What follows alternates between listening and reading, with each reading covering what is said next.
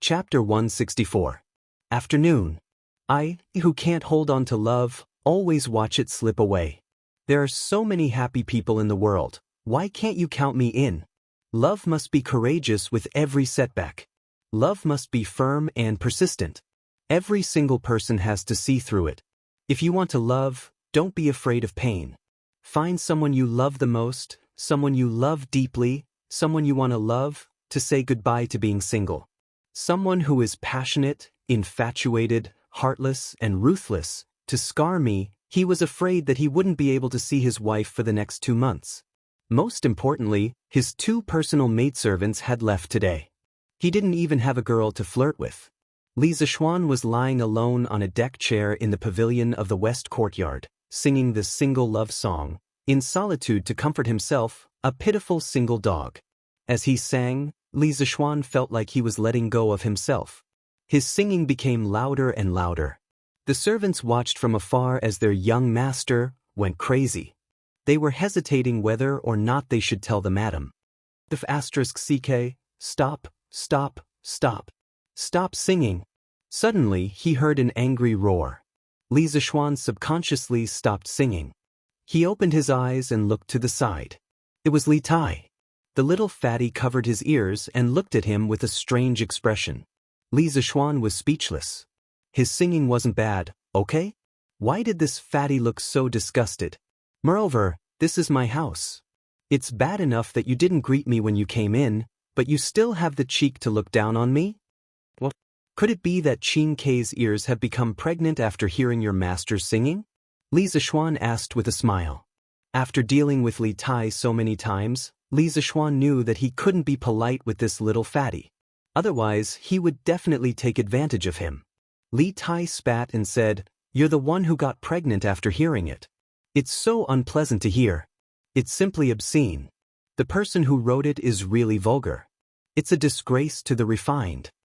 Li Zixuan was so angry that he casually threw a grate from the stone table and scolded, "This brat actually called such a classic song of the later generations obscene and cliched. You brat, you're the one who's insulting the educated. Is this how you talk to your teacher?" Fatty's mind went blank. He dodged the sneak attack and retorted, "This isn't the Imperial College. Don't put on airs. You say that I don't respect my teachers, but what proof do you have?" This damn fatty actually acted shamelessly. Li Zixuan didn't know what to do with him. Who asked him to have such a good father? Li Zixuan thought viciously.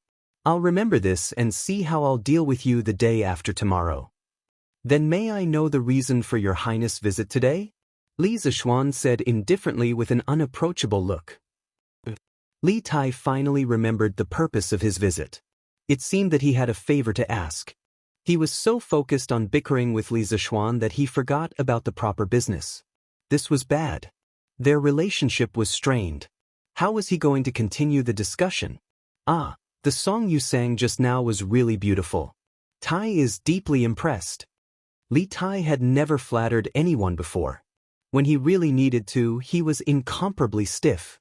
Li Zixuan looked at Li Tai with a strange expression, wondering if this little fatty's brain had short-circuited. "It's a so-so. I say, Qin Kei, why are you here today?" Li Zixuan thought for a while and decided to listen to what this little fatty wanted. Li Tai's mouth twitched. He secretly cursed Li Zixuan for being shameless, but he smiled brightly and said, "Didn't you say last time that you wanted me to help record the legend of a mortal's journey to immortality? I have nothing to do today, so I came here to do it for you." It turned out that this little fatty had a favor to ask of him. Li Zixuan put on airs and said pretentiously, "Oh, I'm not in a good mood today because someone said that my singing was terrible. I'll tell it another day."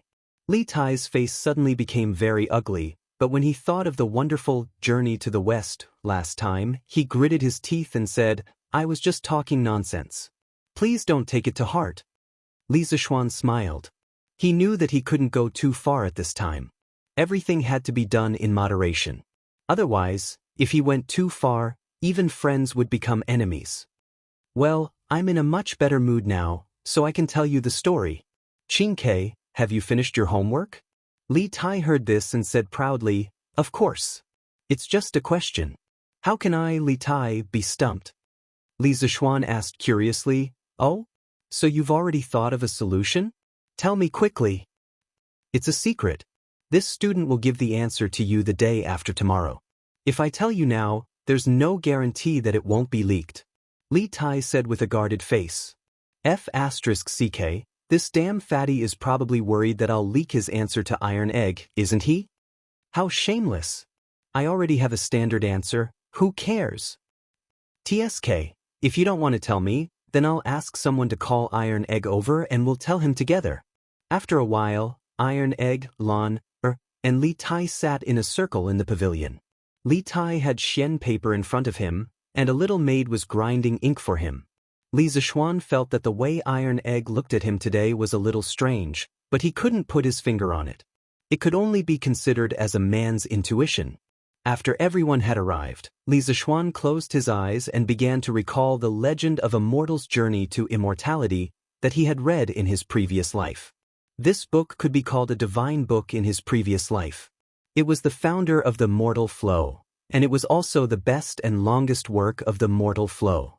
Unlike Journey to the West, Legend of a Mortal's Journey to Immortality was a web novel. It focused on fast food culture, and the language was plain. The main advantage was that the plot was attractive.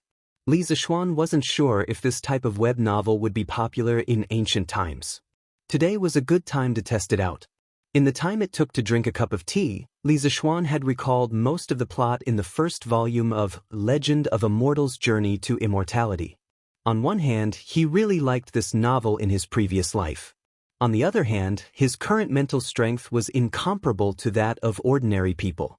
The benefits of having a strong mental strength were not only reflected in mental calculation, but also in memory. Green Sparrow, are you ready? Li Zixuan looked at Li Tai and asked. Li Tai squeezed the brush in his hand and said excitedly, I'm ready, I'm ready. Li Zixuan nodded and began to narrate. The first time we returned to the village at the edge of the mountain. Dumbo's eyes widened as it stared straight at the black roof made of straw and mud. The old quilt covering its body was now a dark yellow, and its original appearance was unrecognizable, with a faint moldy smell wafting from it. The person next to him was his second brother, Hanju. He was sleeping soundly, and there were intermittent sounds of snoring coming from his body. Li Tai frowned as he listened and jotted down notes. This beginning is too plain. It's not as exciting as Journey to the West at all. Although that was what he thought, Li Tai didn't interrupt him. The excellent education from the royal family urged him to continue listening patiently. Chapter 165. Under the Pavilion. From time to time, Li Tai would frown slightly. Naturally, Li Zixuan would notice this. He could understand this. The beginning of A Mortal's Journey to Immortality was indeed not outstanding. This could be seen from its early results. But there's a saying that goes, if you can endure loneliness, you can hold on to prosperity. Although the system of Mortal was based on Xiao Qian's masterpiece, Misty Journey, in the novels before Mortal, the cultivation system was only the background of the story. The main characters all leveled up very quickly, and the story still relied on other contradictions to progress. Just like World of Warcraft, leveling up was only a small part of the story. However, in Mortal, leveling up was the main content. Every small improvement was incomparably difficult, but it could also make the reader deeply immersed in it, unable to extricate themselves. The entire story revolved around how to take every step to level up. Through accumulation step by step, the legend of Mortal was finally created. As the story went deeper and deeper, Li Tai also discovered the strengths of Mortal. Unlike Journey to the West, which was unconstrained and passionate, the main plot of Mortal only revolved around Han Li's cultivation and leveling up. Every step was filled with setbacks. As Li Tai listened, he could not help but put himself in the shoes of the character. The Seven Mysteries sect, the eternal spring arts that seemed ordinary on the surface, but contained profound mysteries, and the small mysterious bottle that Li Zixuan had accidentally picked up. All of these tempted Li Tai to continue listening. Li Tai's fat right hand held the brush as it danced on the paper. He didn't feel the slightest bit tired. His heart was completely immersed in another world as he listened to Li Zixuan. Even Li Tai was like this, not to mention Iron Egg. The main character of Mortal had the same name as him. Moreover, their family circumstances were very similar.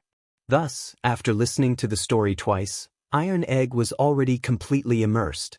It was as if he was Han Li in the novel, following the ups and downs of the plot, with twists and turns. Lan, on the other hand, had no interest in this story. After listening to it for a while, she felt that Han Li wasn't as interesting as Sun Wukong. After bidding farewell to Li Zixuan, she returned to the backyard. Li Zixuan also breathed a sigh of relief. Previously, he had only asked Iron Egg to come over. He did not expect Lan to come over as well. Many of the later parts of the novel were not suitable for her to read. It was good that the little girl had left. Han Li dripped a drop of green liquid on a green three-crow grass, turning it into a yellow three-crow grass with 100-year medicinal effect.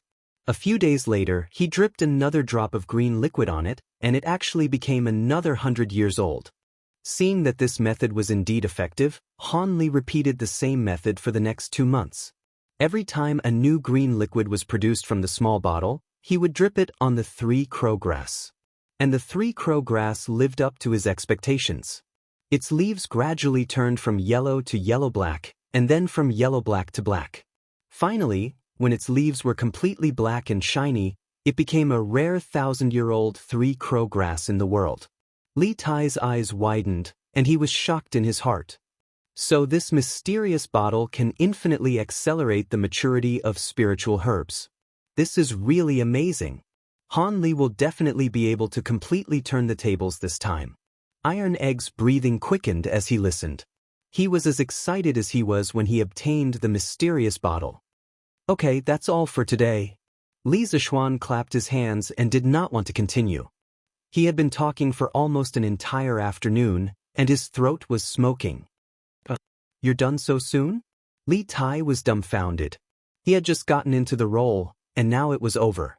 What was this? Iron Egg's face was also full of regret, but he did not raise any objections. Li Zixuan said angrily, "It's already so late. What are you still talking about? Qingke, go back quickly. Be careful, the market will be closed soon." Li Tai waved his hand indifferently and said, "It doesn't matter. If worst comes to worst, I'll just stay at Mr. Li's house tonight. Sir, please tell me 2 more times, or I won't be able to sleep tonight." A large part of the reason why he chose to go to Li Zixuan's class in the School of Mathematics was that it was convenient for him to listen to Li Zixuan's story. After reading Journey to the West, he had been out of books for a long time. Today, he had finally fulfilled his wish. He had just satisfied his craving, but now it was abruptly stopped. How could he stand it? At this time, not to mention that the market was closed, even if it was raining blades, he would not be willing to leave. Li Zixuan's face darkened when he heard this. He roared in his heart, "What the F***ck, if worst comes to worst, you'll just stay at my house tonight? This damn fatty is really thick-skinned. No, I'm tired today. I definitely won't teach anymore." Li Zixuan refused in a muffled voice. Li Tai saw that he was determined and knew that there was no room for negotiation. He thought for a while and said, "Okay, I'll come back tomorrow." "I won't teach tomorrow either. I have something to do tomorrow," Li Zixuan said quickly. Tomorrow, he would go to the workshop to see how the preparation of the printing department was going. The students were still waiting for the textbooks the day after tomorrow. Li Tai suddenly became angry. He wanted to curse on the spot, but when he thought of the consequences, he shrank his neck and said sullenly, "What can you do? Are you lying to me again?" Believe it or not, Li Zixuan was too lazy to explain. He got up and was about to take the manuscript of Ordinary Man that Li Tai had transcribed. "Then I'll go with you tomorrow. Hey, this is what I wrote. Why are you taking it away? I plan to sell this story in the future. You can only listen to it. You're not allowed to take it away, so as not to leak the secret," Li Zixuan said with a smile. **ck. Li Tai was sure that Li Zixuan was doing this on purpose. He was taking revenge on him for not handing in his homework in advance. In his opinion, although the novel was interesting, how much could it be sold for? Li Tai gritted his teeth and turned to leave. "Tiske, This little fatty's handwriting is not bad. Li Tai was speechless. At this moment he really wanted to turn around and fight Li Zishuan to the death. Here, Li Tai was addicted to ordinary man. Over at the Imperial College, Meng Wenhao was lost in thought, unable to extricate himself. The sun was already setting in the west, but Meng Wenhao was still standing under the ginkgo tree stubbornly, looking up at the treetops. Because he had been in this position for a long time and hadn't stopped drinking, his thin and weak body seemed to be on the verge of collapsing. The drums of the Imperial College sounded, and the students rushed out of the classroom. When they arrived at the entrance of the Imperial College, they found that Meng Wenhao was still standing there. Thus, many people surrounded him, pointing and whispering to each other. "Oh my God, why is he still here? He's been standing there for so long. Will something happen to him? I think he must have been stimulated by something and turned into a fool." "I don't think so. Meng Wenhao's grades have always been good. What stimulated him? I don't care. I'm going home. This person is either crazy or a fool. Yes. Let's go home." After a while, the crowd dispersed. Facing the setting sun, their shadows were very long, and many of them reflected on Meng Wenhao's body. Meng Wenhao inadvertently looked down and saw this scene. He was stunned for a moment and seemed to understand something. Then he shouted excitedly, "Ha, I finally figured it out." As he spoke, he wanted to run home. Unexpectedly, he stood for too long and lost control of his legs. He fell to the ground, but he continued to shout excitedly. The students who were walking in front of him turned around and saw this crazy scene. They couldn't help but look at each other and think, "It seems that this student is really crazy." Chapter 166. Not long after Li Tai left, Li Jingma came back with a group of people to escort the bride. Old man Li's face was flushed and full of joy. He was pulled by his wife and asked a lot of questions, but he did not seem to be impatient. Xiao Shi came over secretly and went to Li Zishuan's side. She said softly, "Young master, young madam cried when she saw your letter. She also asked me to bring you a letter." Li Zishuan said happily, "Quickly give it to me." Xiao Shi carefully took out a letter from her waist pouch and passed it to Li Zishuan. Li Zishuan took it and walked to the side. He opened it and saw a line of beautiful words, "I want to know you and live a long life. The mountains have no edges, the heaven and earth merge, the river runs dry, the winter thunder rumbles, the summer's snow dares to be separated from you." This was a Han folk love song called Shangxie. Li Zishuan used mushy words to express his love to Han Yushi. Han Yushi used poetry to express her unswerving love. This girl was shy when she needed to be, but once she expressed her feelings, she was passionate and unrestrained when she loved him. Li Zishuan smiled proudly. He had picked up a treasure. This kind of girl was even cuter, right?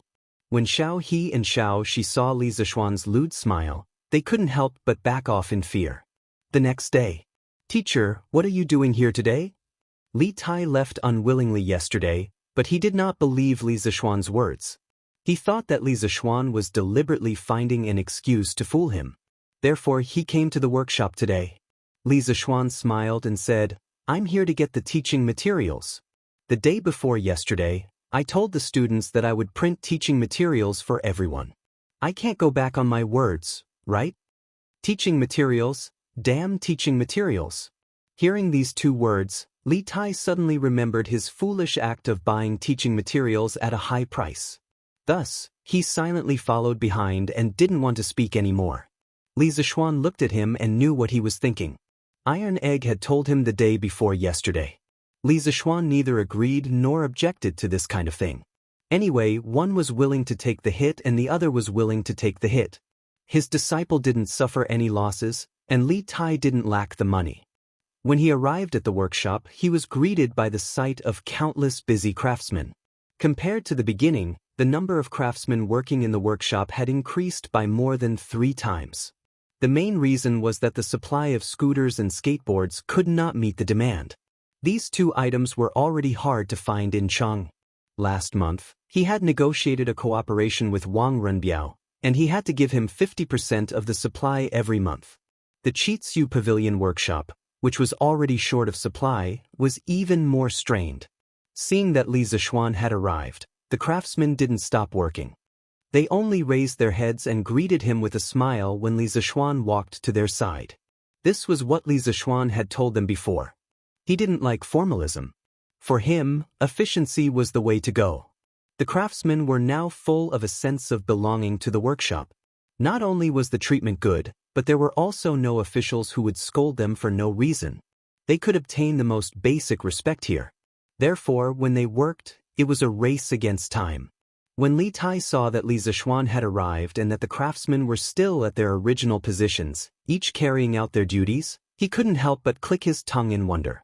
It wasn't that he hadn't been to the imperial family's workshop before, but every time he went, all of the officials and craftsmen would swarm out, fighting to prostrate themselves before him. Li Tai didn't find this annoying.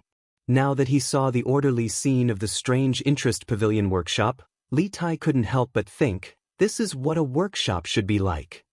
Led by a shop assistant, Li Zixuan came to a spacious independent courtyard. Inside, dozens of craftsmen were neatly arranging the dried clay molds in a certain order in a frame made in advance. When a frame was filled, it would become a page. Then the ink was brushed, the paper was covered, and the press was done in one go. A page of the book was printed just like that. Li Tai, who was next to him, widened his eyes in shock and said with a confused face, What kind of printing method is this? Why haven't I seen it before? Li Zixuan laughed and said, Qingke, there are many things you haven't seen. Learn from me. Ha. After that, he left the confused Li Tai and went straight to find Louis Dao. Master Lu, what do you think of the movable type printing technique? Li Zixuan asked with a smile when he saw Louis Dao fiddling with a few newly dried clay movable characters. Oh, young master, you are here. This movable type printing technique is really magical. It just avoids the shortage of engraving plates. As long as enough individual movable characters are prepared in advance, they can be combined at any time. It greatly speeds up the plate making time. After the movable type plates are printed, they can be dismantled and reused. Moreover, the movable type takes up less space than the engraving plates, so it is easier to store and keep. If we only print more than 30 teaching materials, it is certainly not as cost-effective as hiring someone to copy them. However, these movable characters can be kept as a backup. If we want to print any books in the future, the cost is too low. Louis Dao saw Li Zixuan come in and quickly stood up and said excitedly. When Li Zixuan was about to answer, he heard Li Tai, who had just entered the door, shout, Ha! This method is really wonderful. Li Zixuan, you are really a genius. Li Tai was so excited that he didn't even call him Mr. Li. He directly called Li Zixuan by his name. Seeing that Li Tai was praising him, Li Zixuan decided not to argue with him about this. Young master, who is this? Louis Dao was old and shrewd, but he also had good eyesight. He saw Li Tai's noble aura and knew that he was definitely not an ordinary person, so he asked aloud. Li Zixuan didn't want to scare him, so he waved his hand and said, He is just my student. Li Tai shrugged and didn't mean to reveal his identity. Louis Dao said, Oh, and thought that since the young master was teaching in the Imperial College and this person could follow the young master around and was the young master's student, he should be the son of an official. So he saluted Li Tai with his hands folded in front of his chest as a greeting. Master Lu, when will my teaching materials be printed? Li Zixuan came here today for the purpose of getting teaching materials, so he asked directly. Young master, they will all be printed and bound in the afternoon. I will send them to your mansion then. Louis Dao replied with his hands folded in front of his chest. Li Zixuan nodded with satisfaction. He thought for a while and then asked, Master Lu, I asked you to set up a printing department last time. How is it going? Young master, the basic prototype of the printing department has been set up. At present, there is one supervisor, 20 craftsmen in charge of carving, more than 40 craftsmen in charge of typesetting and printing, and a scholar in charge of text proofreading. Li Zixuan said curiously, Oh? There are scholars who are willing to come here? In Li Zixuan's impression, there was a clear division between the classes of scholars, farmers, workers, and merchants in ancient times. Scholars were all arrogant. How could they be engaged in the so-called lowly industry?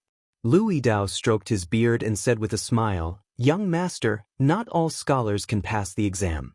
After all, the majority of people fail the exam. They also need to earn money to make a living." Chapter 167. In the workshop of Strange Interest Pavilion. "Master Lu, where is the scholar now? Take me to see him." Li Zixuan was suddenly very interested in this down-and-out scholar. How miserable was this person? He actually came to work in the workshop. Li Tai curled his lips and secretly thought that Li Zixuan was really inexperienced. Li Tai had seen this kind of thing many times. Thinking about it, Li Tai could not help but feel a sense of superiority in his heart. Cough cough. "Young master, this person is probably reading in the back hall. He is a scholar after all. How can I let him mingle with us bumpkins?" Thus, I arranged a separate place for him to work. Louis Dao wiped the sweat on his forehead and said with a little guilty conscience. After all, he had made a decision on this matter. If Li Zixuan blamed him, he had nothing to say. Li Zixuan smiled and said, "Master Lu, take me to see him." Li Zixuan did not blame Louis Dao for making a decision on his own. In fact, if this person was really capable, it was okay to give him some preferential treatment. After all, if there was no scholar in the printing department, it was obviously impossible. But if this person was just a good-for-nothing who used the name of a scholar to cheat for food and drink, Li Zixuan would let him go back to where he came from. "Young master, here it is." Following Louis Dao to the back hall in the southernmost part of the workshop, Li Zixuan looked around. The environment was quiet, birds were singing, and flowers were fragrant. It was really a good place to read. "Okay." Li Zixuan nodded. Louis Dao quickly stepped forward and led Li Zixuan and Li Tai into the door. "Oh, Steward Lu, you are here." In the room, a middle-aged man with unkempt hair and a dirty face greeted Louis Dao enthusiastically after seeing him come in. Li Zixuan frowned. No matter how he looked at this person, he looked like a beggar. He didn't look like a scholar at all. Could it be that he really came to the workshop to cheat food and drinks? "Mr. Ma, this is our boss." Louis Dao hurriedly stepped aside and told the middle-aged man who was the master. The sloppy middle-aged scholar was obviously stunned.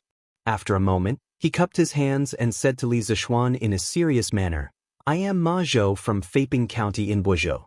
Nice to meet you, Mr. Li." Li Zixuan, who had originally wanted to test this person's talent, suddenly widened his eyes in shock when he heard the person's self-introduction.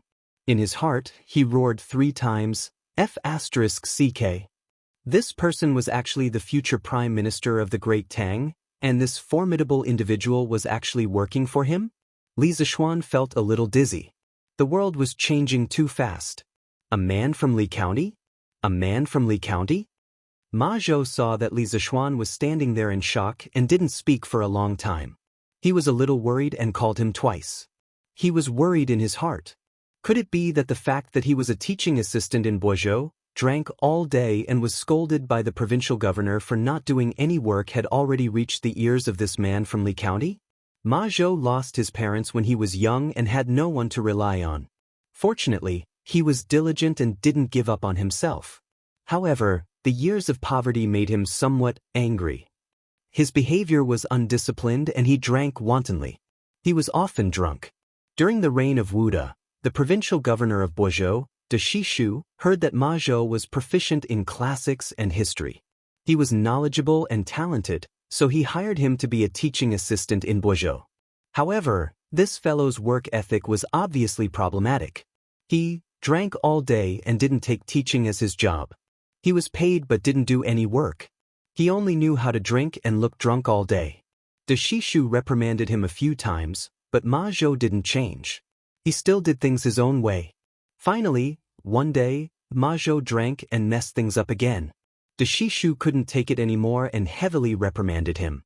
This time, the reprimand was very heavy. Ma Zhou lost face on the spot. Thus, in a fit of anger, he took off his official robe and handed it to his student.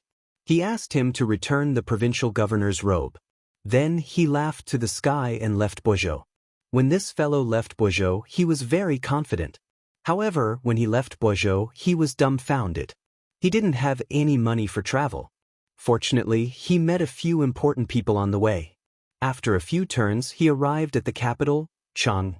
However, his money for travel had already been used up. However, he had to find a job. After finding a few jobs at the academy, he had nothing to do. The money they gave him was too little. It wasn't even enough for him to drink. Thus, this fellow quit his job and continued to look for jobs.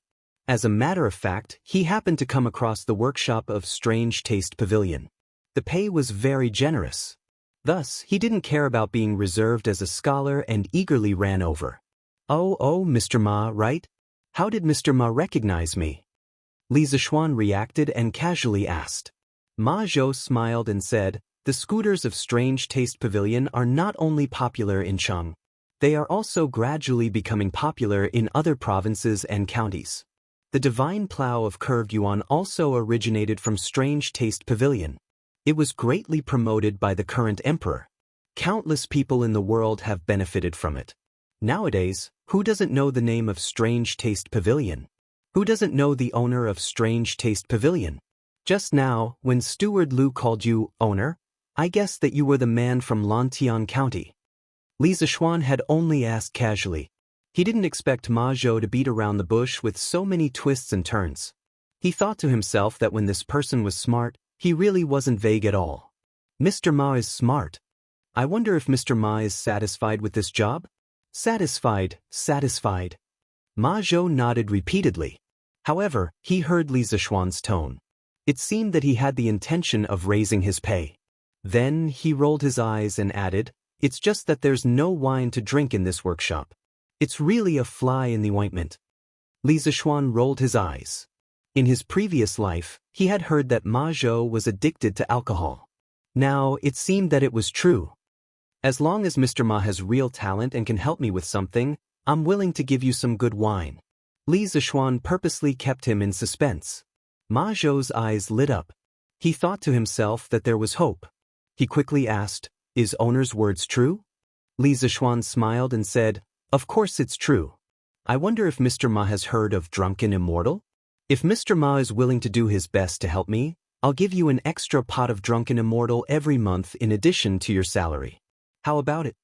A pot of Drunken Immortal? Ma Zhou couldn't help but swallow a few mouthfuls of saliva. Not only had he heard of Drunken Immortal, he had also smelled it. Of course, he couldn't afford to drink it. When he first came to Chang'an, the first thing he did was to find out where the best restaurant in Chang'an was. In the end, when he arrived at Drunken Immortal, he was dumbfounded when he saw the price of the wine and dishes. With a few hundred copper coins in his wallet, he couldn't even afford a plate of chicken, let alone a liter of Drunken Immortal. Therefore, he could only pretend as if nothing had happened and tell the waiter that he had gone to the wrong place. Then he silently left. When he walked to the door, he suddenly smelled the strong fragrance of wine on the tables of other diners. As a result, this guy couldn't take another step. He stood at the door of Drunken Immortal for the whole day, smelling the Drunken Immortal. At this time, he heard Li Zishuan say that he could provide him with an extra pot of Drunken Immortal every month. His heart trembled a few times. This was worth 50 strings of coins, which was dozens of times more than his basic salary. However, he had never met Li Zishuan before. Why would he give him such a generous offer? After being excited for a while, Ma Zhou immediately calmed down and became vigilant against Li Zishuan. What does owner want me to do? I'll make it clear in advance. Although I'm poor, I will never commit crimes, break the law, or go against reason. No matter how much money you give me, I will never do it. Sweat, the offer was too generous. The other party thought that he had bad intentions. Li Zishuan was sweating in his heart. It was hard to be a good person these days. Mr. Ma, don't worry. What I want you to do is definitely not against the law or against reason. It's just that. Chapter 168. What do you mean? When Ma Zhou heard the first half of Li Zishuan's words, his eyes lit up. However, when he heard that Li Zishuan did not continue, he felt as if 100 claws were scratching his heart. He was annoyed that Li Zishuan was deliberately keeping him in suspense. Li Zishuan smiled and did not answer. Instead, he changed the topic and asked, "What do you think of the movable type printing technology in this workshop?" When Ma Zhou heard about printing technology, he immediately became excited and said excitedly, "Of course it's good. That's great. With the movable type printing technology, the cost of books will be greatly reduced. In the future, all the poor scholars in the world will be able to afford to read books." "Lord Zhu, you are doing a great deed." Li Zishuan was puzzled and asked, "What? Do you mean that books are very expensive now? Scholars can't afford them?" He had transmigrated for a long time and had never bought books from a bookstore. He did not understand the situation of the book market. When he saw that Ma Zhou was overly excited, he was curious and asked this question. When Ma Zhou heard Li Zishuan's question, he seemed to have thought of something. His eyes suddenly became red. He angrily hammered the pillar next to him and said angrily, "It's not just expensive, it's simply robbery. My Tang dynasty has millions of books. I'm afraid that 700,000 to 800,000 of them are in the hands of the aristocratic families. The price of a book in the bookstore is enough for an ordinary family of 3 to live for a year. How can those poor scholars afford it? If it wasn't for my father's collection of books, I would still be an illiterate person. It's good enough that I didn't starve to death. How can I still hope to read books?" The way Ma Zhou was spouting nonsense was like an ancient version of an angry youth. In fact, Ma Zhou was right. The book trade in the Tang dynasty was very active. Bookstores were all over the country. Because engraving printing was not popular, books were still handwritten. Therefore, the price was relatively expensive. Generally, each volume cost more than 1,000 copper coins. Yi Meng of the Southern Song dynasty summed up the price of books before the Tang dynasty in one word: expensive. He said, "Before the Tang dynasty, all books were written and there was no way to print them. People valued books. It could be seen that at that time, people regarded books as a very valuable commodity and scrambled to collect them. Just like modern real estate, it was more valuable than gold, which led to people buying houses crazily." Li Tai couldn't help but interject, "Doesn't the imperial court encourage people to copy books? Mr. Ma, you can copy books and send them to the government office to exchange for money before buying other books." After Li Er became the emperor, in order to encourage the people to contribute their books, he once issued an edict. Books from the 3 ministries will be given 1,000 coins. It meant that each copy of a book would cost 1,000 copper coins. It could be said that this was the first time an official price had been set. Therefore, the books in bookstores were usually priced slightly higher than this. Ma Zhou said angrily, "T, if you want to copy books, you have to be able to borrow the books first. Those rich families with book collections will know that you borrow books to copy, so they will first charge you 600 to 700 copper coins as rent." May I ask how I should address you, little brother?" Ma Zhou scolded for a while, then remembered that he didn't know who this little fatty was. "Master Lu, you go ahead with your work. I will talk to Mr. Ma for a while," Li Zishuan said. Lu Yidao cupped his hands and said yes, then left and closed the door. "Mr. Ma, this is His Highness, Prince of Wei." Li Zishuan formally introduced him to Ma Zhou. Ma Zhou's legs trembled and he almost knelt down. He had just scolded Li Tai. "Greetings to Prince of Wei," Ma Zhou said in a trembling voice. Although he hated the rich, the supremacy of imperial power had been deeply ingrained in his heart.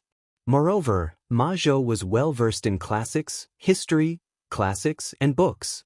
What he wrote was a policy of stabilizing the country, so naturally he wanted to sell goods to the imperial family. For many years he had not found the right sales channel and only wandered around the states and counties. How could he sell at a good price? Now that he met Li Tai, the most beloved son of His Majesty, his mind was a little active. However, when he remembered that he had just scolded Li Tai, he couldn't help but feel a little guilty. Li Tai waved his hand and said, "You don't have to be so polite." In fact, he was not very interested in Ma Zhou. After all, it was the first time they met, and he didn't know how talented Ma Zhou was. Moreover, Ma Zhou's sloppy appearance really made people dislike him. On the other hand, he had a literature center and many scholars under him. He didn't lack literati. Ma Zhou had experienced the fickleness of human nature for many years. Naturally, he could see that Li Tai was not interested in him. He couldn't help but sigh in his heart. It was better to do his job well and not bite off more than he could chew. Li Zishuan smiled and said to Ma Zhou, "Mr. Ma, when I first set up this printing department in the workshop, I thought that it would be more convenient to print books in the future. That's why I invented movable type printing." Ma Zhou and Li Tai were speechless. This was a very strong reason. To set up a printing workshop for the convenience of printing books? How rich must your family be? However, after meeting Mr. Ma today and hearing Mr. Ma's words, I decided to make this printing department bigger and stronger. In the future, the printing department will be renamed the Ministry of Culture. Not only will we print classics, but we will also publish our own books to open the minds of the people. Moreover, I have a way to reduce the cost of paper. The ultimate dream of our Ministry of Culture is to let everyone in the world be able to read and read. Brother Ma, I wonder if you are willing to help me sincerely? Li Zishuan looked at Ma Zhou and said sincerely. These words weren't completely a bluff. Previously, he set up the printing department only for his own convenience. However, now that Ma Zhou was in charge of the printing department, if he still wanted to use the printing department to print books for himself, it would be a waste of Ma Zhou's talent in governing the country. In the future, the printing department must be transformed into a cultural export department. Ma Zhou's eyes widened and his breathing quickened. He was really shocked by Li Zishuan's shocking words. Let everyone in the world be able to read and read. What a great dream this was. Angry youth, angry youth. In addition to being fond of scolding others, he also had a characteristic of being impulsive. Ma Zhou lived up to his name as an angry youth. I'll do it. As long as I can let everyone in the world be able to read and read, Lord Zhu, even if you don't give me a single salary, I, Ma Zhou, will do it. At this moment, Ma Zhou had completely forgotten about the ethics of being a scholar and not engaging in a lowly profession. He just wanted to roll up his sleeves and go all out. Good. Brother Ma, you are so bold. Don't worry, with me here, this dream is definitely not just a dream. One day, it will be realized by us. Brother Ma, not only will you be famous for thousands of years, you will also be rich. Li Zishuan's heroic spirit rose as he laughed heartily. Li Tai looked envious and interrupted, Sir, why don't you count me in? Tai has many scholars under him. Perhaps they can help you. As a member of the royal family, Li Tai also had his own position. Li Tai was now wantonly suppressing the aristocratic families and promoting poor officials. Therefore, Li Tai himself did not like people from aristocratic families. Li Zishuan's Ministry of Culture was a very good weapon to deal with aristocratic families. Li Zishuan did not think about these twists and turns. He thought for a moment and nodded. Okay, then I will give Qingke 30% of the Ministry of Culture's shares. Qingke, remember to bring 3,000 strings of cash to buy shares in the future. Selling books at a low price would affect the interests of many people. Li Zishuan wanted to pull a prince into the car as a shield. Li Tai vomited blood and said, 3,000 strings of cash? Why don't you go rob someone? I can send a few scholars to help you. Can you ask for less money? Li Zishuan waved his hand and said, There's no need. Brother Ma's talent alone is enough. Qingke, if you think it's too expensive, then forget it. Master will go find Gao Ming. I think Gao Ming will be willing. Nonsense, if Ma Zhou could be a thinker, how could he not be talented? He did not care about the scholars under Li Tai. Maybe they would all be arrogant and not do anything when they came. I am willing. Brother Zishuan, I am willing to pay 3,000 strings of cash for 30% of the shares. Li Qingxian's shout came from outside the door. Li Zishuan was speechless. Speak of the devil, Li Qingxian must have been eavesdropping outside for a while. As soon as he finished speaking, Li Qingxian pushed the door open and entered. He then looked at Li Zishuan excitedly. Chapter 169. A few days ago, Li Zishuan heard that Li Zishuan had created a new type of mathematics in the Imperial College. Furthermore, Li Tai had also received praise from Li Er for this. Thus, he wanted to come to Yongla Lane to look for Li Zishuan for a textbook to see what this new type of mathematics was all about. In the end, he was informed by the Li residence's servants that Li Zishuan was in the workshop. Thus, he came looking for him. Some of the old people in the workshop knew Li Chengqian, so no one dared to stop him. They even pointed the way for him. When Li Chengqian arrived at the back hall, he happened to hear Li Zishuan's bold words. Then he heard about the investment and hurriedly called out. If it were 2 months ago, he definitely wouldn't have been able to take out 3,000 strings of cash. However, he had 30% of the shares in Strange Interest Pavilion. Last month's dividends amounted to more than 2,000 strings of cash. Now, he could be considered to be quite wealthy. After tasting the benefits, Li Zishuan needed someone to work with. How could Li Chengqian refuse? Li Tai glared at him and said, "Big brother, I came here first. How can you snatch it from me?" Li Chengqian smiled and said, "Isn't it because you think it's expensive, Qingke? I can only do it for you." Ma Zhou's legs trembled and he almost peed himself. Another great person had come. He couldn't help but think that his boss's background was really strong. "Student Ma Zhou greets Your Highness the Crown Prince." Li Chengqian grunted and waved his hand with a smile. "Mr. Ma, please dispense with the formalities." He knew how to conduct himself slightly better than Li Tai. When he heard Li Zishuan's tone outside the door, he seemed to be very respectful to Ma Zhou. Thus, he also gave some face to Li Zishuan and addressed Ma Zhou as Mr. Ma Zhou. Ma Zhou was instantly overwhelmed by the favor. To be addressed as Mr. by the current crown prince was such an honor. Li Tai said unhappily, "Who says I think it's expensive? Isn't it just 3,000 strings of cash? I can afford it, Mr. Li. I'll get someone to send 3,000 strings of cash over tomorrow." Since young, the little fatty had always liked to compete with his big brother, Li Chengqian. At this time, how could he be willing to fall behind? He calculated in his mind. If the Prince of Wei's residents were to raise money from everywhere, they should be able to gather 3,000 strings of cash. If that was not possible, they could also sell some books. When Li Chengqian heard this, he said anxiously, "Little Xian, you can't favor one and discriminate against the other. This solitude is also willing to fork out money to cooperate." Li Zishuan shook his head and laughed. "Your Highness, why are you here today?" Li Chengqian was a little embarrassed. After all, he had been eavesdropping outside for a while. "Ahem, I originally wanted to borrow a textbook from you today to see your new mathematics. I didn't expect you to not be at home, so I came here to look for you." Li Zishuan nodded, thought for a moment, and said, "Since both your highnesses want to participate, how about this?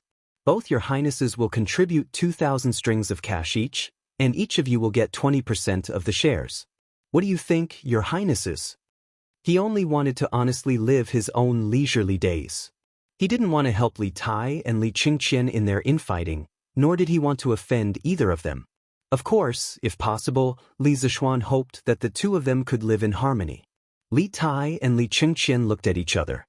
They both knew that this was probably the best solution, so they nodded in agreement. "Okay, then this department will be officially named Qitzu Culture. The three of us will be in charge of it. I hope that everyone will work together to make all the people of the Tang Empire able to afford to read as soon as possible." But no matter what grudges the two of them had before, now that they had a common interest, they could not help but be of one mind. "Next, I will be in charge of improving the paper-making technology and reducing the cost of paper. Qingke heard that you have a rich collection of books. Tomorrow, Brother Ma will go to your place to choose dozens of fine books. We will first print these books and sell them. I'll buy a store next to the Strange Interest Pavilion to sell books." Li Zishuan thought for a moment and said. Li Tai smiled and said, "Okay, I will go back today and tell the servants. Ma Zhou, you just need to come over tomorrow." Ma Zhou cupped his hands and said to Li Tai, "Thank you, Your Highness." Li Zishuan took 2 steps and said, "In addition to printing some unique copies of ancient books, we also have to produce our own books. Relatively speaking, this is a huge project. Let me tell you an idea first, you can refer to it." Li Chengqian asked curiously, "Xiao Xian, you plan to write the books yourself?" Li Zishuan nodded and said, "Currently, the aristocratic families control most of the education resources. If the children of ordinary families want to read and write, they have to pay a high price. I plan to organize people to produce a dictionary to teach people how to read and write." Li Tai smiled and said, Mr. Li, the book you mentioned already exists. Now, every bookstore sells Shuo Wen Jie. The author of Shuo Wen Jie was Su Shun. It was the first book in China that systematically analyzed the Chinese characters and studied the source of the characters. It was also one of the earliest dictionaries in the world. It was a Chinese dictionary arranged according to the radicals. It was written from the 12th year of the Han Emperor Yongyuan to the 1st year of the An Emperor Zhenguang. In the Sui and Tang dynasties, Shuo Wen Jie had become one of the essential reference books for scholars. Li Zishuan shook his head and said, The dictionary I am talking about is Shuo Wen Jie with symbols. I call these symbols pinyin. As long as you learn this spelling method, no matter how complicated the word is, as long as it is marked with pinyin, even a child can read it. Is pinyin so magical? Ma Zhou couldn't help but cry out in surprise. He had suffered since he was a child, and he understood better than anyone that if pinyin really was as miraculous as Li Zishuan said, then the educational structure of the Great Tang would undergo a fundamental change and more people would become literate. Li Zishuan didn't talk nonsense. He came to the table, picked up the brush, and wrote 26 letters on the paper. He began to teach the 3 of them pinyin. An hour later, Li Zishuan wrote Xiao in pinyin and said, Qingke, you try to spell it. Among them, Li Tai's ability to accept new things was the strongest. Therefore, Li Zishuan let him try first. Li Tai nodded and went forward to spell it. Jiaoi Jiao. Li Zishuan clapped his hands and said with a smile, Exactly. Ma Zhou also reacted and exclaimed in admiration, Amazing, it's really amazing. If this is a child from an ordinary family, it would take a few days to learn pinyin. Then, if they buy a dictionary like you said, wouldn't they be able to learn to read at home? It's really magical. Li Chengqian also said with a happy face, Pinyin is really a good thing. If my father knew about it, he would be very happy.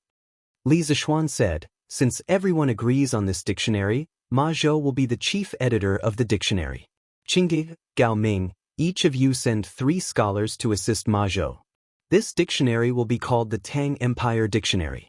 Pay attention, the scholars you send are only to assist Ma Zhou. Don't fight with each other and make the Ministry of Culture a mess.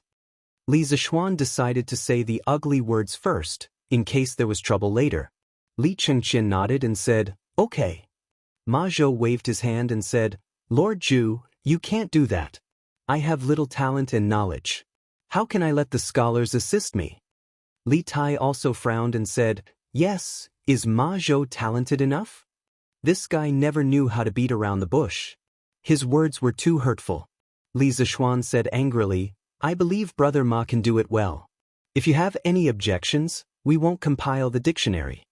Ma Zhou saw Li Zishuan supporting him and couldn't help but feel touched. Li Tai rolled his eyes, he learned this from Li Zishuan, and didn't say a word. Chapter 170. After settling the matter of the dictionary of the Tang dynasty, Li Zishuan suddenly felt that he had forgotten something. After thinking for a while, he clapped his hands and smiled. He clapped his hands and said, Oh right Ma Zhou, other than compiling the dictionary, you have to help me with something else. I want to start a newspaper. Ma Zhou frowned and asked, Lord Zhu, what is a newspaper?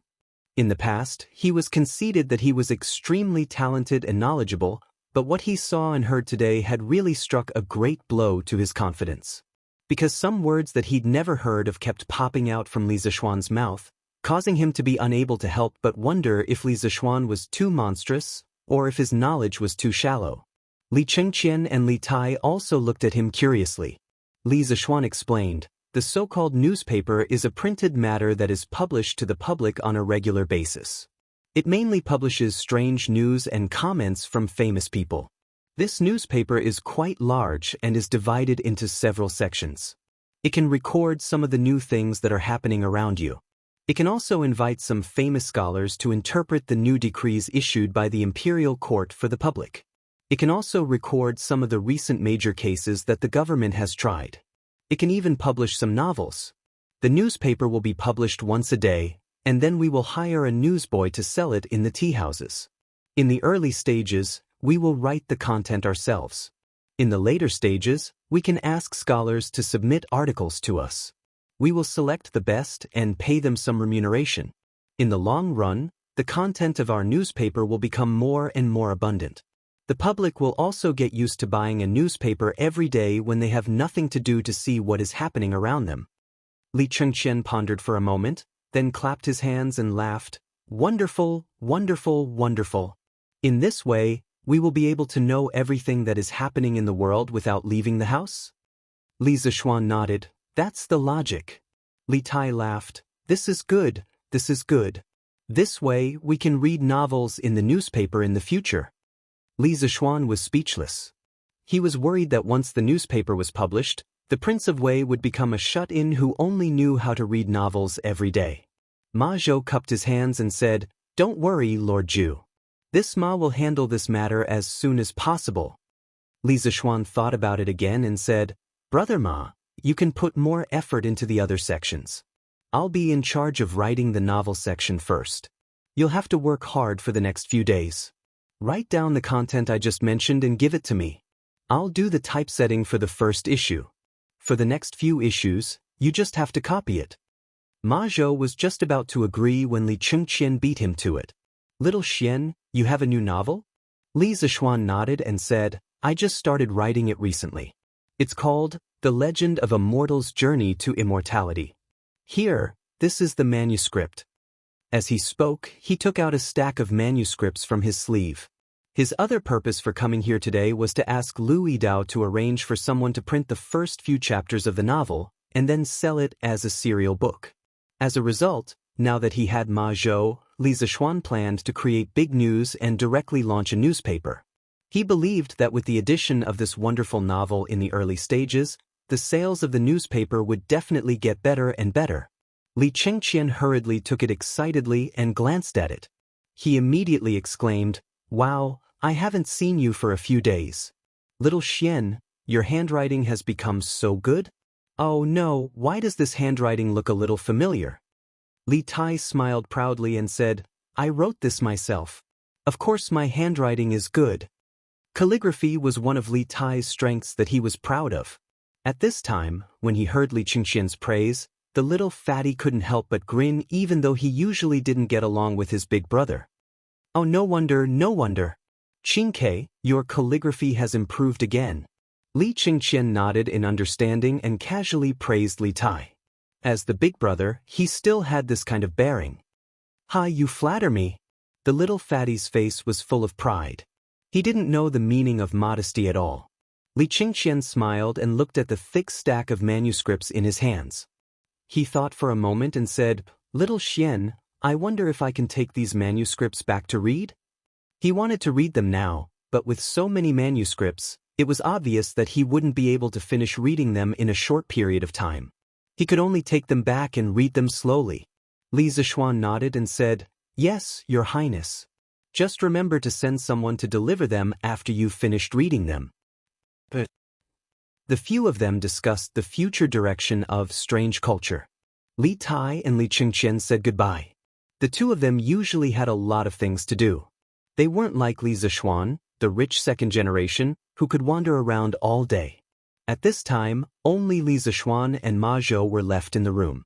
Li Zishuan smiled and asked, Brother Ma, are you more confident now?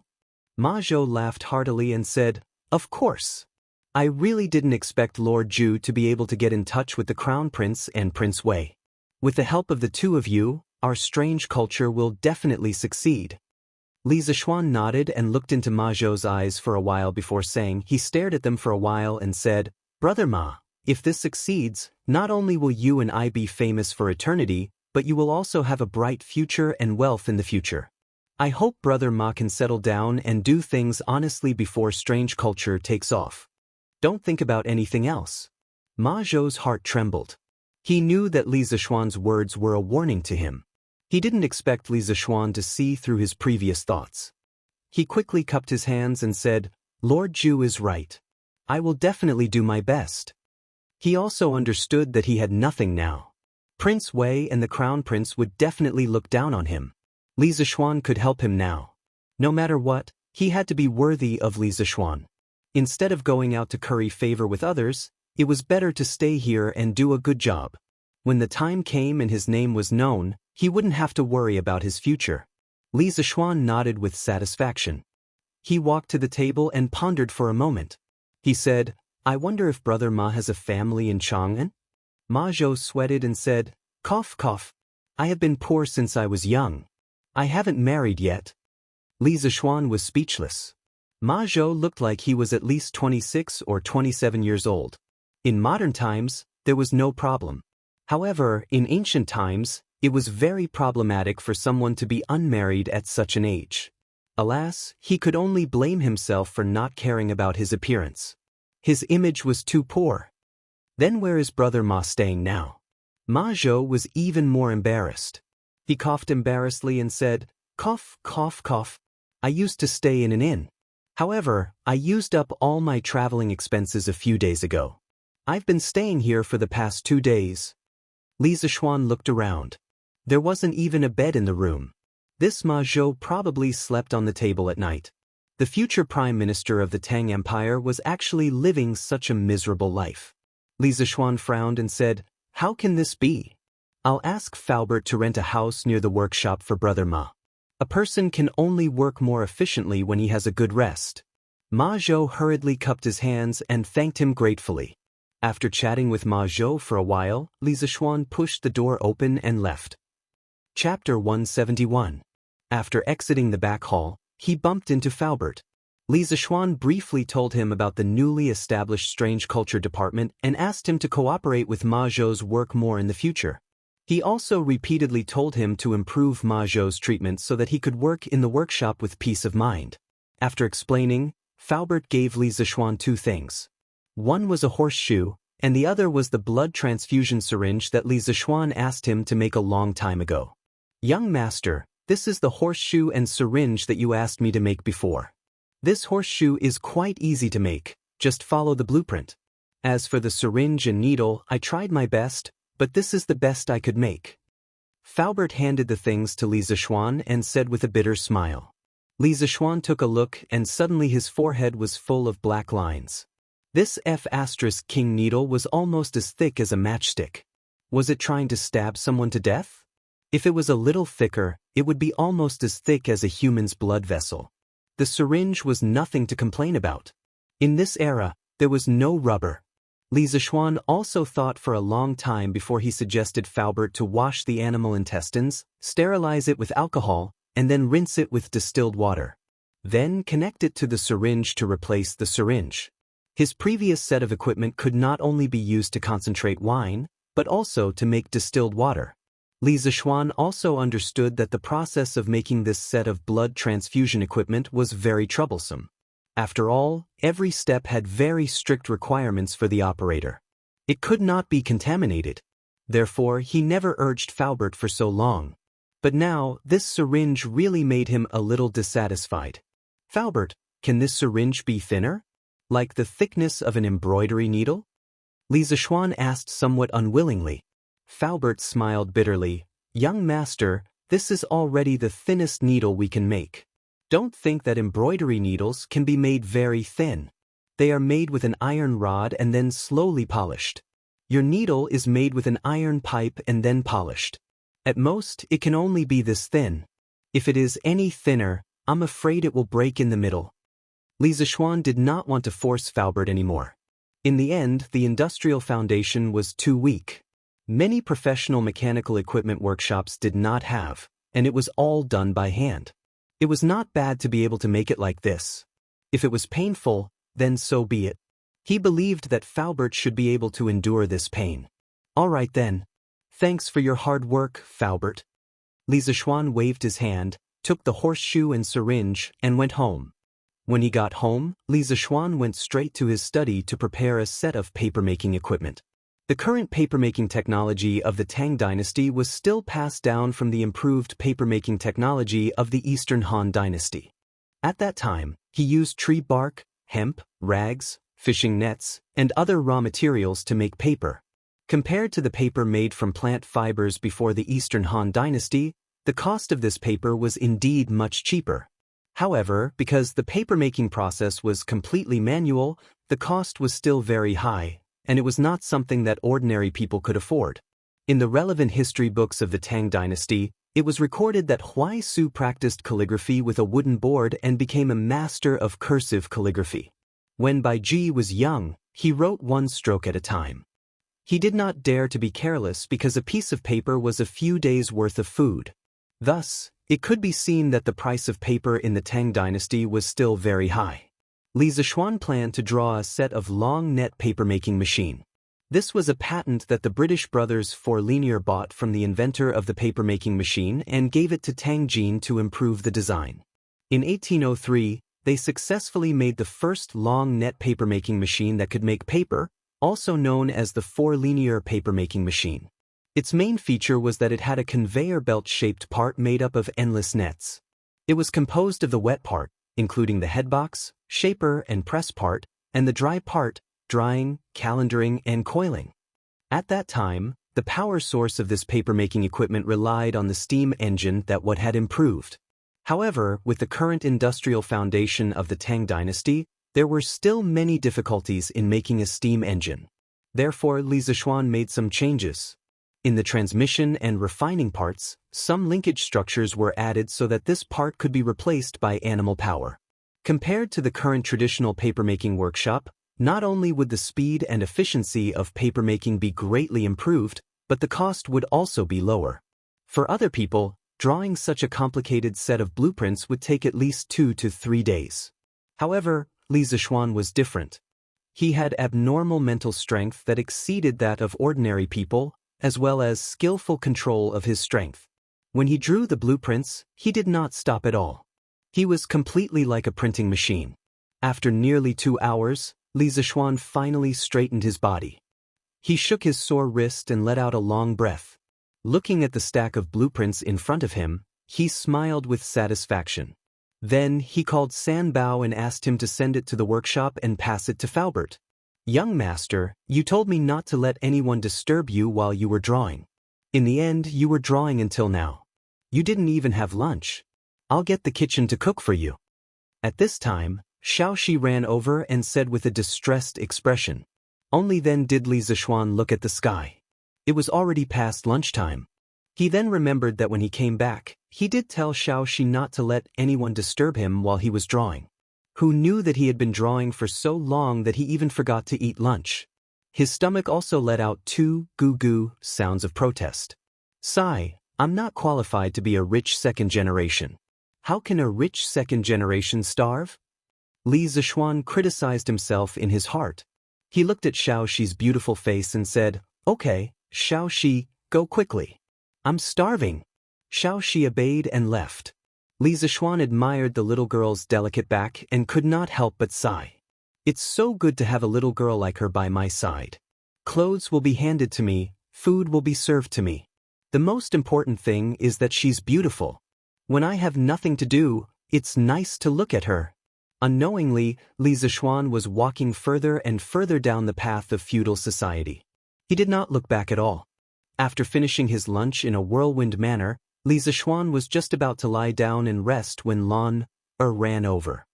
Brother, Lan Er's little gray was bullied by the big white horse. Quickly go and save it." Li Zishuan was speechless. A dog could be bullied by a horse. What kind of nonsense was this? "Xiaohe, what's going on? Isn't the white horse at home recuperating recently?" Li Zishuan looked at Xiaohe, who was behind Lan Er, and asked. That day when the big white horse was injured and carried back, Wang Zhong was very perceptive and took the initiative to invite the best veterinarian in the city to treat its injuries. Li Zishuan was surprised when he heard about this. He did not expect that there would be a professional veterinarian in the Tang dynasty.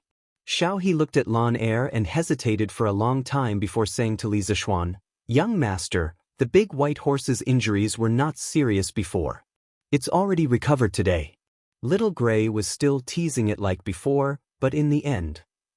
Chapter 172. After Xiaohe explained for a long time, Li Zishuan finally understood. According to the stable's groom, Little Gray saw that the big white horse's hooves were injured a few days ago, so it couldn't move. Therefore, it came up with the idea of flirting with the big white horse. From time to time, it would come to the side of the big white horse and harass it in all kinds of ways. The white horse was indeed powerless and could only snort in protest. Little Gray tried a few times and found that the white horse really couldn't do anything to him, so he became more and more aggressive. There were even a few times when he ran into the white horse's trough to pee. In the end, it was a tragedy today. This white horse not only held grudges, it was also quite intelligent. Although it had already recovered from its injuries today, when it saw Little Gray strolling over as usual, it deliberately pretended that its injuries were not healed. It lay on the ground, waiting for Little Gray to come over and harass it. As expected, Little Gray fell into the trap. It started to flirt with the white horse. Suddenly, the white horse jumped up and kicked Little Gray. Little Gray was kicked into the air and experienced what it meant to be a flying dog. After it landed, it lay on the ground and cried out in pain. Previously, because the white horse was injured, the servants didn't tie it up. However, today, the white horse suddenly went berserk and relentlessly chased after Little Gray all over the courtyard. Lan ran over to her brother to ask for help. After all, this big white horse was Li Zishuan's mount. Li Zishuan shook his head and laughed in spite of himself. He had no sympathy for Little Gray, this little rascal. This little thing had obviously dug its own grave, so it deserved its fate. However, he couldn't let the big white horse continue to cause trouble. Alright, Lan, stop fooling around. Big brother will accompany you to take a look. Yeah. Lana hurriedly stood up excitedly and pulled Li Zishuan away. Wait, I'll go get something. Li Zishuan brought the horseshoes to the west side of the backyard. Sure enough, he saw Little Gray being chased by the big white horse beside the stable. The little thing turned its head and barked at the white horse as it ran. Li Zishuan was speechless. This guy was about to die, yet he was still acting like a bitch. He really didn't know where his courage came from. In fact, the big white horse obviously didn't use all its strength to chase. It probably also wanted to tease Little Gray. Li Zishuan put his thumb and middle finger together, placed them in front of his tongue, and blew a long whistle. The big white horse heard the whistle and stopped. It turned its neck to look, and when it saw that it was Li Zishuan, it immediately ignored Little Gray and happily ran to Li Zishuan's side. It used its head to intimately rub against Li Zishuan's arm. When Little Gray saw that the white horse was no longer chasing after it, it excitedly barked twice. Then, it ran to Lan Er's side and rubbed against Lan Er's trousers. It whimpered pitifully. Lan squatted down and hugged it.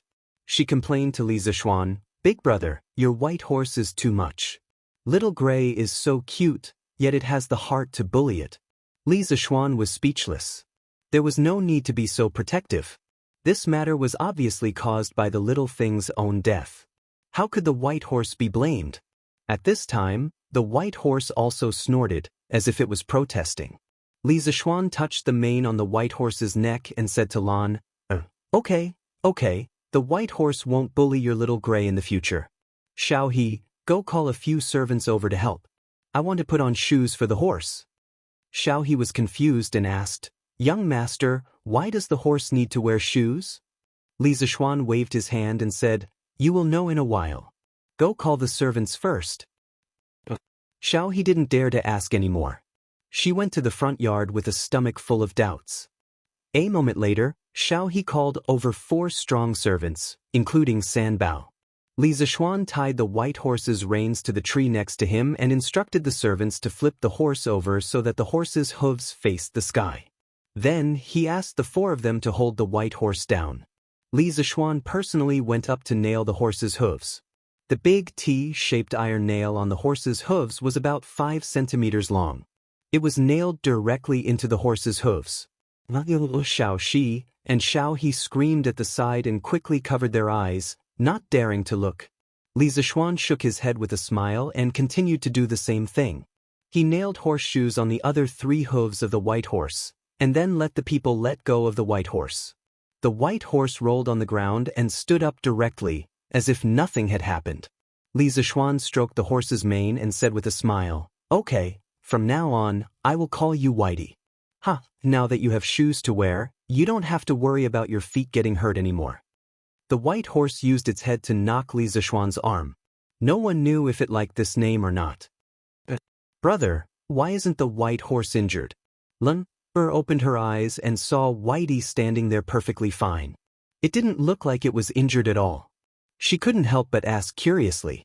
Li Zishuan stroked Lan's little head and said with a smile, "Of course it's fine. Brother is just putting on shoes for it, not killing it." In fact, the dark part of the horse's hooves was a very thick layer of hard cuticle. There were no nerves or blood vessels in it, so the horse didn't feel any pain at all.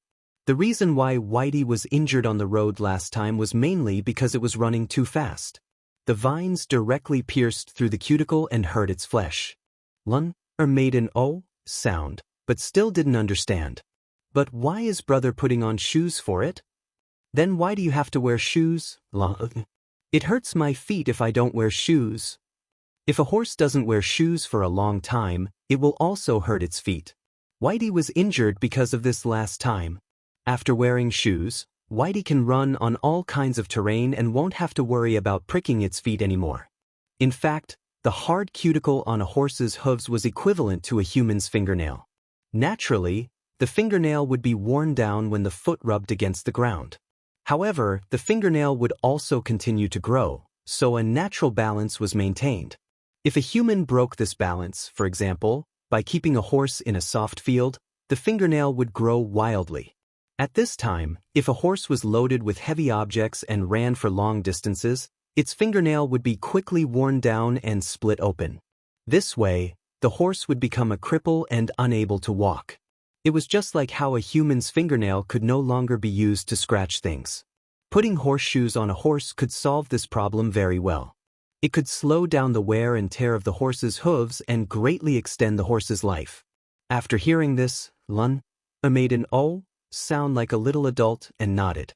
Then, she suddenly said excitedly, "Then brother, can you make a pair of shoes like this for Lan's little gray to wear?"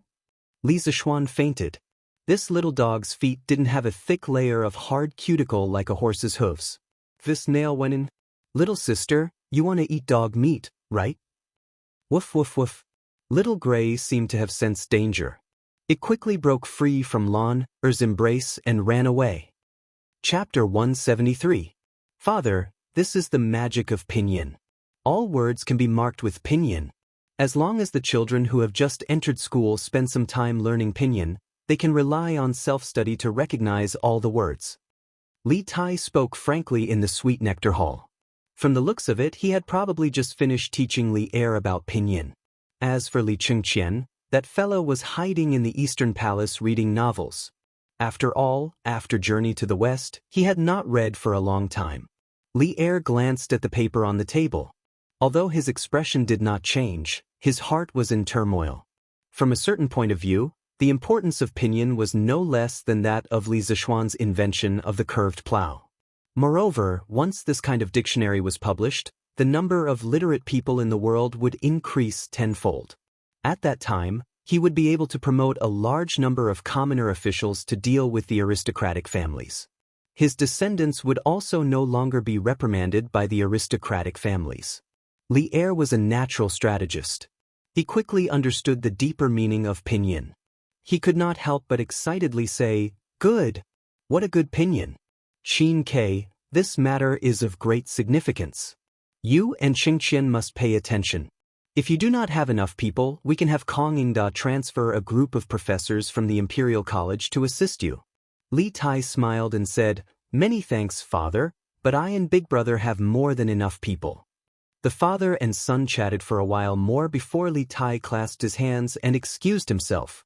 He also had to go back and choose people to help Ma Zhou write the dictionary. Li Er looked at Li Tai's plump back and smiled warmly. A moment later, his eyes suddenly focused and he said, "Zhao Song. Present. Send someone to hurry Li Zishuan. Why hasn't he presented the locust control strategy we had him write last time? Could it be that this kid forgot?" Li Er said, somewhat exasperated that Zhao Song had failed to meet his expectations. "Yes, father." Zhao Song held back his laughter and slowly retreated. He had never seen anyone who dared to stand Li Er up. However, Li Er only reprimanded him and did not punish him. From this, It could be seen that Li County's male emperor favored him greatly. The moon hung in the treetops, and the occasional meowing of a few cats on the roof could be heard. In the western courtyard of the Li residence, the study was still brightly lit. Xiaoxi was waiting on Li Zishuan as she gracefully grinded the noodles for him. The candlelight shone on the little girl's beautiful face, making her look even prettier. The fragrance of a girl who had just finished bathing also filled the air. In the dead of night, the candlelight shone brightly. A single man and a single woman were in the same room, but there was no ambiguous atmosphere. Li Zishuan also did not experience the pleasure of having a beautiful woman join him. He was bent over a few tables and writing at a rapid speed. In the afternoon, Li Er sent a eunuch over to Li Zishuan to urge him to write, which gave Li Jingma and his wife a big fright. Li Zishuan's father sternly scolded Li Zishuan and told him that no matter what, he had to write the memorial that Li Er requested. Although Mrs. Li loved her son, on this matter, she still chose to stand on the same side as her husband. Li Zishuan was embarrassed by the scolding. If the eunuch did not rush him today, he would have forgotten that Li Er asked him to write a detailed plan for curing locusts. You can't blame me for this. I have been busy with classes recently. In the study, Li Zishuan wrote while venting his resentment in his heart. Swish, swish, swish. Only the sound of the brush rubbing against the paper and the light breathing of the two people could be heard in the room. After half an hour, Li Zishuan put away his brush and stretched his waist. He laughed and said, it's done. Xiaoxi, let's sleep. Young master, young mistress is not married yet? How can you do this? Xiaoxi's hand that was grinding the ink trembled. Her other hand quickly covered her chest as she said anxiously with a blushing face. Cough cough, I meant to say that we should go back to our own rooms to sleep. Little girl, what are you thinking? Do you want to sleep with me so badly? Li Zishuan placed his hand on his forehead and was speechless. However, when he saw Xiaoxi's blushing face, he suddenly had the intention to tease her. No way. Xiaoxi was anxious. She quickly packed up her ink slab and brush and was about to run away. Li Zishuan laughed behind her. Xiaoxi, don't forget to get someone to send this memorial to the palace tomorrow. I know. Look, this, The Legend of a Mortal's Journey. Although the beginning is plain and not as exciting as Journey to the West, the more you read, the better it gets. I feel like I am like Han Li, embarking on the long and difficult path of cultivation. In the East Palace, Li Chengqian held the manuscript of The Legend of a Mortal's Journey and praised it. After a few minutes, he said in annoyance, Why is it gone? This mysterious little bottle just came out and it's gone? Did Li Zishuan purposely stop writing at this point? Li Chengqian's annoyed look was similar to how people in the modern world would feel when they met some unscrupulous author and the story was cut off at the climax. The helplessness of love and hate. However, you can't blame Li Zishuan for this. He wrote 20 to 30 chapters in half a day. It's already very productive, all right? What else do you want? Your Highness, it's getting late. You should rest. Li Chengqian's personal maid carefully bowed and said. Li Chengqian looked at the sky and nodded. He handed the manuscript to the maid and said with a smile, All right, I'll go to sleep now. Yan call a servant tomorrow and have him send this manuscript to Ma Zhou of the Strange Taste Pavilion Workshop. After reading more than 20 chapters of The Legend of a Mortal's Journey, Li Chengqian still wanted more. However, at the same time, he was also looking forward to Ma Zhou quickly producing the newspaper. When that time came, everyone in Chang would be trapped like him. It was so hard to wait for a new chapter. Li Chengqian's mentality of wanting to drag everyone down with him was very similar to those unscrupulous readers in the modern world who had been tricked many times.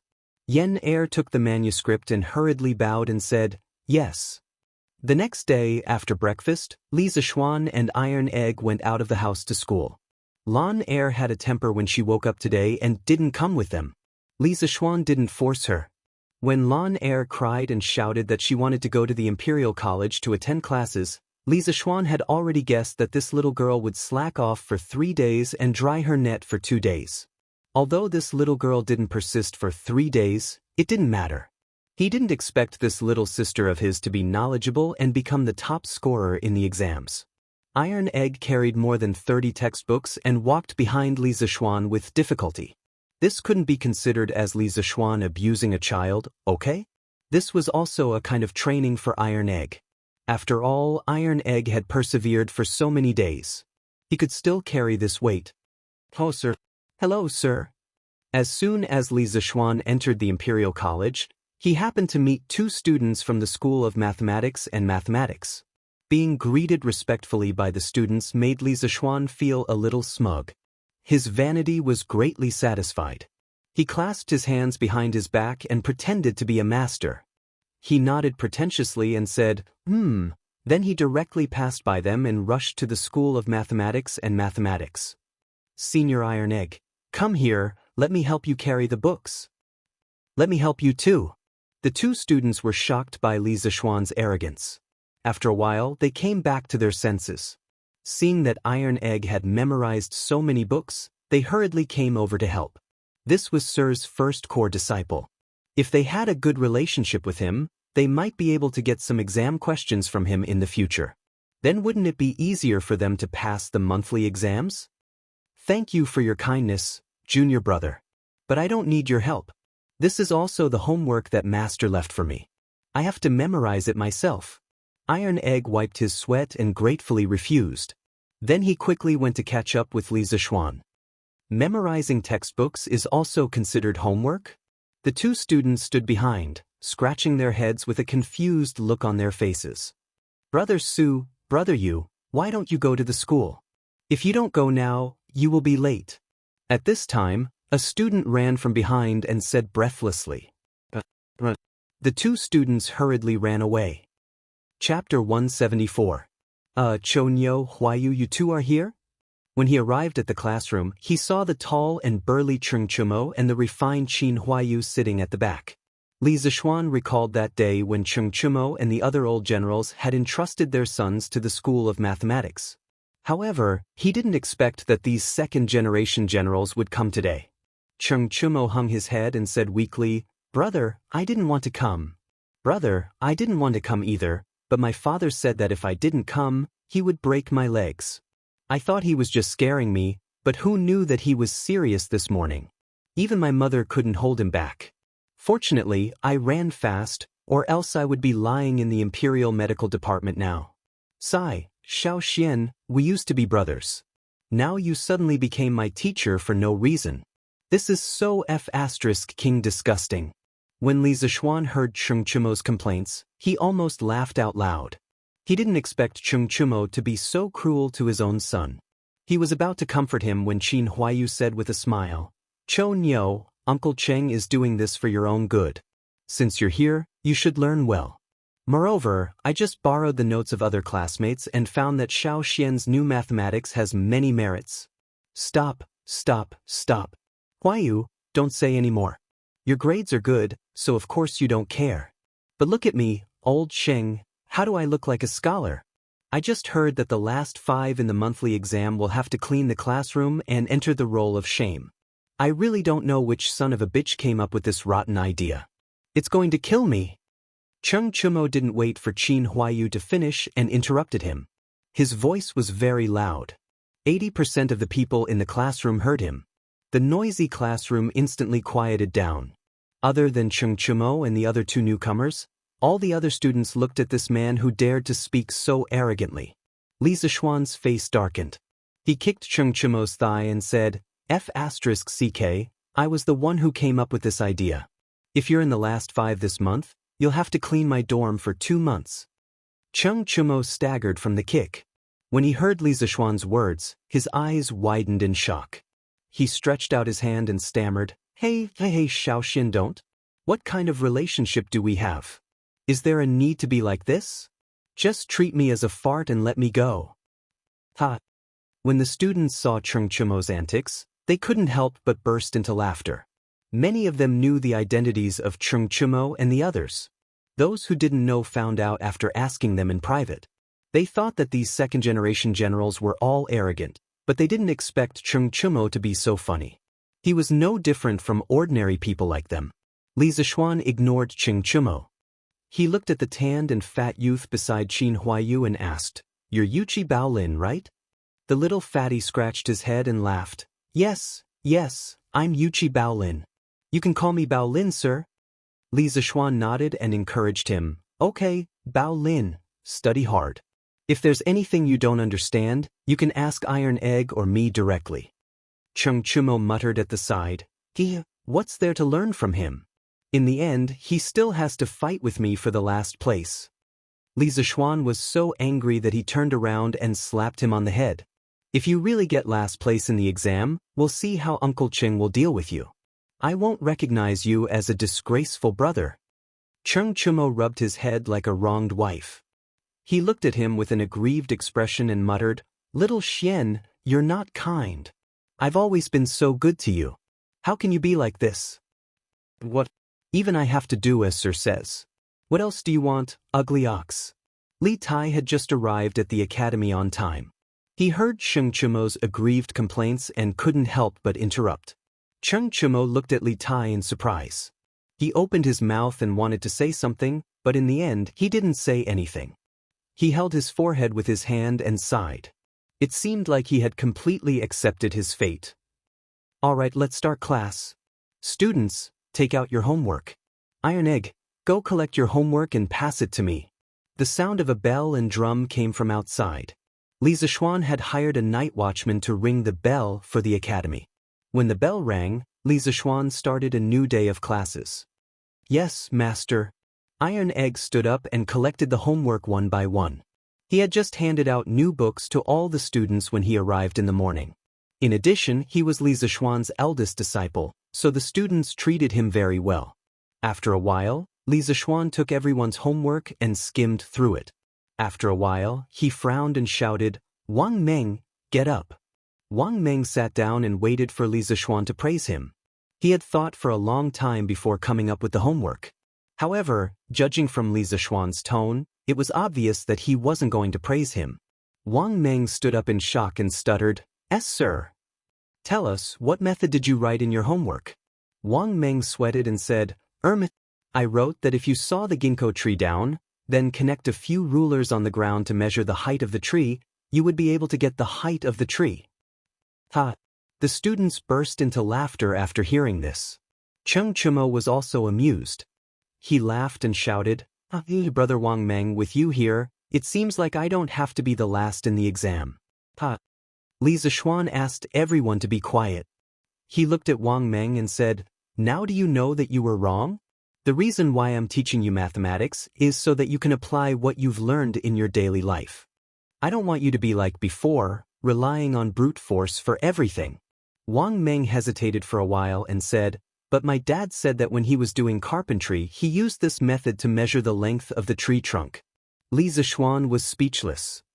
After wasting a lot of time with Wang Meng, Li Zishuan finally convinced this one-track-minded guy. Then he began to evaluate the winners of the homework. All the students perked up and listened attentively. After much deliberation, I think that Meng Wenhao did the best homework.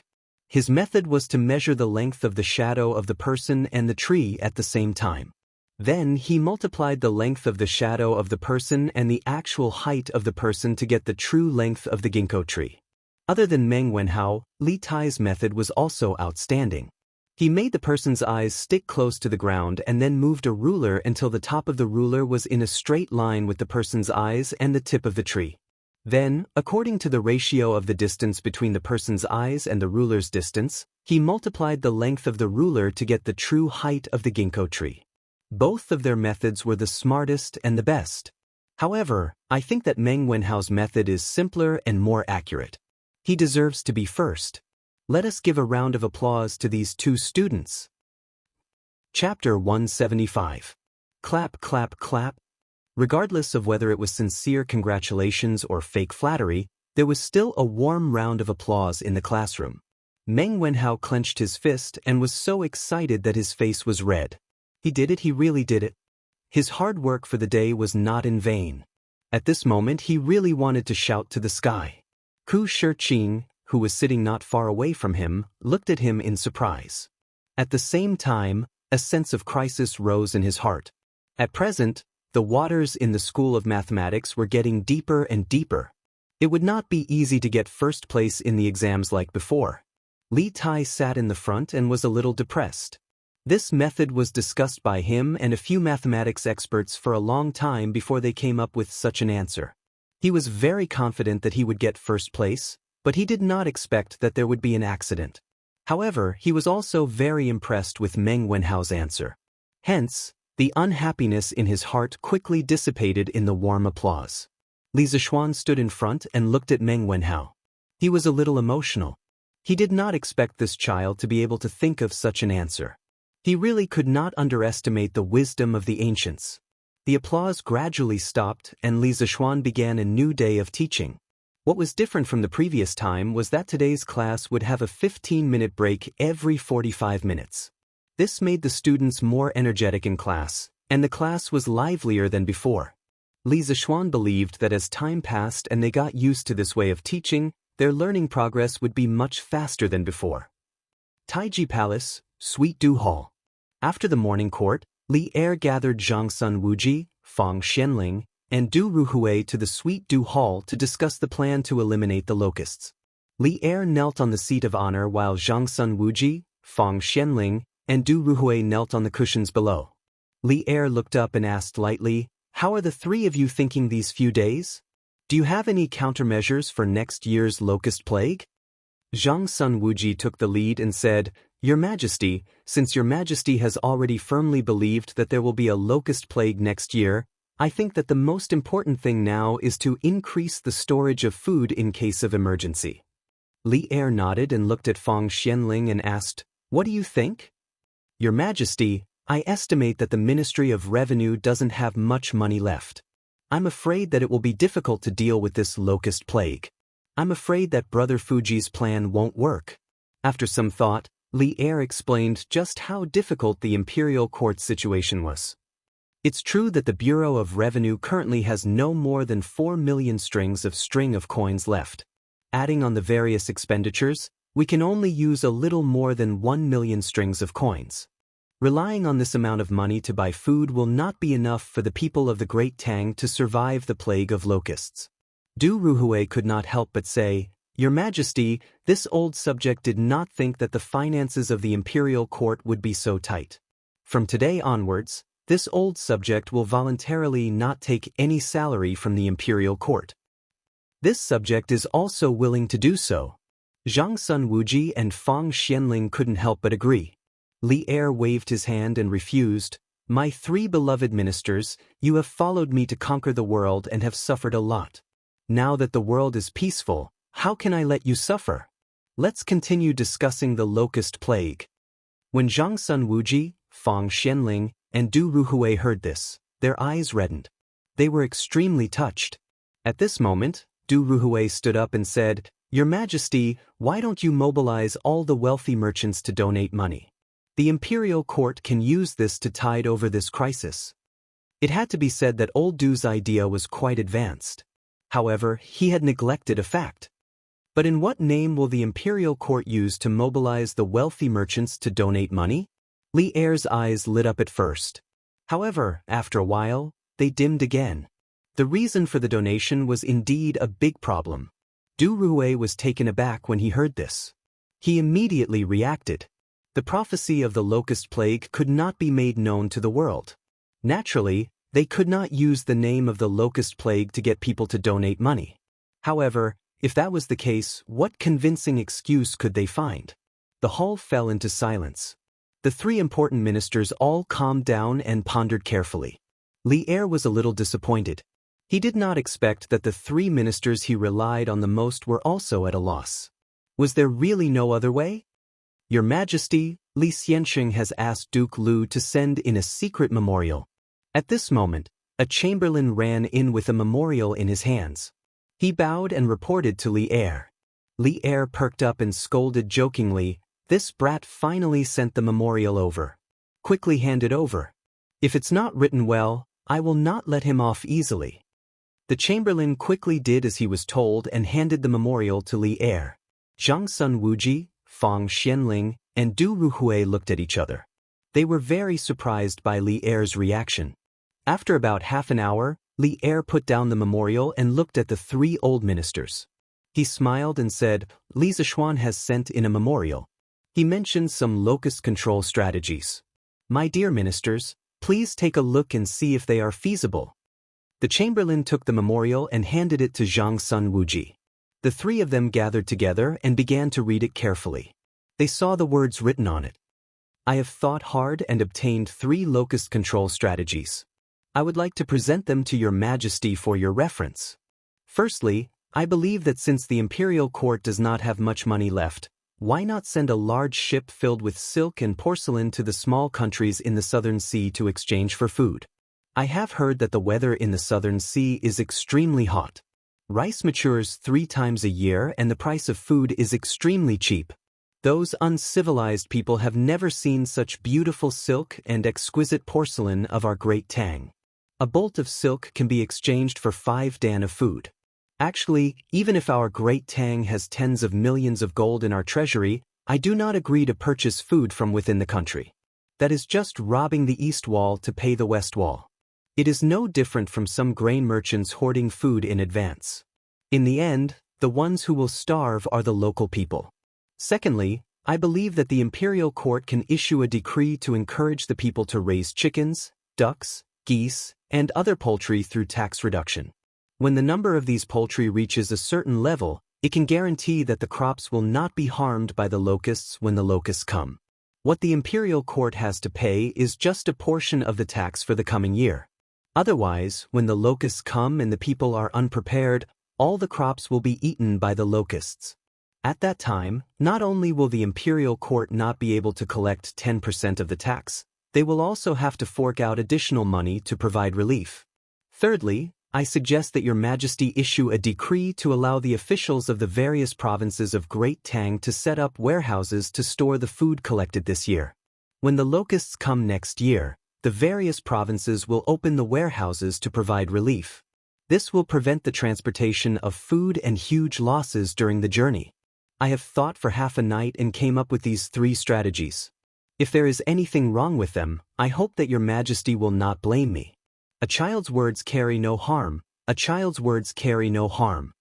Zhang Sun Wuji, Fang Xianling, and Du Ruhui originally thought that Li Zishuan's words were very reasonable. However, when they saw the last sentence, they almost laughed out loud. To dare to write such a joke in a secret memorial to Li Er, this kid is really bold. Chapter 176. Within the Sweet Dew Hall. Li Er saw the expressions of the 3 ministers and knew what they were thinking. He smiled helplessly and said, What do you think of Li Zishuan's 3 strategies for controlling locusts? Zhang Sun Wuji stepped forward and said, Your Majesty, I don't know much about the situation of the small countries in the Southern Sea. As for the poultry's ability to exterminate locusts, I also have my doubts. However, I feel that Li Xinnan's 3rd plan is very feasible. Li Er nodded and said with a smile, Li Zishuan said that the situation of the small countries in the Southern Sea is true. A few years ago, I saw in some of the previous dynasties' nautical records that the rice in some of the countries in the Southern Sea does indeed ripen 3 times a year. The local grain prices are also very cheap. As early as the Sui dynasty, the imperial court had already started to establish maritime communications with Taiwan. Based on historical records, the Sui dynasty had at least 3 voyages to Taiwan Island. They were in the 3rd year of Day, 607, the 4th year of Day, 608, and the 6th year of Day, 610. From this, it could be seen that the shipbuilding and ocean navigation technology of the time were extremely advanced in the world. Fang Xianling couldn't help but say, Since there is such a country, then I think that Li Zishuan's first strategy is completely feasible. The imperial court can send the navy to escort the caravan to Nanyang in exchange for food. The latter half of Li Xinnan's words aren't wrong. If we were to purchase rations from the other regions of Great Tang, the locust plague would inevitably lead to a shortage of rations. Thus, importing rations from outside is the best choice. Li Er nodded with relief and smiled. In that case, I will order Li Shaogong, Prince of Hejian, to prepare a navy in the near future. I will order the Ministry of Revenue to take out 500,000 strings of cash to purchase a batch of silk and porcelain. I will also recruit a caravan from the people to go south with the navy in June to trade with the Nanyang countries in exchange for food. The three old officials said respectfully at the same time, "Your Majesty is wise." Li Er continued, "As for the ability of poultry to kill locusts, there is no need to doubt it. Previously, Li Zishuan told me that an adult chicken can eat up to 300 locusts a day. 20 to 30 chickens can more or less guarantee that there will be no locusts in 1 mu of land. At the time, I didn't believe it, but later, I sent someone to the imperial plantation to ask the old farmer and verified that it was true." The three people in the hall looked at each other in surprise. In the end, Du Ruhui stood up and bowed. "Your Majesty, this old subject believes that Li Xiannan's 3 strategies for dealing with locusts should be implemented as soon as possible. With such a talent in the younger generation of my great Tang, a golden age is certain to continue. This old subject congratulates Your Majesty." "Your subjects congratulate Your Majesty." Fang Xianling and Zhang Sunwuji also cupped their hands and praised.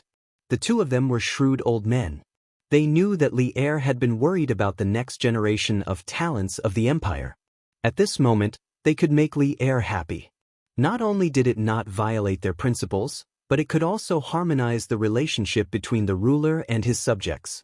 Wasn't it killing 2 birds with 1 stone? Ha! Li Er laughed heartily. Du Ruhui's words had struck a chord in his heart. He swept away the gloominess from a few days ago and smiled. Minister Du is right. The great Tang will have to rely on these young people in the future.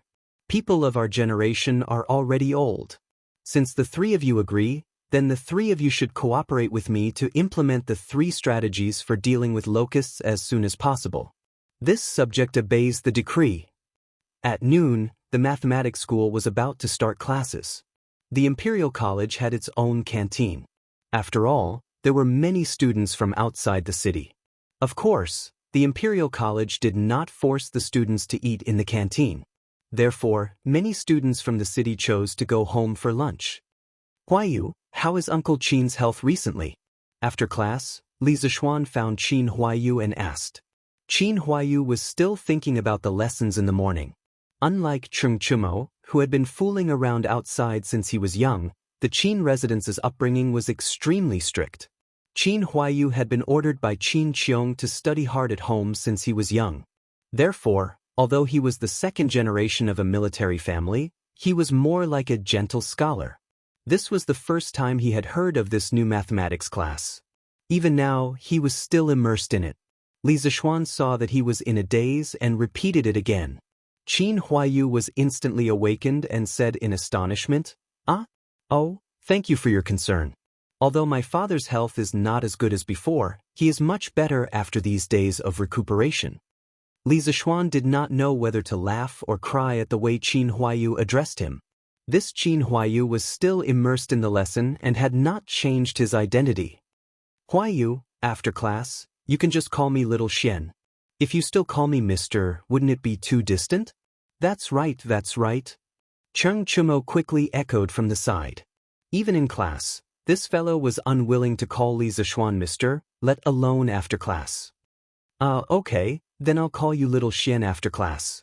Qin Huayu was much more awake now and quickly said, "Huayu, I'll go check on Uncle Qin tomorrow afternoon. Send someone to inform Daoist Sunday. If Uncle Qin's blood has been completely replenished, then that's even better. If it's still as weak as before, then I'll give Uncle Qin a blood transfusion. I've already built the tools for the blood transfusion." Li Tai also came over at this time. Hearing this, his eyes widened and he said in disbelief, "Little Xian, this blood transfusion can be used to treat illnesses? How come I've never heard of it?" Li Zishuan looked at him indifferently and said, "Qing, why are you so impudent and not calling me Mr. anymore?"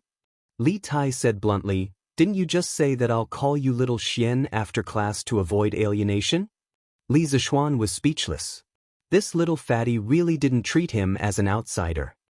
"That's right, Little Xian. I heard from my dad that you're going to give Uncle Qin a blood transfusion. Unfortunately, you didn't have the tools before. This time I have to go and see." Cheng Chumo said excitedly. I'll go too. Li Tai was also very curious about this novel treatment method. You too still have class tomorrow, Li Zishuan said unhappily. Cheng Chumo curled his lips and said, then why don't you have class tomorrow? In the future, you too will have self-study in the afternoon. Assistant lecturer Su will be in charge. If you have anything you don't understand, you can ask Mr. Su. Li Zishuan expressed that his reason for being lazy was very good. Su Hongji's foundation and talent in mathematics were originally very strong. In the end, Li Zishuan's new mathematics still had a lot of shadows of traditional mathematics. Su Hongji was able to comprehend by analogy. After studying the textbooks for a few days and asking Li Zishuan about some doubts, he had already digested most of the elementary mathematics. Therefore, Li Zishuan dared to be so lazy. Cheng Chumo, Yuchi Baolin, and Li Tai were all speechless. After a while, Cheng Chumo rolled his eyes and said smugly, I'm going to be sick tomorrow and need to apply for leave in advance. Even Chancellor Kong can't say anything, right? Li Zishuan kicked Cheng Chumo's butt and said unhappily, you brat, why don't you go to heaven? Chapter 177. Xian, come over here. After lunch, Madame Li mysteriously waved for her son to come over. Li Zishuan curiously walked over and asked, Mother, what's the matter? Madame Li lovingly smiled and said, it's a good thing. Yesterday, your father asked a matchmaker for Han Yushi's birth characters. Mother will go to Xiandu Temple tomorrow and find a Taoist priest to match your birth characters. Li Zishuan was overjoyed and said with a smile, really? That's great. But mother, what if that Taoist priest says that Yushi and I are not compatible? Ba, nonsense. My son is handsome and elegant. The Han family's daughter is also dignified and beautiful. She is educated and reasonable. How can the two of you not be compatible? Madame Li lightly knocked on her son's head and said unhappily, oh, then I'll have to trouble you, mother. Li Zishuan rolled his eyes and rubbed his head. He replied and quickly went to the West Court. Shall she come over? In the main hall of the West Court, Li Zishuan sneakily asked Shao Shi to come in. Young master, it's still daytime. What do you want to do? Shao Shi looked at Li Zishuan and thought of something bad. Furthermore, Li Zishuan said those words last night. The servant girl immediately crossed her arms and looked at Li Zishuan vigilantly. She refused to go in. Now that Li Zishuan was about to get married, if he messed around with the servant girls, it was hard to guarantee that the future young mistress would not make things difficult for them. Although Shao Shi had a good impression of Li Zishuan, she was very clear about what she should and shouldn't do. Li Zishuan stared at her and said, what are you thinking? If you don't come in, I will definitely eat you up tonight. When Shao Shi heard Li Zishuan say that, she knew that she was thinking wrongly. She quickly agreed and walked in. Young master, what's the matter? Something big. Tomorrow, my mother is going to the Xuandu Temple to match Yushi and me. You should follow her and take the opportunity to give that fortune-telling Taoist some money. Let him pick something nice to say. Tell him that if he dares to talk nonsense, I will smash his Taoist temple. Li Zishuan finally got a wife who was as beautiful as a fairy. He didn't want these weird Taoist priests to cause any more trouble. Puchi. When Shao Shi heard this, she couldn't help but cover her mouth and giggle. Young master, how can you do this? Aren't you cheating? At the same time, Shao Shi was a little envious. If young master could care about her so much in the future, she would be willing to die. Li Zishuan rolled his eyes and snapped, what's wrong with cheating?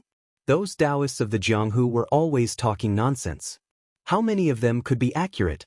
My master's fortune-telling was accurate, but he never told people's marriage. He would rather destroy a temple than ruin a marriage. Do you understand? Actually, Li Zishuan was overthinking this matter.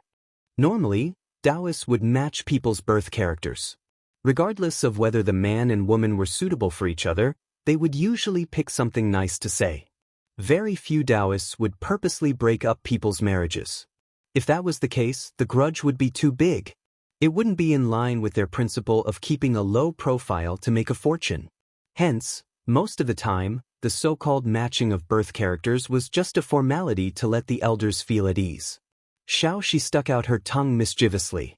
She felt that no matter what she said, her young master was right. Hence, she stopped arguing and smiled. All right, young master. Xiao Shi will do it tomorrow. Li Zishuan grinned and said, That's right, that's right. This is my family's good Xiao Shi. Xiao Shi blushed and ran out. She thought to herself that ever since the young master wanted to marry the young mistress, he liked to tease her and Xiao He more and more. Could it be that the young master had turned into a big pervert? If Li Zishuan knew what the little girl was thinking, he would definitely vomit blood. He was also a man. Every day, he would guard these two pretty little girls. He couldn't eat them, and he would occasionally say a few flowery words. How did he become a pervert? Strange Interest Pavilion Workshop. Ma Zhou was sitting in the study room in the backyard. He was leisurely drinking tea and reading a book. On the table beside his hand, there was a thick pile of books. The current Ma Zhou was not the same as before. Ever since Li Zishuan came that day, his position in the workshop had skyrocketed. He sat firmly in the second position. Furthermore, because he was an authentic cultured person with great potential, his position in the workshop was faintly surpassing Faubert's. Therefore, he was naturally treated well now. There were even 2 servants outside the door who could be ordered around. He was really living a comfortable life. He was now reading the manuscript of The Legend of a Mortal's Journey to Immortality that Li Chengqian asked the eunuch to return. He was already working on the newspaper that Li Zishuan asked him to do last time. The stack of documents on the table was the recent major events in Chang and that he had collected. He had also personally written the relevant manuscripts. Now that he was free, he wanted to read Li Zishuan's novel and see how the quality was. After all, Ma Zhou was very confident in his literary talent. He believed that if his article was published in the newspaper, it would definitely receive a lot of praise. However, he was not confident in Li Zishuan's literary talent. Ma Zhou was afraid that Li Zishuan's novel would be too lousy and drag down the overall quality of the newspaper. The beginning is so flat and straightforward. It doesn't pay attention to the rhymes. It's completely vernacular. How can this kind of article be presented? But what are the circles and dots in the middle used for? Why does it look like it's used for punctuation? This idea is not bad. Ma Zhou looked at the first chapter and couldn't help but say with a look of disdain. However, he was still very interested in Li Zishuan's punctuation. Forget it, let's read the next chapter. After thinking for a while, Ma Zhou still patiently continued reading. Cultivation? The idea of this chapter is a bit interesting. Ma Zhou had never read a Xuanhuan cultivation novel. The first time he saw the world structure and the cultivation system, he couldn't help but be deeply immersed. At this time, he didn't care about the literary talent of the article. Exciting! This eternal spring art is so powerful. How did Li Xiannan come up with it? Why is this bottle so strong that it can't be broken? This bottle has a great origin. It can actually accelerate the ripening of spiritual herbs. Won't Han Li be able to level up quickly in the future? How did it end so quickly? At first, Ma Zhou was still disdainful of Li Zishuan's literary talent. In the end, he was quickly immersed in the novel and dreamlike plot. Unknowingly, he finished reading more than 20 chapters, and it was obvious that he was still somewhat unsatisfied. Although the beginning of the story is flawed, the more I read, the more exciting it is. The owner has completely created an unprecedented new world. It's really too novel and too interesting. Ma Zhou touched his chin and muttered to himself. After a while, he looked at the press release he wrote before and his heart wavered. Should I also write this article in vernacular? No, wouldn't that be too lacking in content? But I keep feeling that there's something missing. At this moment, Ma Zhou began to hesitate and feel conflicted. Forget it, I'll take it and ask the owner. Ma Zhou thought for a while and decided to personally listen to Li Zishuan's opinion.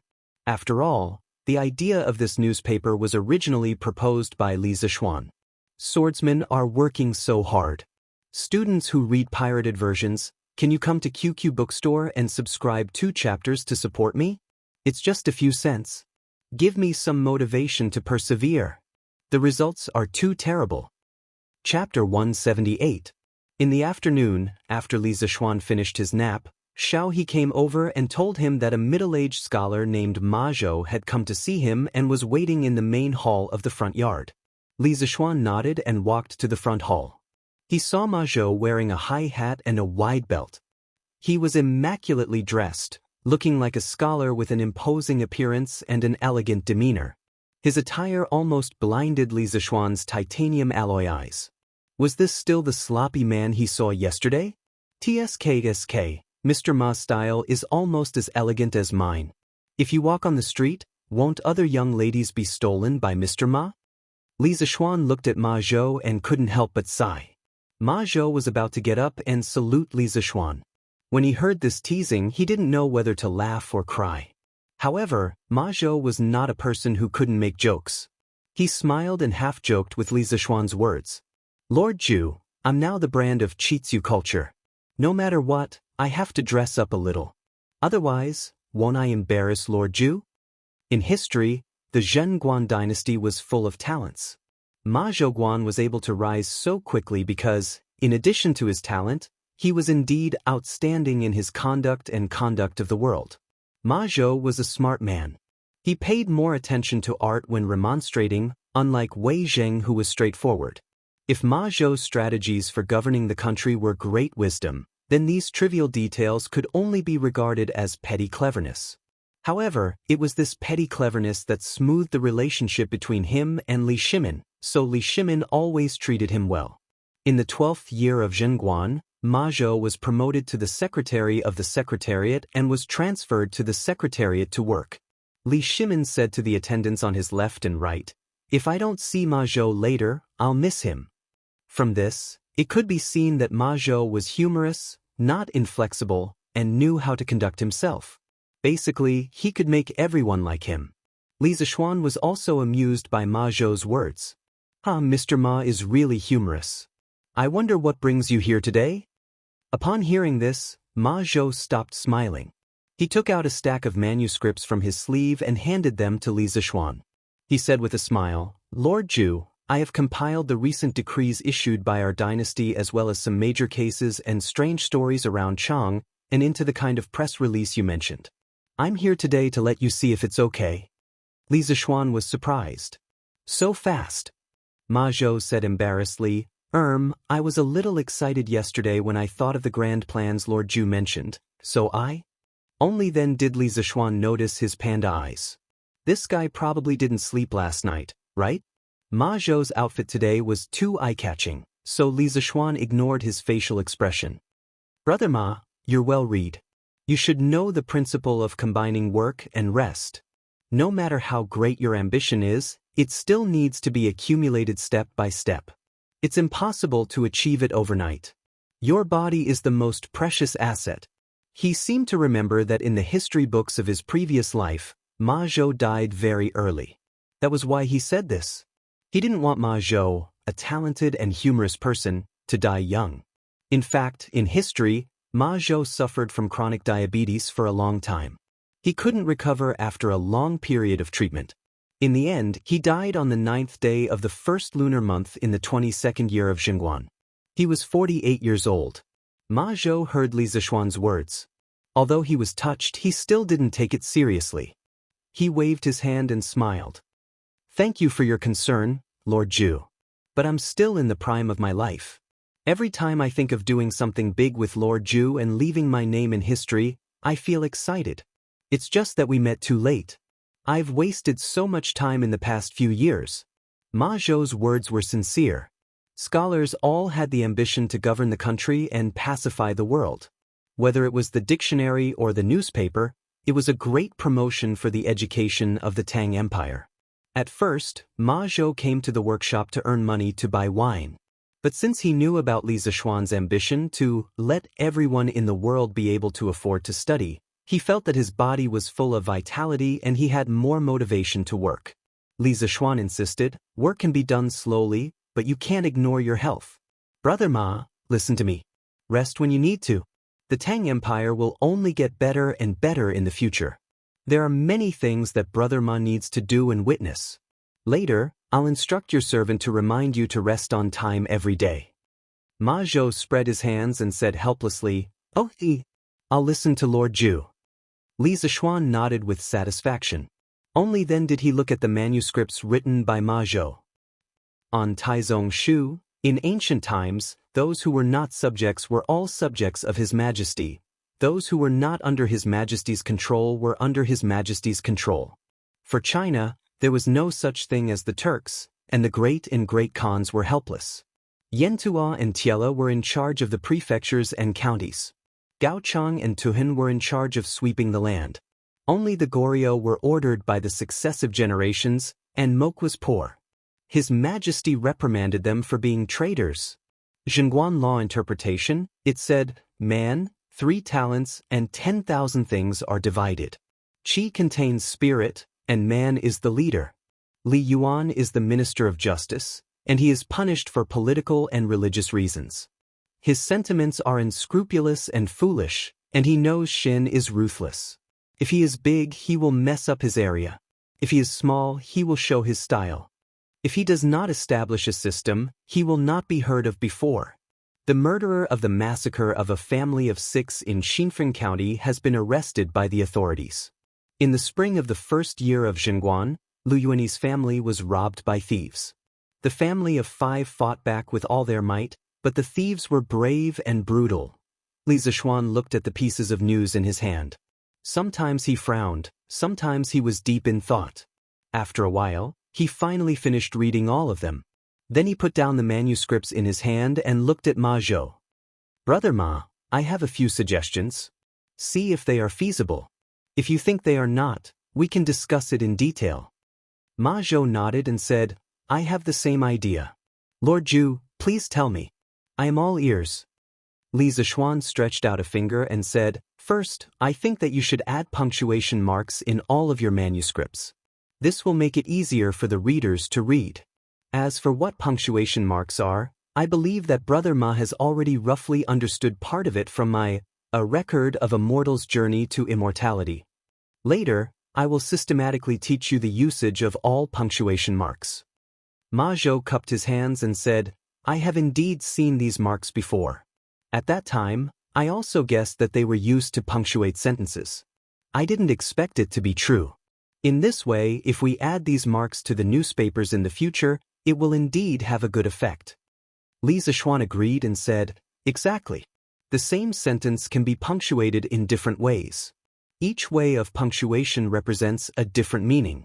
Such examples can be found everywhere. Only by introducing punctuation marks can we reduce a lot of unnecessary ambiguity. Chapter 179. In the main hall of the Li estate, Li Zixuan continued to speak with assurance. He extended a second finger and said, Secondly, I think we need to figure out the audience of the newspaper. With the publication of the Tang Dynasty Dictionary and the promotion of Pinyin, the number of literate people will far exceed the current number of scholars. These people don't read much, so they definitely won't be able to understand profound classical Chinese. I think that in the future, the newspaper should mainly be written in the vernacular. But considering that the dictionary and Pinyin haven't been fully promoted yet, we can do a preliminary experiment. We can divide the newspaper into a few sections. One section will be called Literati Interaction. In this section, everything will be written in classical Chinese. Here, the scholars can express their interpretations of the imperial court's decrees and different viewpoints from different schools of thought. This section will become a paradise for literati to communicate. The other sections will be written in the vernacular. Ma Zhou couldn't help but nod and say, That's a good idea. Before I came, I also considered this problem. Li Zixuan continued, Thirdly, regarding the current news, Brother Ma, you can put it into a separate section. This section is mainly used to record the recent strange events, but the writing style can't be so serious. The title can't be as rigid as what you wrote. You have to write it in a relaxed and humorous way to attract people. Don't the people read the newspaper for fun and novelty? Ma Zhou worked so hard to write the news article for so long. Many of the words were carefully crafted by him. In the end, he was criticized as worthless by Li Zixuan. He was a little embarrassed and his stubborn temper almost flared up again. But this time, he forced himself to hold it back. He was a little unconvinced and asked, Then Lord Ju, how do you think I should write it? Li Zixuan smiled. He could also see that Ma Zhou still had a little temper. But it was normal for literati to be arrogant. He didn't mind too much and said, as for how to write it in a way that will attract people, Brother Ma has to figure it out yourself. But I can provide Brother Ma with an example. For example, you can start by writing, why did a 90-year-old woman die naked on the streets? Why did hundreds of female donkeys scream in the middle of the night? Why did the underwear of the courtesans of Hundred Flowers Tower get stolen? Who was the perpetrator of the serial rape and killing of sows? Why did the old nun's door get knocked every night? Was it a person or a ghost? What was behind the accidental deaths of hundreds of female dogs? Behind all this, was it the distortion of human nature or the decay of morality? Was it the eruption of sex or the helplessness of thirst? Stay tuned for the 8th issue of Datang Daily. Pooh! Li Zixuan was really full of surprises. Before he could finish, Ma Zhou felt dizzy and almost spat out a mouthful of blood. Where's your integrity? My Lord Zhu, where is your integrity? Ma Zhou felt that he had no integrity when he put down his pride as a scholar and shamelessly went to work in the workshop. However, he did not expect that there would be a scholar who was even more shameless than him. Ma Zhou now had some doubts. Was he too thin-skinned before? Lord Zhu, is it really okay to write like this? Will we be drowned by the saliva of all the scholars in the world? Ma Zhou looked like he was going to vomit blood and asked gloomily. It was as if he was saying to Li Zixuan, are you sure you're not King kidding me? Li Zixuan deliberately ignored Ma Zhou's expression and said matter-of-factly, why not?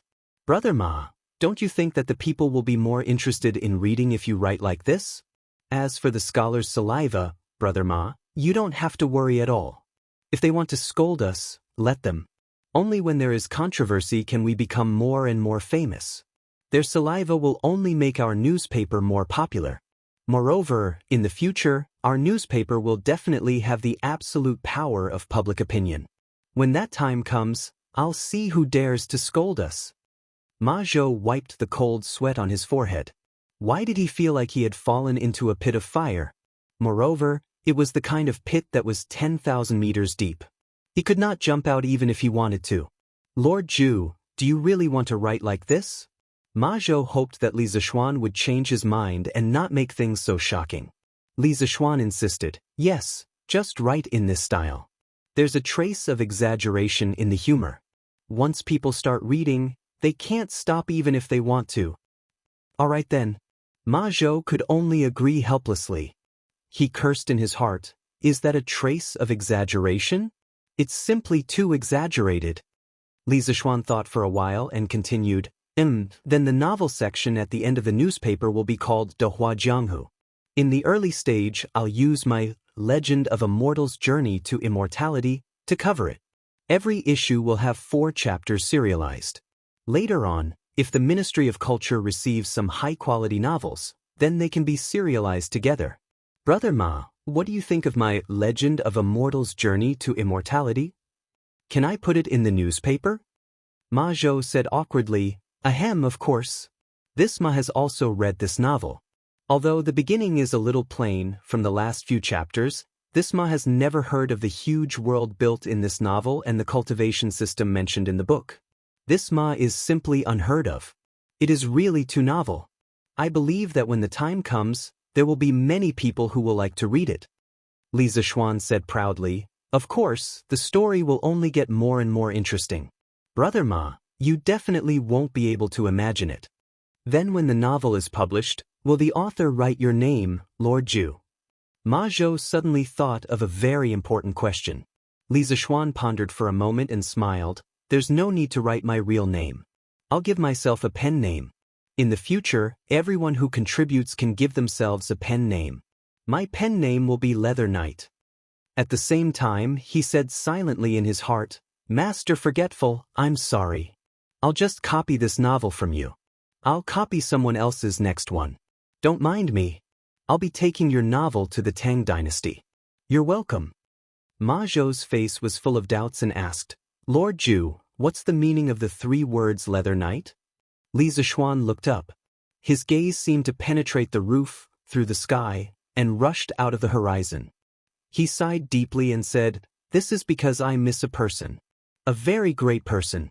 Without him, perhaps I wouldn't be who I am now." 2017. In a small rented house in Tiandu, a failed web novel author was crazily typing in front of the computer. Behind the Word document, there was clearly a program code that he had just finished running. Suddenly, he sneezed 3 times. Chew, chew, chew. Suddenly, the computer screen was full of saliva. He took a piece of tissue paper to wipe the computer and cursed, F***C, it must be that old woman, the landlord, scolding me again. I just told her to pay the rent a few days later. Did she have to do this? Li Mansion. When Ma Zhou heard Li Zishuan's strange words, he couldn't help but be puzzled. Isn't Lord Zhu's father called Li Jingma and his mother called Yuzhu? There isn't anyone called Leather Knight? Then why did Lord Zhu say that without Leather Knight, there wouldn't be him? Could it be? Ma Zhou suddenly opened his eyes wide in horror. He felt that he had discovered something incredible. But Li Zishuan saw this and slammed the table. He said angrily, "What are you thinking? When my master was alive, he said that he liked the 3 words Leather Knight very much." Ma Zhou was obviously thinking the wrong way. Li Zishuan had no choice but to make up an excuse to avoid any trouble. Ma Zhou replied with an "oh," half believing and half doubting. Then, seeing that he had achieved all his goals today, he proposed to leave. Li Zishuan waved his hand helplessly, telling this bastard with a big brain to scram. Chapter 180. Jinda, Jijie, pharmacist, Jingda, why are you all here? The afternoon of the second day, Niu Jinda, Cheng Yaojin, Li Jing, and Yuqi Jingda arrived at the Qin Manor, giving Qin Qiong a fright. "Haha, second brother, we heard that Xiaoxian was going to give you a blood transfusion, so we wanted to come and observe." Cheng Yaojin smiled happily. Among them, he had the deepest relationship with Qin Qiong. They were all friends who had gone through life and death together. Thinking that there was hope for his good brother's illness, Cheng Yaojin felt even better than killing hundreds of enemies. That's right. I've never heard of such a strange thing like stealing blood to save people. Today, I'm here to broaden my horizons and see if this method can be used in the army in the future. Shu Bao, please don't blame me for coming uninvited. Li Jing stroked his beard and smiled reservedly. Qin Qiong waved his hand and said, "Pharmacist, you're treating me like an outsider. Come in and sit. Housekeeper, serve tea." The group sat down in the front hall under Qin Qiong's instructions. Maids and servants came to serve tea. Madame Qin also knew that Li Zishuan was coming today to treat her husband, so she waited in the front hall. Yu Qigong took a sip of tea and looked at Qin Qiong and asked, "Shu Bao, your complexion looks much better than usual. Can you still get on a horse and fight?" Compared to half a month ago, Qin Shubao's complexion was indeed much better. At the very least, he looked more like a healthy normal person. Qin Qiong waved his hand and said with a smile, "Jingda is joking. Although I can move freely now, but if I get on a horse to fight, I'm afraid I won't have the strength to do so. I can't compare to Jingda, Jijie, you two have great martial strength." Niu Jinda comforted him. Shu Bao has been on a horse all his life. It's good that he can live peacefully. Now that my Tang Empire is going to be peaceful, Shu Bao can stay at home and enjoy life. Isn't that a good thing in life? Qing Yin also patted his chest and said, "Yes, yes, yes. I can fight in the war. Second brother, you can't fight with me." Qin Qiong shook his head. He looked to the north and sighed. The Turks in the north have yet to be wiped out. How can this old man retire at home in peace? Li Jing frowned and said, "Shu Bao, you don't have to be too worried. The Turks aren't united. Last year, they took advantage of our great Tang's internal weakness to send their troops to the Wei River. As long as we prepare for war for 2 years, we won't be afraid of the Turks. Master, Daoist Sun and Daoist Li are here." At this moment, a servant came in and cupped his hands. Qin Qiong stood up and said excitedly, "Please, please." A moment later, Li Zishuan and Sun Simiao walked in together. Behind Sun Simiao was Hu Jingjing. Li Zishuan had also asked the young lady at the door. Hu Hanyun and Hu Guiyuan's injuries had all been treated and they had already returned home. They had originally wanted to go to the Li family to kowtow and thank Li Zishuan for his kindness, but Li Zishuan had been in class at the time, so they gave up on the idea. After the few people in the room greeted Sun Simiao, Qing Yaojin began to scold Li Zishuan. "Good lad, you made all of us wait for you. You're getting more and more arrogant." Li Zishuan cupped his hands and apologized. "Please forgive me, uncles. I was late because I had to prepare some things. I didn't think it through." Li Jing stroked his beard and smiled. "Jie, don't scare children. As long as you can cure Shu Bao's illness, what's wrong with us waiting for a while?" Li Zishuan looked at Li Jing and cupped his hands in puzzlement. "May I ask who this uncle is?" In his opinion, the person who could sit here and chat with Qing Yaojin and Qin Qiong must be a big shot, so he asked. Niu Jinda pointed at Li Zishuan and said with a smile, "Ha, you don't even know the famous pharmacist Li." Li Zishuan was surprised. He didn't expect to meet such an awesome person. He hurriedly bowed and said, "It turns out to be the Tang Empire's military god. I didn't recognize you. Please forgive me, General Li." Li Jing's face changed slightly. He waved his hand and forced a smile. "Military god? Don't talk nonsense. You can also call me uncle like you called Jie and Shu Bao." Li Zishuan hurriedly called him Uncle Li Tsing. Li Jing said, "Xiaoxian, go and treat Shu Bao. I'm just here to watch the fun. Don't waste time here." Li Zishuan hurriedly cupped his hands and said yes. At this time, Sun Simiao had already checked Qin Qiong's pulse. Li Zishuan stood aside and waited for the results. He greeted Mrs. Qin with his eyes. Mrs. Qin gave him a kind smile. Half an hour later, Sun Simiao stood up and sighed to everyone. General Qin's internal injuries are gradually getting better.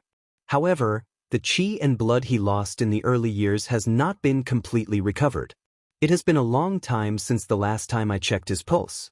I'm afraid that less than 10% of it has been recovered. General Qin is approaching middle age and his qi and blood are not as vigorous as a young man's. I'm afraid that it will be difficult to recover all the qi and blood he lost through the power of the medicine." Everyone's face darkened and they couldn't help but feel disappointed. Sun Simiao looked at Li Zishuan and continued, "Xiaoxian, let's try your life-prolonging skill." Qing Yaojin agreed. Yes. "Xiaoxian, let's draw blood. See if my blood is suitable." "Sir Li, please see if my blood is suitable." At this time, the housekeeper of Qin's mansion who was waiting on the side bowed and begged. "Lord Li, please take a look and see if our blood is compatible." Suddenly, there was a roar of nearly 100 people outside the house. Qin Qiong and the others turned pale with fright. They hurriedly walked to the door and saw nearly 100 Qin clan generals neatly lined up in 10 rows. Everyone cupped their fists and knelt on one knee. This was standard military etiquette. The news that Li Zishuan was going to give Qin Qiong a blood transfusion had already spread among the servants of Qin's mansion. Correspondingly, they already knew about the theory that Li Zishuan had mentioned last time. How could they not help when their master was in trouble? Moreover, most of them had accompanied Qin Qiong in his early years and fought all over the world. Later, because of the battles, they were left with disabilities. Qin Qiong saw that some of them were lonely and had no one to rely on, so he took them in as his family soldiers. After so many years, he had been supporting them. Therefore, their feelings for Qin Qiong were deeper than anyone else's.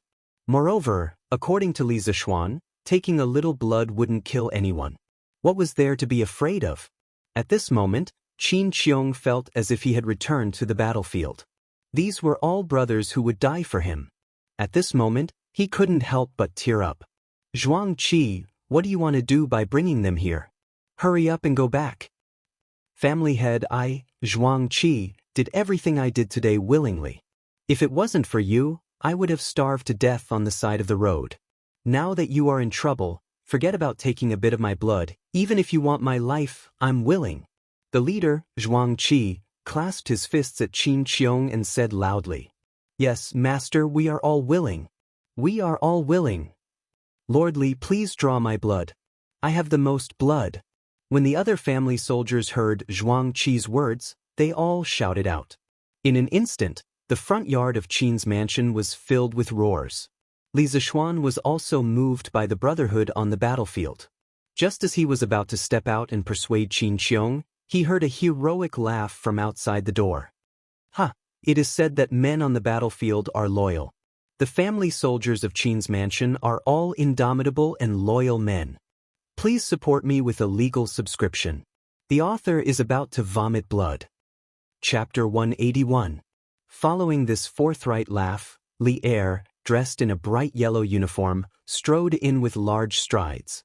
Everyone was shocked and knelt down. "Your Majesty!" Li Er waved his hand and laughed. "Rise? Ha! Shu Bao, I heard from Qin Ke that Li Zishuan is going to give you a blood transfusion this afternoon, so I came to take a look. Shu Bao, you won't mind me being an uninvited guest, right?"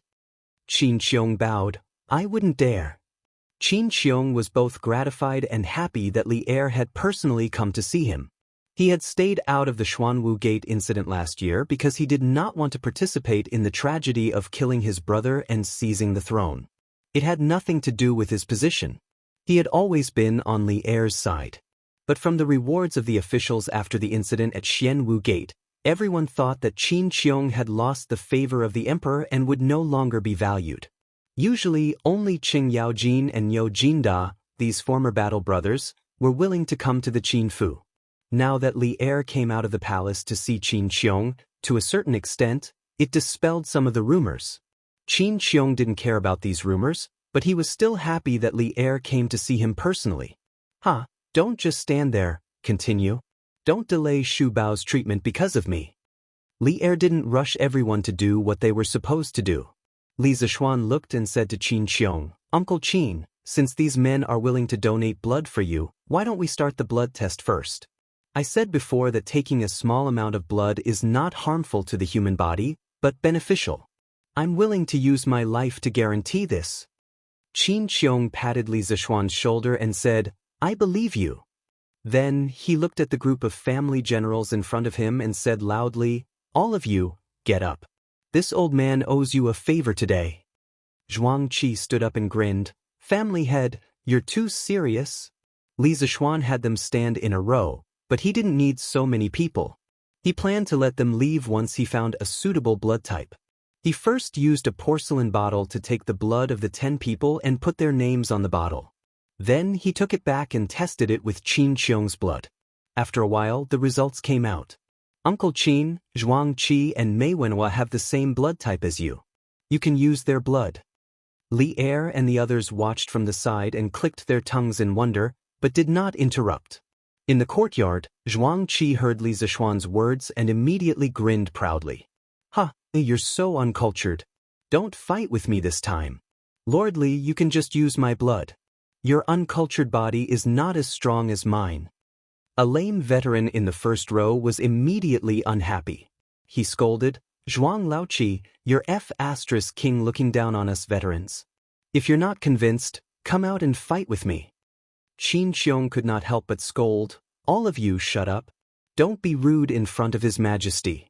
Immediately, the two of them quieted down. Li Er waved his hand, indicating that he didn't care. He had been in the army for a long time and was already used to such fights. Li Zishuan and Sun Simiao looked at each other and stepped forward. "Uncle Qin, just use Zhuang Qi's blood. You can ask the others to leave." Mei Wenhua was indeed a little old. His own blood production ability was not enough. If he gave Qin Xiong blood, he would probably be finished. Qin Xiong nodded and shouted, "Zhuang Qi, step forward. The rest of you can leave." "Master." Mei Wenhua still wanted to fight for it, but he was glared at by Qin Xiong. Everyone came to a bedroom. Sun Simiao went forward to check Zhuang Qi's pulse to see if he was healthy and if he had any medical history. This was what Li Zishuan had told him when he came. He could not let Qin Xiong get infected after the blood transfusion and have other diseases. Zhuang Qi obediently allowed himself to be checked. His expression did not reveal any impatience. After a while, Sun Simiao nodded at Li Zishuan. Li Zishuan ordered Zhuang Qi to lie on the bed. He also asked someone to bring a cushion for Qin Xiong to lie on the ground. This strange arrangement shocked Zhuang Qi. He quickly stood up and said that he wanted to lie on the ground and let Qin Xiong lie on the bed. Li Zishuan slapped him. If they really lay down like that, who would be the one to transfuse blood in the end? After the two of them were in position, Li Zishuan asked them to roll up their sleeves. He picked up the cotton swab, which was actually a ball of steamed coarse cloth tied to the front of a thin stick. In this era, cotton was still a rare ornamental flower. It was not popularized as a crop. Li Zishuan could not find cotton in a short time, so he could only do this. He dipped the cotton swab in alcohol and smeared it on the two people's arms. Suddenly, an unusually strong smell of alcohol filled the air. Cheng Yaojin sniffed hard. He was so greedy that his saliva almost flowed out. He thought to himself, this kid is not honest. He has such a good thing and yet he is still hiding it. Although Li Zishuan liked to drink, he was more concerned about the purpose of Li Zishuan's action. He thought for a long time but still could not figure it out. He could not help but frown deeply. Sun Simiao did not have any scruples. He directly asked, Xiaoxian, what do you mean by smearing alcohol on their arms? As Li Zishuan busied himself, he replied, it's disinfecting. There are some small bugs on the surface of a person's skin that can't be seen with the naked eye. This strong liquor can kill them. In fact, when someone was injured in the army, their wound would become infected because of these small bugs in the air. Although Sun Simiao did not know what air was, he understood the general meaning. He nodded thoughtfully. Li Jing's eyes lit up. He could not help but ask, if this kind of alcohol is used in the military, can it greatly reduce the death of injured soldiers? Li Zishuan nodded and said, in theory, it can. Li Jing looked at Li Er excitedly. Li Er nodded at him, indicating that they should finish treating Qin Xiong's illness first. After disinfecting, Li Zishuan found the blood vessels on Zhuang Qi's arm. Looking at the thick needle, he gritted his teeth and stabbed it in. Zhuang Qi's body trembled, but he did not cry out in pain. Li Zishuan waited for the air in the needle to be exhausted. Then he inserted the other end of the needle into Qin Xiong's arm. Because of the difference in height, the blood slowly flowed through the needle into Qin Xiong's body. Everyone in the room held their breaths and stared at the blood flowing through the needle. They were witnessing the first case of blood transfusion in human history. Gradually, Qin Xiong fell asleep with a satisfied expression. Li Zishuan stared at the hourglass on the table. After a while, he nodded at Sun Simiao. The two went forward to remove the needles from Qin Xiong's arm and used cotton swabs dipped in alcohol to press on the wound. Then, Li Zishuan stood up and started to pack up the tools. Of course, Mrs. Qin went forward to press on the wound on Qin Xiong's arm. As for Zhuang Qi, he acted as if nothing had happened. After pressing for a while, he threw away the cotton swabs. Instead, he sniffed his arm for a while and muttered, "Good wine." A few old soldiers in the room gently carried Qin Xiong to the bed. They saw that his breathing was even and he was sleeping soundly. He was not awakened by the commotion outside. Mrs. Qin stood to the side, happily wiping away her tears. Sun Simiao went forward to check Qin Xiong's pulse again. After a while, he smiled and nodded at Mrs. Qin. This was clearly not the place to talk. After Mrs. Qin reacted, she apologetically called Li Er and the others to the front hall for tea. Li Zishuan wanted to leave after packing up, but Yuqi Jingde picked him up like an eagle grabbing a little chick and brought him to the front hall. Chapter 182. Li Zishuan, can this strong liquor really prevent the wound from getting infected and suppurating as you said? In the main hall of Qin's mansion, Li Er sat alone in the seat of honor while the others sat below in an orderly manner. Li Zishuan was tired for a long time and finally sat down to rest. When he heard Li Er's question, he really did not want to move, so he directly sat on the stool and cupped his hands to Li Er. Indeed, when my teacher treated the wounds of the farmers who were bitten by wild beasts, he would use strong liquor to disinfect them. If your majesty does not believe me, you can test it in the Imperial Medical Department first. Li Er nodded. Li Jing then stood up and cupped his hands to Li Er. This old subject earnestly requests your majesty to introduce this method of disinfection into the army. Every year, the death rate of wounded soldiers in the army is as high as 70%. Many good men did not die on the battlefield, but died from infection. This old subject is truly distressed. Li Er quickly said, I also understand the situation that the pharmacist mentioned.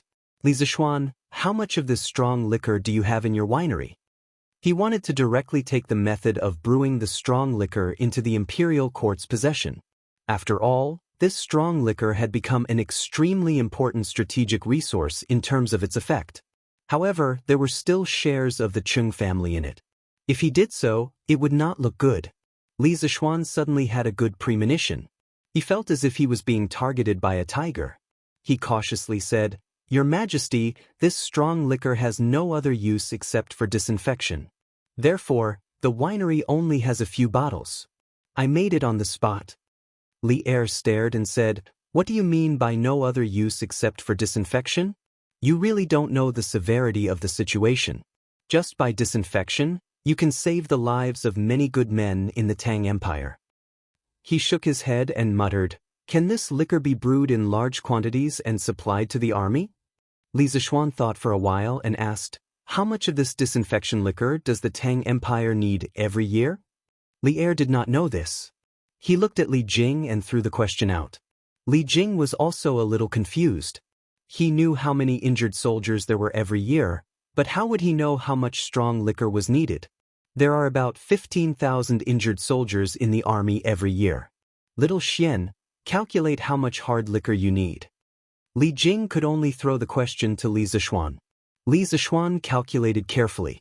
After a while, he said, "Your Majesty, I have roughly calculated that the army needs to store about 600 liters of liquor every year to ensure that it is enough."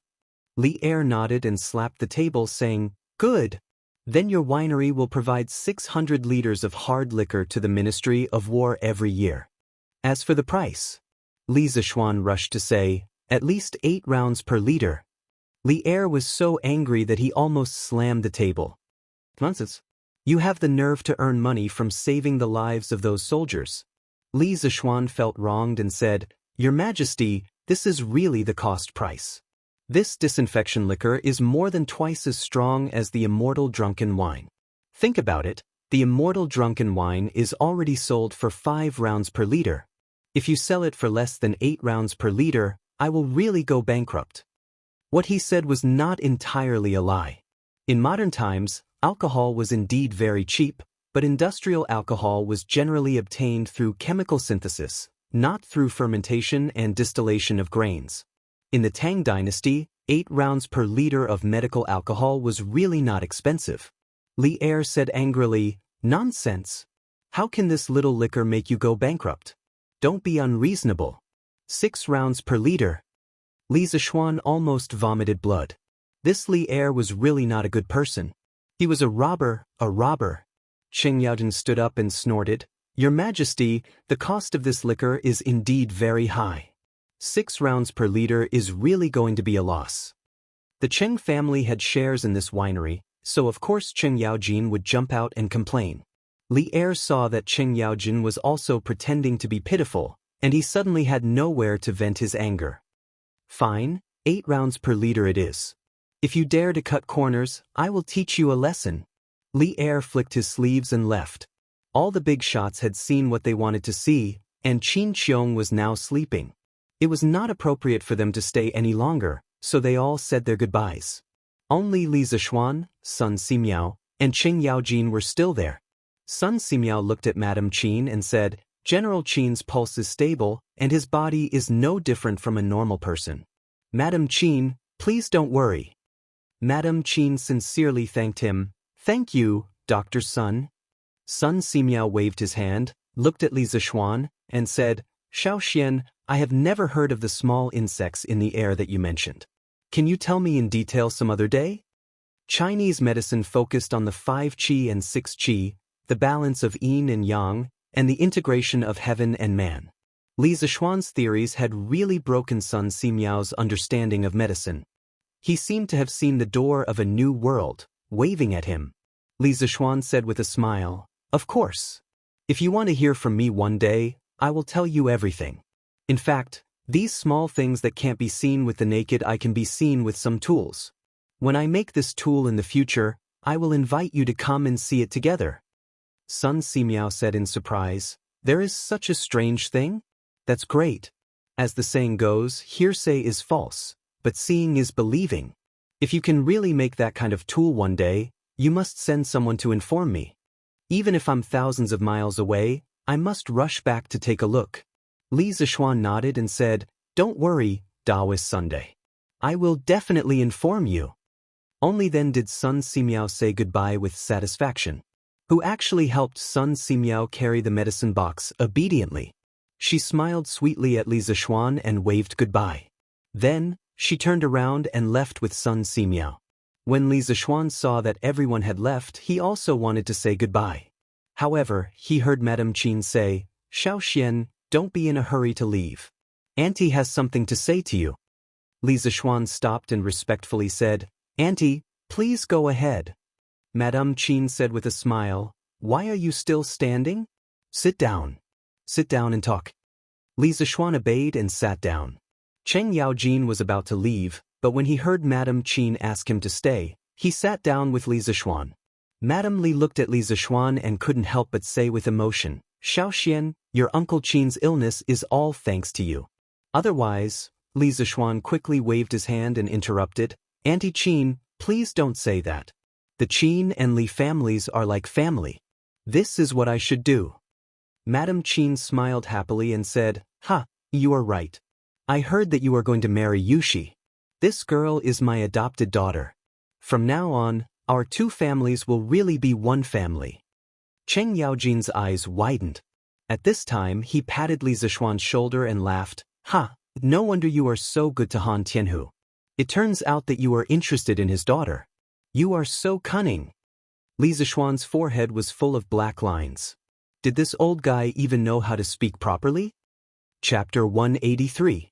When Mrs. Qin heard Cheng Yaojin's nonsense, she glared at him angrily. Cheng Yaojin often chatted and laughed with Qin Qiong, but he still had some respect for this sister-in-law. Sensing Mrs. Qin's angry gaze, Cheng Yaojin laughed awkwardly. Then he consciously removed his left hand from Li Zishuan's shoulder and returned to his seat.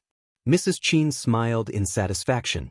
She looked at Li Zishuan and said with a loving expression, "Between you and Yushi, one is Auntie's nephew and can be considered a talent. The other is my adopted daughter and is also naturally beautiful. You two are a match made in heaven. Auntie is very happy that the two of you can be together. Yushi, this girl, her mother passed away early and is also a pitiful child. Our Qin family can be considered half of her family now. I love her very much. In the future, you can't bully that girl, otherwise, I won't let you off." Sweat. Li Zishuan finally remembered that Mrs. Qin could be considered half of his mother-in-law. He hurriedly cupped his hands and promised, "Don't worry, Auntie. Yushi and I are truly in love. After we get married, I'll only love and dote on her. I won't dare to bully her." Mrs. Qin heard this and beamed with joy. "Ha, that's a good boy." Wiping the sweat off his forehead, Li Zishuan finally left the Qin family. Although Mrs. Qin was only half of his mother-in-law, she wasn't easy to deal with. Li Zishuan's ears almost grew calluses from listening to her nagging. When Cheng Yaojin left, he gave him a hand and walked out of the Qin family. "Ha, how are you going to thank me this time?" On the street, Cheng Yaojin patted Li Zishuan and laughed loudly. Li Zishuan thought for a moment and said, "This time, I have to thank Uncle Cheng properly. Otherwise, our winery would have to pay at least 1,000 strings of coins for the 600 liters of liquor His Majesty ordered. Of course, kid, you have to treat me to a good drink on your wedding day. Use the liquor you disinfected Shu Bao today." Cheng Yaojin laughed proudly. There were only a few people in the Tang Empire who could face Li Zishuan directly. Li Zishuan almost knelt down when he heard Cheng Yaojin's words. "Boss, you dare to drink medical alcohol? You must be tired of living." Uncle Cheng, you can't drink this disinfectant liquor. You have to tell His Majesty to strictly forbid the soldiers from drinking disinfectant liquor. This stuff can kill people," Li Zishuan said solemnly. Only now did he realize that he had forgotten to tell Li Er about this matter. Most of the heroes in the army loved to drink. It was hard to guarantee that there wouldn't be drunkards who had designs on this medical alcohol. If this person didn't die on the battlefield and instead died of alcohol poisoning, then Li Zishuan's sin would be great. Hearing how serious his words were, Qing Yaodan stopped smiling and asked, "Are you serious?" "Absolutely. All right, I believe you. Your worries aren't unfounded. I will write a letter to His Majesty tomorrow to clarify this matter." Li Zishuan heaved a sigh of relief and cupped his hands. "Thank you, Uncle Qing." Li Residence West Courtyard. "Xiao Shi, come over quickly." Li Zishuan saw Xiao Shi holding a piece of cloth and looking like she was going to the front courtyard, so he quickly called out, "Young master, what's the matter?" Since they were outdoors, Xiao Shi wasn't worried that Li Zishuan would do something beastly in broad daylight. Thus, she quickly walked over and asked, "Xiao Shi, what did the Taoist priest say when my mother went to the Taoist temple this morning?" Although there was a legitimate reason, cheating wasn't something to be proud of. Li Zishuan asked softly. Xiao Shi smiled and replied, "Young master, so you are still worried about this matter. Don't worry." Xiao Shi secretly gave the Taoist priest 200 coins when old madam wasn't paying attention. Afterwards, the Taoist priest told old madam that young master and young madam are a match made in heaven. Young madam is a blessing for her husband. After marrying her, young master will definitely be promoted and the Li family will have many children and grandchildren. Old madam was overjoyed. When old madam came back, she said that she will go to the Han family tomorrow. After a few days, she will set an auspicious date and young master will be able to get married officially. "That's great, Xiao Shi, you did well. When I, young master, get married, you will be greatly rewarded." Li Zishuan resisted the urge to carry Xiao Shi and twirl her around. He could only clap his hands and laugh excitedly. "Xiao Xian, who is this Xiao Ming? Big brother, I must beat this son of a bitch to death."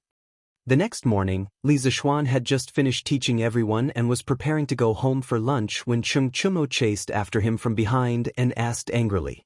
Li Zishuan was confused by the question and asked curiously, "What's wrong?" "Ah, this kid is really hateful. Look at him pouring water into the pond and then pouring water out. Does this son of a bitch have nothing better to do? Isn't he making things difficult for me, old Qing? Also, this kid is always forgetful. He even forgot to bring his things to school. It's fine if he went back to take his things, but he actually asked me, 'Old Qing, when will he meet his mother?' How the hell am I supposed to know? Also, you see." Chen Chimo pointed at the few math problems that Li Zishuan had set in the textbook and kept complaining about Xiao Ming's crimes. Looking at this guy's crazy look, he was probably tortured by these few problems. Li Zishuan was sweating profusely in his heart. Why was this idiot's brain always wired differently from other people? Wasn't it because he wanted to save time and effort when he was setting the questions, so he directly changed all the application questions to Xiao Ming? Does this guy have to be like this? Chonyo, how can you understand it like this? Xiao Ming is just a code name.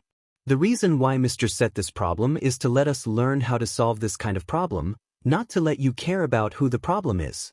Qin Huayu, who was following behind, heard Chung Chimo's funny words and couldn't help but help Li Zishuan to explain with a smile.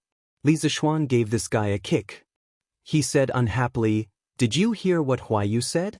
You don't think about proper things and only think about crooked ways. If you continue like this, I'll pay a home visit to the Chung residence and talk to Uncle Chung about your recent studies." Although Chung Chimo didn't know what a home visit meant, he roughly understood after hearing the second half of the sentence. He immediately jumped up and said, "F***C, Xiao Xian, are you still my brother? How can you do something so immoral? Well, you can't win a battle of words, so you want to fight? Come, we brothers haven't sparred in a long time. F***ck, only an idiot would spar with you." After following Li Zishuan for so long, this guy already knew how to call him an idiot. Chung Chimo was really afraid that Li Zishuan would want to spar with him, so he immediately ran away after saying that. Chapter 184. At noon, Li Zishuan finished his meal and prepared to go back to the west courtyard to take a nap. This guy was more carefree than some of the modern civil servants. He only worked half a day and rested for 2 days every 5 days. There was no one else like him. Perhaps even Li Er's quality of life was not as good as his. As soon as he arrived at the west courtyard, he saw Lan Er following him. Li Zixuan rubbed his head with a headache. With this little devil around, how could he sleep at noon? Lulu, what's the matter? Sit. Lan quickly nodded. The little girl looked around and then mysteriously pushed Li Zixuan into the room. She hurriedly asked, Brother, have you noticed anything wrong with Iron Egg recently? Li Zixuan patted his clothes that were messed up by his little sister's pushing and shoving. When he heard this boring question, he couldn't help but roll his eyes. What could be wrong? Of course there is. Brother, as a master, why don't you care about your disciple at all? Li Zixuan said angrily, How do you know that I don't care? Don't I check on his progress every day? No, I'm saying that you don't care about Iron Egg's inner feelings. Li Zixuan was a little confused by Lan Er's words. He asked impatiently, Lan Er, what do you want to say? Just say it. You're really unqualified as a master. Haven't you noticed that Iron Egg has become more and more silent recently? He even talks to me less often. Ver pouted and said with a face full of dissatisfaction. Isn't this normal? Iron Egg has to practice and go to school. How can he have so much time to chat with you? That's not it. Iron Egg used to practice and go to school. But every afternoon after class, he would come to play with Lan. But recently, after Iron Egg came back, he didn't look for Lan anymore. Brother, go and check on Iron Egg at night. What I said is true. Lan said anxiously. The more Li Zixuan listened to his little sister, the more mysterious she became. But in order to avoid being pestered, he could only agree. Okay. I'll go and take a look tonight. Thank you, brother. Lan smiled sweetly. Li Zixuan's heart melted when he heard that. He thought to himself that his little sister was becoming more and more coquettish. After Lan achieved her goal, she did not cause any more trouble in the west courtyard. Li Zixuan's ears finally had some peace. He moved the recliner to the entrance where he could feel the cool breeze. Then, he put on the eye mask that he asked Xiaoxi to sew for him and laid down on the recliner, taking a beautiful afternoon nap. After an unknown amount of time, Li Zixuan felt a few drops of cold water dripping on his face. He subconsciously wiped his face, thinking that it was raining. He instantly woke up and saw Lan holding a dripping towel, laughing mischievously beside him. Oh, Lan didn't I just promise you? What else do you want? Stop fooling around. Let me sleep for a while more. Li Zixuan was about to throw a tantrum when his afternoon nap was interrupted. However, when he saw his little sister's innocent smile, his temper instantly died down. However, he still said unwillingly, Brother, don't sleep anymore. Faubert sent someone over to say that the new car you asked for is ready. Quickly accompany Lan to sit in the beautiful new car. Lan grabbed Li Zixuan's arm and kept shaking it. She was like a little sparrow chirping in Li Zixuan's ear. Li Zixuan was just thinking that if Lan was still here, he would tell her a ghost story to scare her away. However, when he heard that the new car was ready, he immediately sat up and said excitedly, Lan, where's the new car? Has it been sent over? It's still in the workshop. Faubert said that he wants you to go over and see if there's anything that needs to be changed. Brother, bring Lan along. Previously, Li Zixuan had told her about the new car a few times. According to Li Zixuan's description, Lan had always been looking forward to the new car. Now that she heard that the new car was ready, how could she hold herself back? Li Zixuan laughed heartily and stood up. He rubbed Lan's head and said with a smile, All right, I'll bring you along. Ignoring Lan's cheers behind him, Li Zixuan went out and asked Xiaoxi to get a basin of water to wash his face. He instantly felt refreshed. San Bao brought the bai over. Li Zixuan carried Lan and got on the horse. He laughed loudly and said, Let's go. Let's go look at the car. I can't afford a BMW, Mercedes-Benz, or Ferrari in the modern era. Then I'll make my own luxury car in the Tang dynasty. Li Zixuan thought proudly in his heart. Accompanied by the clatter of the horse's hooves on the ground, the siblings arrived at the workshop in a short while. When they walked into the workshop, they saw a huge four-wheeled carriage that was about 12 feet long and 3 feet wide. The sides of the carriage were angular and there were some exquisite carvings. The dark red paint on it gave people a sense of low-key luxury. Compared to the current 4-foot-long and 2-foot-wide ordinary carriage, this luxury car looked like a huge beast from afar. Moreover, it had 4 wheels, so it looked more stable. Li Zixuan was very satisfied just by looking at its appearance. Only then did he have the time to look around the carriage. He discovered that other than Uncle Fu, Yan Xiaoning had also come today. This guy had not been seen for a while, so he did not know where he went. "Hey, Brother Xiaoning is here today. It's rare. We haven't seen each other for a long time. Brother Xiaoning, how have you been?" Li Zixuan held Lan's hand and walked over quickly to greet Yan Xiaoning. Yan Xiaoning said with a bitter face, "The workshop has been so lively recently. Of course, I wanted to come and take a look. However, some time ago, His Majesty ordered the Ministry of Works to mass-produce curved plows and promote them to other provinces and counties. The Ministry of Works is short of manpower. My father recruited temporary craftsmen from the public and took me to be a supervisor. I was released today and heard that you made something good, so I came to take a look." Li Zixuan looked at this poor kid sympathetically and patted him on the shoulder. He smiled and said, "It's good that you're here. You're the technical director of our workshop. Without you, our workshop's progress has slowed down a lot." Yan Xiaoning's mechanical talent was undeniable. He was even better than Faubert. In the future, he could become a god. With such an awesome engineer, Li Zixuan was very assured about the workshop's future development. Yan Xiaoning could not help but roll his eyes. He had just jumped out of the pit that his father had dug for him. Why did he feel that he had jumped into Li Zixuan's pit? This kid was obviously treating him as a coolie. However, he still had 10% of the workshop's shares. This counted as working for himself, right? Yan Xiaoning's mood improved a little when he thought of this. He was too lazy to care about Li Zixuan. He came over and pulled Lan. He smiled gently and said, "Let's go, Sister Lan. Brother Xiaoning will take you to see the new carriage." The two of them jumped directly into the carriage. Li Zixuan was immediately stunned and hurriedly cried out, "Hey, this is my carriage." After saying that, he hurriedly chased after them. Chapter 185. After entering the carriage, Li Zixuan looked at the interior furnishings. Even though this was designed by him, he was still shocked. He saw 2 single sofas placed on both sides of a small long table. Due to the hot weather recently, Faubert specially placed a bamboo mat on top of the sofa to make it look cooler. Li Zixuan secretly praised Faubert's quick-wittedness. Behind the long table, there was a long sofa. It was about 2 feet wide and 8 feet long. It looked like it was just enough for one person to rest on.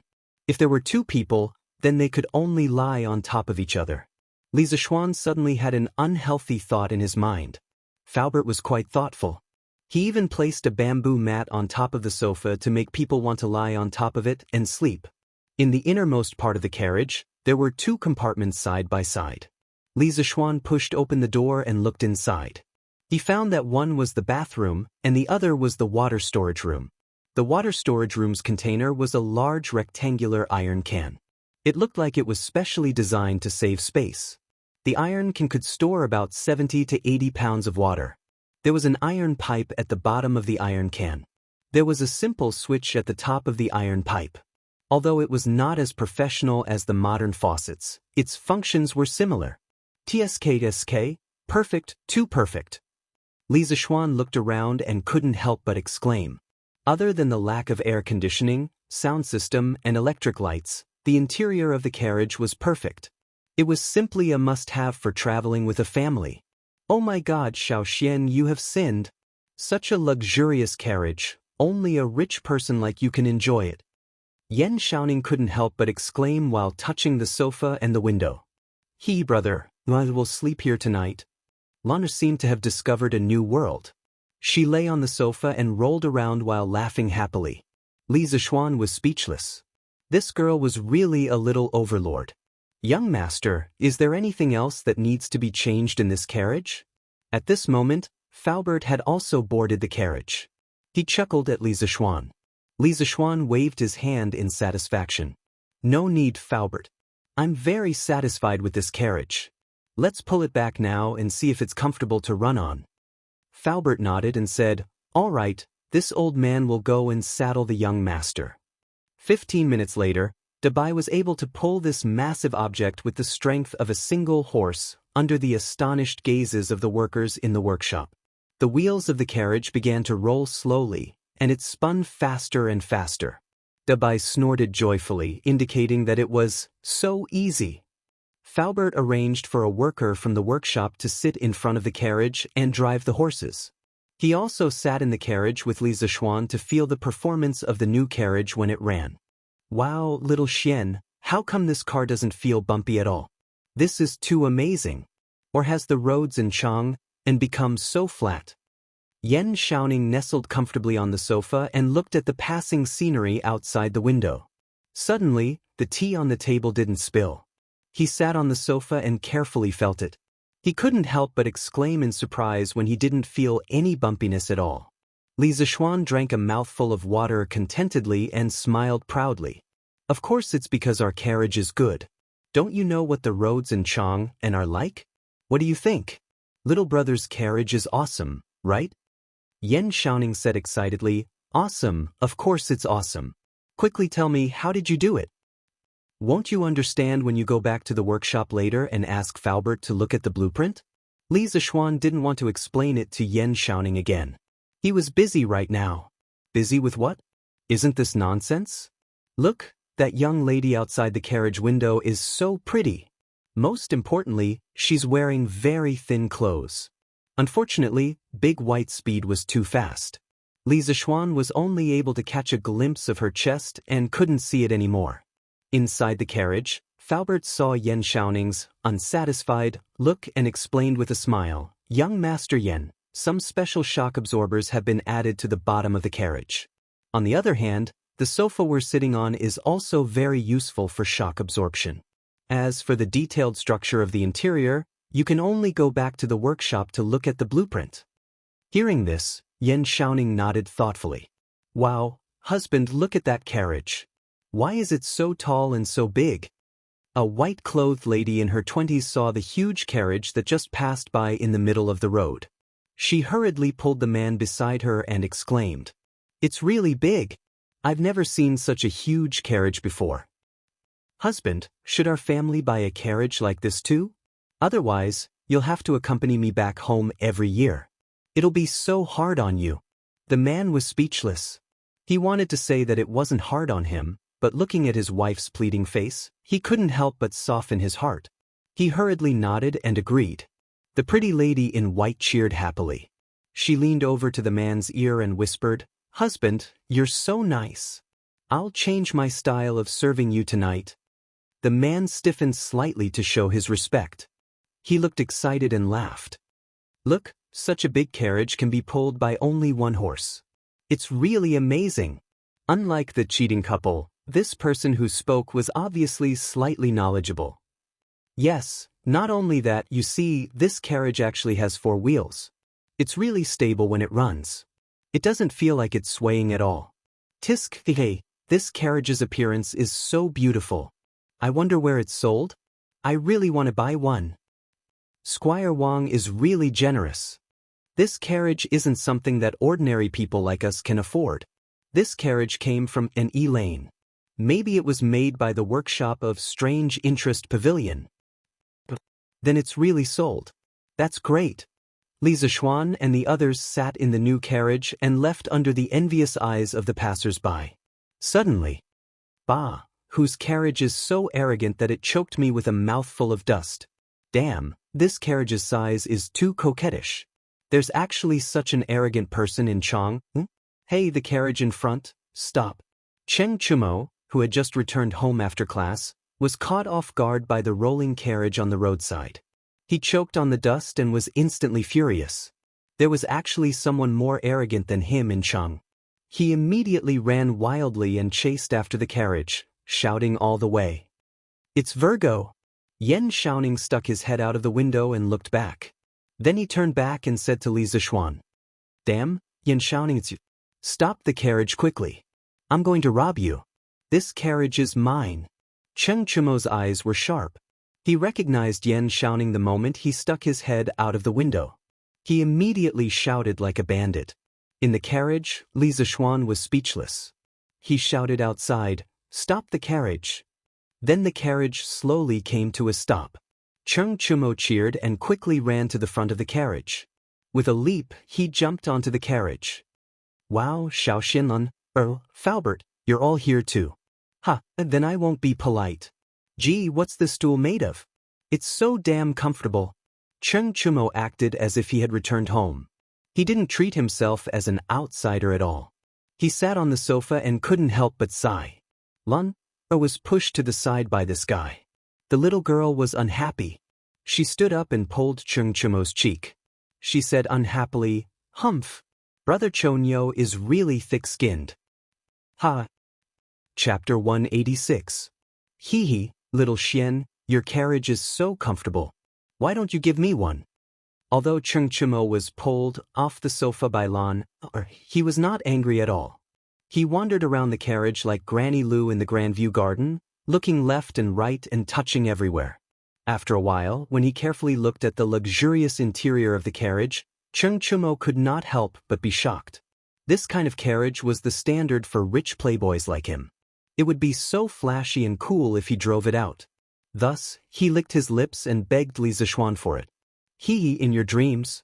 This carriage is the only one in the world." Li Zishuan curled his lips. Don't. Little Xian, why don't you ask your workshop to make a few more? Cheng Chumo urged.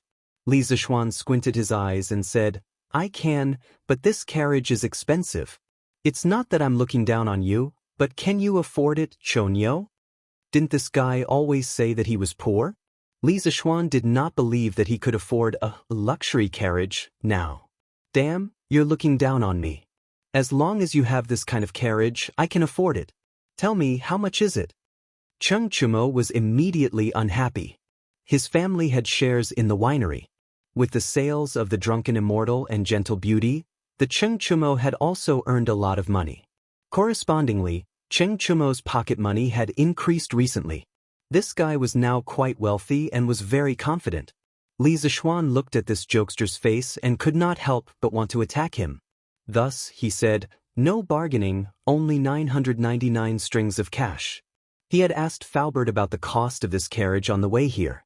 Currently, the average horse carriage sold in the market cost between 200 to 500 strings of coins. However, due to the addition of a lot of advanced technology, such as shock absorbers, roller bearings, iron plates in the compartment of the carriage, and a separate toilet, the cost alone was as much as 400 to 500 strings of coins. Li Zishuan set a price of 999 strings of cash, which wasn't considered expensive. This price was equivalent to buying a Porsche in modern times.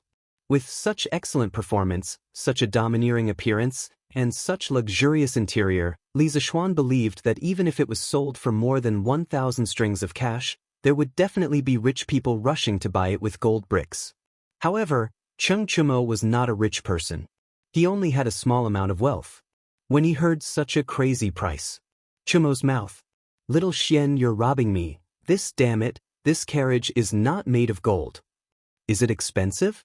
"Chonyo, if you think it's expensive, our workshop will release a cheaper version of the carriage. There's no sofa like the one you're sitting on. There's also no water storage where you washed your hands. It's only 666 strings of cash. If you still think it's expensive, we will release a beggar's version. There's no sofa, no water storage, no toilet, and no iron plates in the compartment.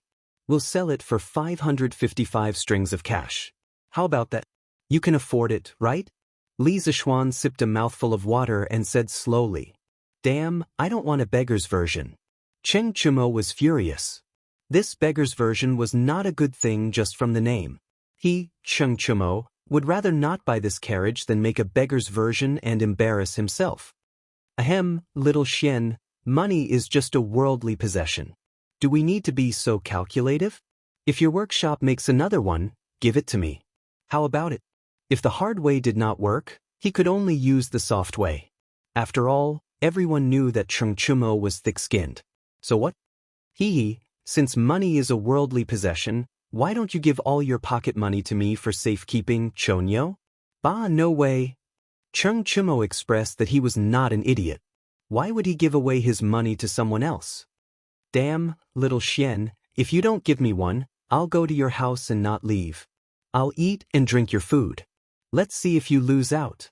Cheng Chumo saw that Li Zishuan was unmoved by force or persuasion, so he had no choice but to use his ultimate move, shamelessness. Yan Xiaoning and Faubert were trying hard to hold back their laughter. Lan did not have so many scruples. The little girl was so happy that she kept giggling and kept saying, "Brother Cho Nyo, you're shameless." Li Zishuan was also speechless. He had never seen such a shameless person. Our house is short on rooms recently. We can only sleep in the woodshed. Damn, you're so unrighteous. You're the one who wanted to stay. Oh, I forgot to tell you. I see that Uncle Cheng and Uncle Chin are getting old, and it's not convenient for them to go out. I plan to give each of them one of these carriages in the near future. Cho-ox, you can stay in our woodshed. Little Xian-yor. Before Cheng Chumo could finish cursing, he heard the second half of Li Zishuan's sentence and finally understood that Li Zishuan was just teasing him. He didn't even bother to get angry and hurriedly corrected himself. Little Xian, you're such a good brother. Ha. After laughing for a while, Yan Xiaoning asked seriously, Little Xian, do you want to give this carriage a name? In the future, when we sell it, it can be better differentiated from other normal carriages. Li Zishuan thought about it and agreed. Just as he was about to speak, Cheng Chumo interrupted, Of course. Xiaoning is right. If it were up to me, we should give it a more impressive name. Only then can it match such a perfect carriage. How about we call it Little Tyrant? Isn't this name domineering enough? After saying that, he proudly winked at Li Zishuan. Li Zishuan cursed in his heart. Little Tyrant? This guy really knows how to think. Nothing much. I've already thought of a name. Let's call it this. As he said that, he dipped one finger in water and wrote 3 letters on the table, BMW. Cheng Chumo went over and was stunned. What does this mean? Yan Xiaoning frowned and muttered, Is this pinyin? Li Zishuan raised his eyebrows and said in surprise, Oh? Brother Xiaoning actually knows pinyin? Yan Xiaoning shook his head and said, His Majesty mentioned in the morning court a few days ago that you invented something called pinyin. It can help children learn to read. He also showed it once in court. I also heard it from my father when he came home. The shape of your characters is very similar to what my father described that day. Li Zishuan nodded in realization. He wasn't surprised at all as to how Li Er knew pinyin. If it wasn't Li Tai who said it, then it was that little fatty Li Chengqian. What pinyin? Little Xian, just tell me what it means. I'll see if it's better than my little tyrant. This guy still couldn't forget about his little tyrant. Li Zishuan rolled his eyes and said, These 3 characters mean, don't touch me. Cheng Chumo grinned and laughed. I thought it was a good name. It's really not as good as my little tyrant. Yan Xiaoning didn't know whether to laugh or cry. He wondered, that's right. Little Xian, isn't this name a little too weird? Li Zishuan insisted, just use this name. Ugly ox, if this carriage could speak, do you know what it would say to you? Cheng Chumo touched the exquisite carvings on the carriage wall and replied, What would it say? F***ck off, don't touch me. F***ck. Chapter 187. Along the way, the carriage was filled with laughter and laughter. It didn't take long for the carriage to enter Yongla Lane and arrive in front of the Li residence. Cheng Chumo reluctantly got down from the Don't Touch Me carriage. He had never sat in such a comfortable carriage before. Li Zishuan angrily slapped his hand away. Along the way, every part of the carriage was touched by this fellow. Fortunately, the carriage was sturdy. Otherwise, he really suspected that the carriage would be fractured by this fellow. In the end, Cheng Chumo still turned around and left. Li Zishuan asked someone to bring the carriage in. He followed Faubert and Yan Xiaoning to the front hall. Li Zishuan asked in satisfaction, Xiaoning, how does it feel to sit in this carriage? Comfortable. I feel that this carriage is very suitable for long-distance travel. Sitting in it, I don't feel tired at all.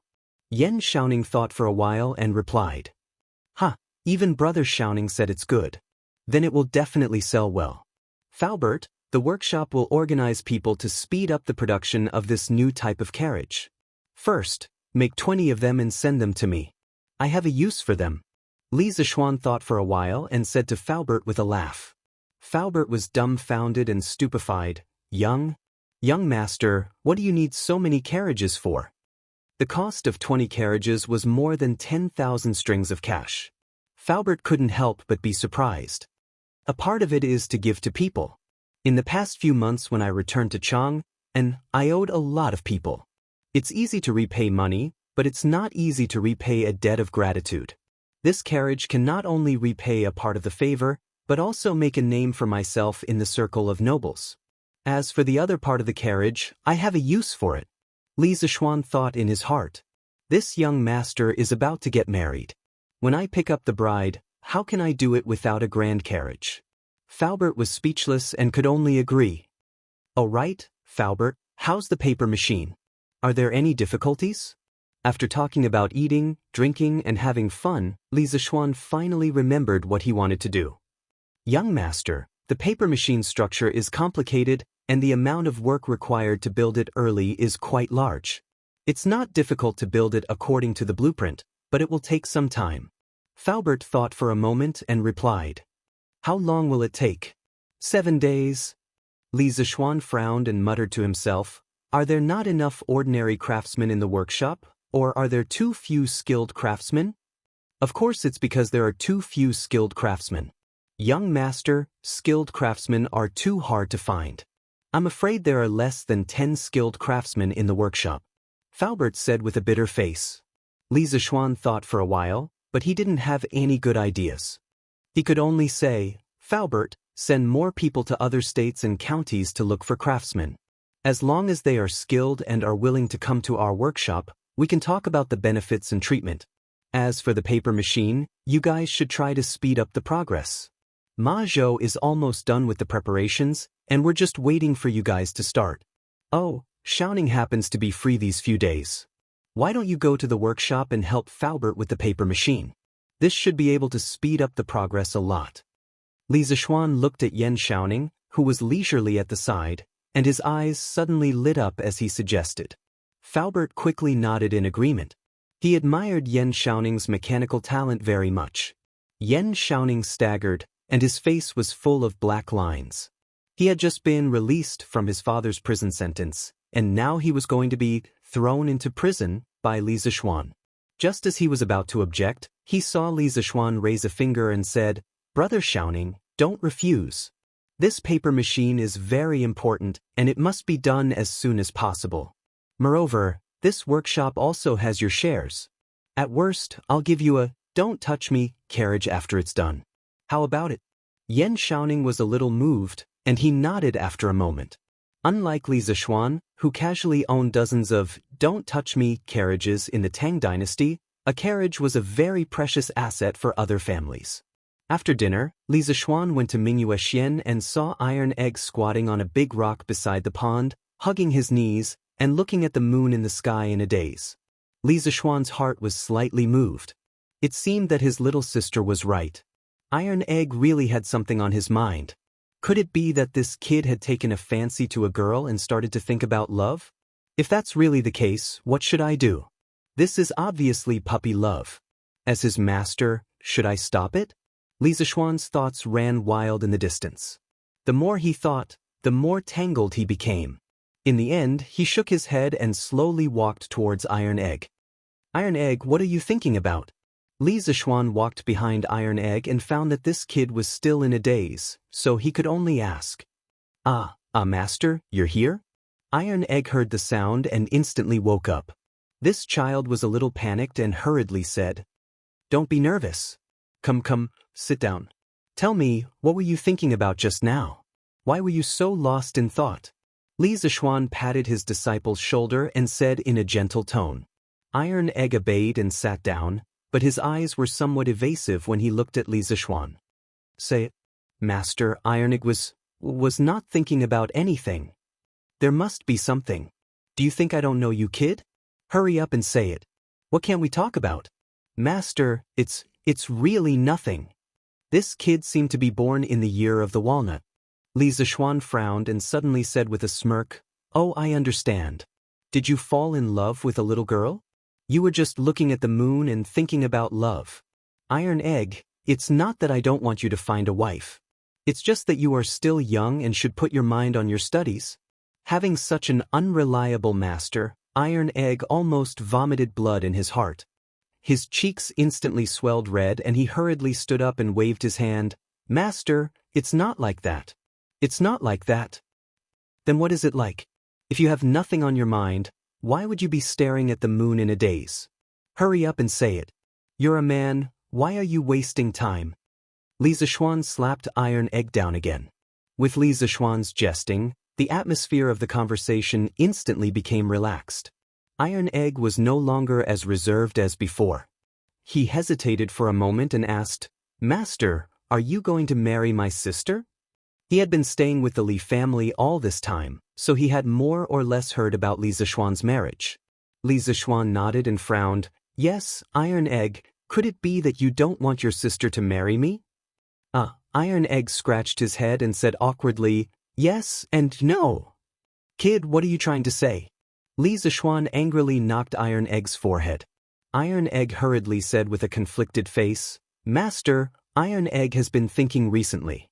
If Master marries my sister, will Iron Egg call you brother-in-law in the future? Or Master?" "Yes, he called me Big Sister." "Where's Big Sister?" "Or Master's wife?" Holy shit, even though Li Zixuan was used to all kinds of strange questions, he was still shocked by Iron Egg's two powerful questions. Chapter 188. Li Zixuan felt a little dizzy after hearing Bruiser's words. It seemed like he could call him anything he wanted. But if he called him whatever he wanted, wouldn't it mess up the seniority? In the end, Li Zixuan stopped thinking about it. He rubbed Iron Egg's head angrily and said in a muffled voice, "Call me by my original identity. Don't think too much. Go back and do your homework. Don't embarrass me in this week's exam." The next day, Li Zixuan ate his breakfast and brought Iron Egg to school. Lan, who had been playing truant recently, came along today. Of course, it wasn't because she suddenly liked to study, but because Li Zixuan drove a luxury car to school today. The little girl was still excited about yesterday, so she came along. After Li Zixuan's consolation, the day before, Bruiser was no longer unhappy. The three of them chatted on and off in the car. Before long, they arrived at the Imperial College. "Wow, whose carriage is this? It's so grand. I don't know. This carriage is really big. It should be Mr. Li's carriage. I know the driver. It's San Bao." The person who spoke was a student of the School of Mathematics. Under the gaze of dozens of students, "Don't touch me," slowly came to the entrance of the School of Mathematics. The three of them got off the carriage one after another. The students in the school heard the commotion outside and ran out to take a look. They were shocked by the huge carriage in front of them. "Hello, Mr. Li. What a luxurious carriage. It's even four-wheeled. The interior of this carriage should be very spacious. SSS, little Xian, where did you buy this carriage? It's even more luxurious than the carriages in the palace. I'll go up and take a look." When Li Tai saw the carriage, he couldn't take his eyes off it. This little fatty didn't know how to be polite. He excitedly jumped into the carriage. After a while, a series of exclamations came from inside. "Damn! This stool is so comfortable. The space here is so big. Damn, there's even a latrine. There's a switch on the pipe?" Impressive, he actually went easy on him. Li Tai screamed inside for a while, then came down and said excitedly to Li Zixuan, "Xiao Xian, sir, where can I buy this carriage? I must buy one too. This carriage is just too perfect. I can't buy it anywhere right now, but I should be able to buy it at the Strange Interest Pavilion soon. Go back to class." Li Zixuan said indifferently. Li Tai's face was full of regret. He touched the carriage and reluctantly returned to the teaching house. The rest of the students couldn't help but take a few more glances at this luxury car before returning to class. The commotion caused by the carriage in the Imperial College was far from over. During the break between classes, students from other schools joined in to watch. It had to be said that under the leadership of the Mathematics and Mathematics Department, the entire Directorate of Imperial College had started a 3-minute class and a 15-minute break. If they didn't do this, there was no other way. The students would keep making a fuss. Now, the instructors of the other schools hated Li Zixuan to death. This carriage looks so luxurious. I wonder what's inside. It would be great if we could go in and take a look. When Sanbao heard this, she immediately opened her arms and shielded the carriage behind her like an old hen protecting her chicks.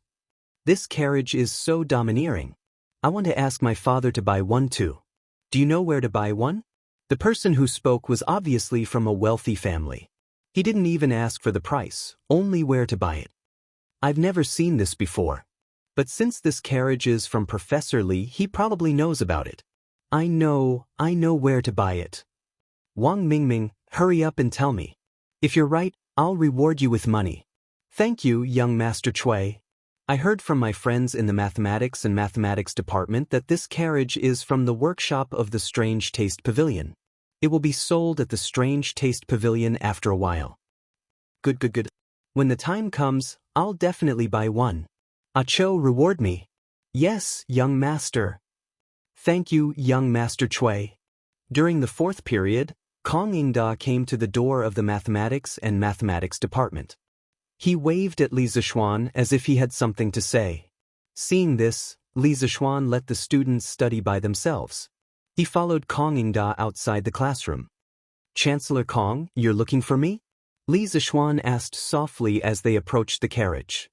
Yes, during the morning assembly a few days ago, His Majesty said that you invented something called pinyin. It can help children learn to read. I'm here today to find out more about pinyin. Kong Yingda said with a serious face. Li Zixuan suddenly understood. Yan Shaoning was still talking to him about this yesterday. He didn't expect Kong Yingda to come looking for him today. So it's about this. Chancellor Kong, why don't we talk about it in the carriage? Li Zixuan didn't wait for Kong Yingda to reject him. He pulled open the curtains and invited Kong Yingda in.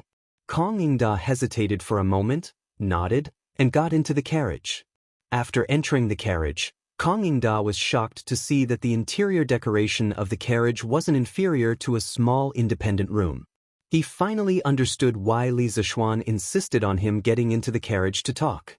This was simply a moving luxury room. After sitting on the soft sofa, Kong Yingda was shocked again. This time, he couldn't hold it in anymore.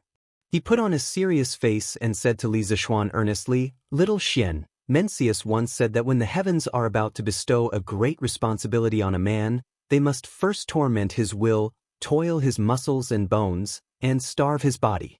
I know that your family is wealthy, but you can't be too immersed in luxury. Li Zixuan was speechless. He saw that Elder Kong was old and it was quite tiring for him to stand outside. That's why he let him get into the carriage and talk things over slowly. Who knew that he would be lectured the moment he got into the carriage? Who the hell could he find to reason with? Chancellor Kong, students nowadays study hard all their lives. Other than realizing their ambitions, most of them use their knowledge to change the lives of their families. This kid's luxurious carriage is used to motivate them. It's to tell them that if they want to sit in such a good carriage like this kid, they must study hard. This way, they will have a goal and be able to study even more diligently. What's more, even though my family is wealthy, I have never forgotten to help the poor. Han Family Manor and Plum Village have nearly 500 families. Because of this kid, they are able to eat their fill and wear warm clothes. It shouldn't be too much for this kid to use the extra money to enjoy life, right? Li Zixuan said with sincerity. Traditional Confucian scholars like Kong Yingda usually believed that people with lofty ambitions must endure hardships and not enjoy life wholeheartedly. Li Zixuan didn't agree with this kind of thinking. What's wrong with me spending the money I earned for myself to enjoy? It's not against the law. What's more, I'm not the kind of person who is heartless and stingy. I've already helped the poor people around me. How can I not be allowed to enjoy life? How can there be such logic in this world? Kong Yingda was rendered speechless by Li Zixuan's seemingly strong excuses. He couldn't help but think to himself, this kid is really good at talking about crooked practices. I've really underestimated him. Li Zixuan didn't want to make this principal too embarrassed and immediately stopped while he was ahead. He coughed dryly and said, "Cough, cough, Chancellor Kong, let's talk about pinyin." Chapter 189. In front of the Institute of Mathematics. In the luxurious carriage of the Li family, Li Zixuan forcefully changed the topic. Kong Yingda saw that he could not persuade the young man in front of him, so he simply went with the flow and discussed the issue of pinyin with Li Zixuan. There were brushes, ink, paper, and inkstone in the carriage. Li Zixuan took the brushes and wrote and drew while teaching Kong Yingda some pinyin knowledge. This old Confucian scholar's cultural foundation was indeed profound. In less than half an hour, Kong Yingda had a simple grasp of pinyin. Not bad, not bad.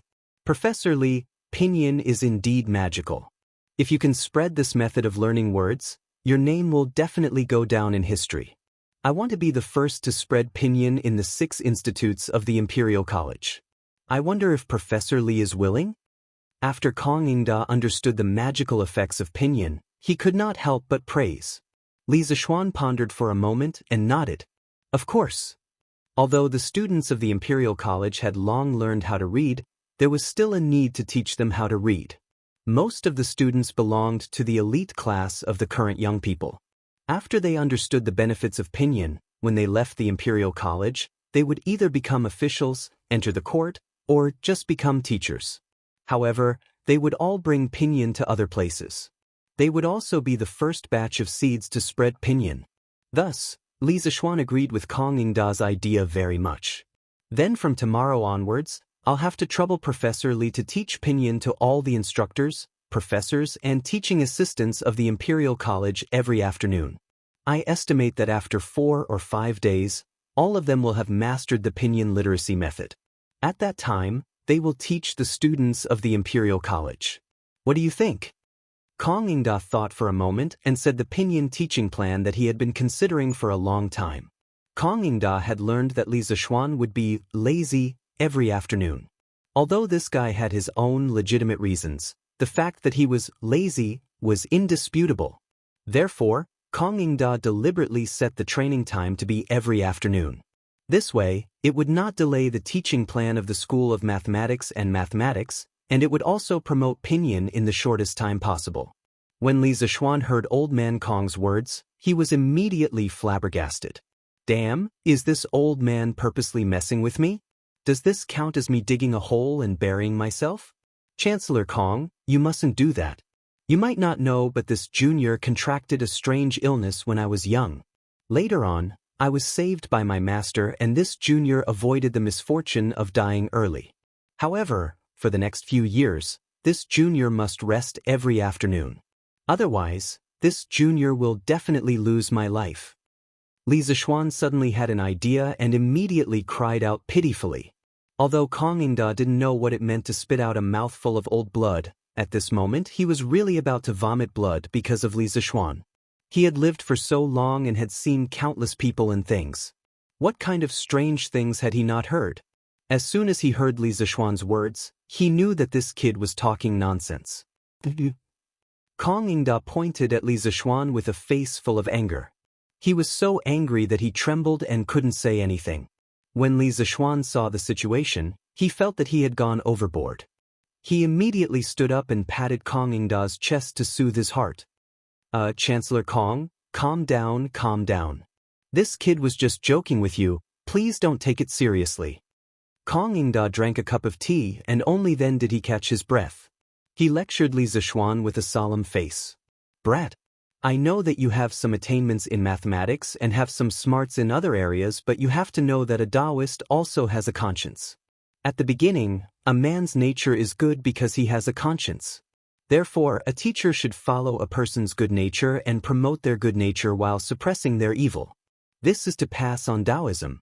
As a teacher, if you don't study how to teach and educate people wholeheartedly, how can you be a role model for others?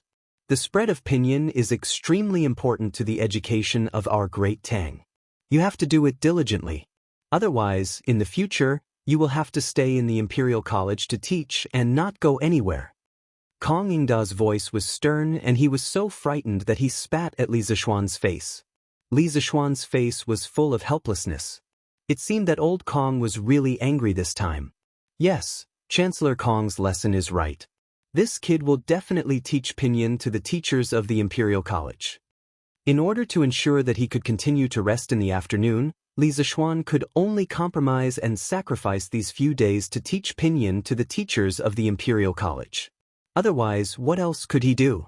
He couldn't go up and fight with this old man. Although he was sometimes a little muddle-headed, he still knew how to respect the old and love the young. Moreover, Kong Ingda had the moral high ground and his words weren't without reason. The spread of pinyin was indeed very important. Kong Ingda nodded his head in satisfaction and prepared to get off the carriage.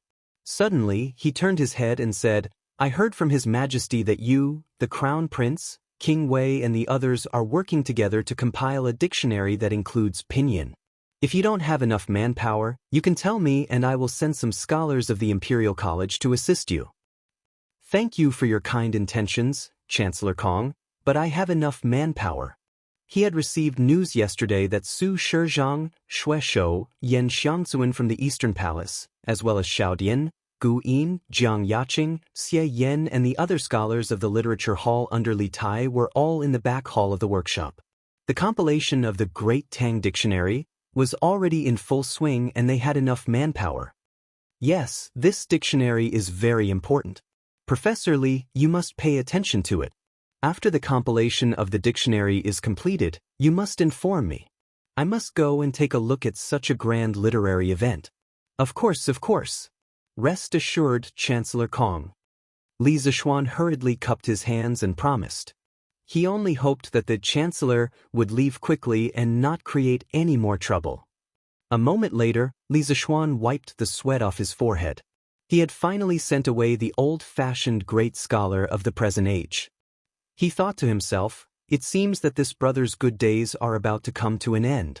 This is really King miserable. But it should only take a few days of hard work.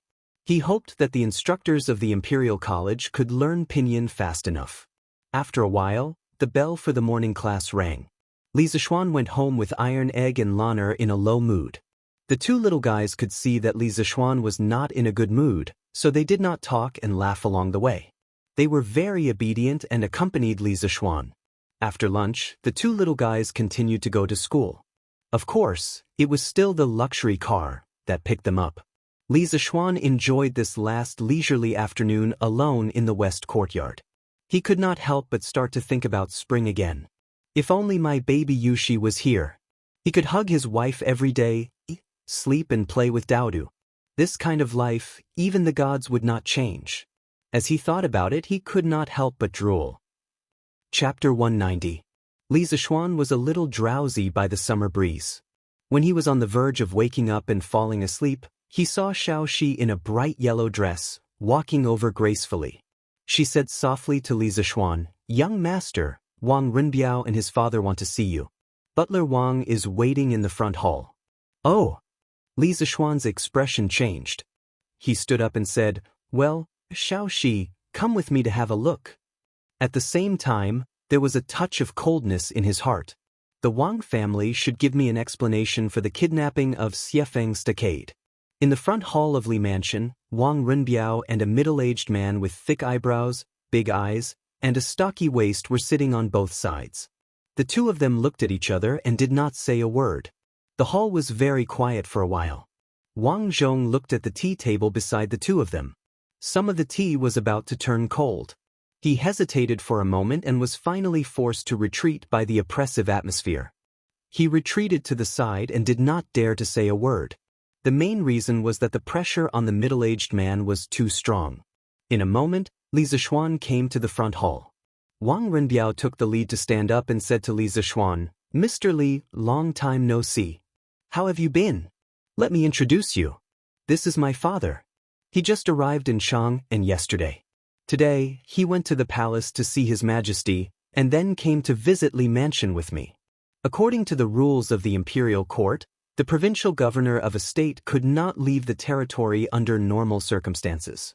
Wang Renbiao's father came directly to Chang and had to report to the Ministry of Personnel.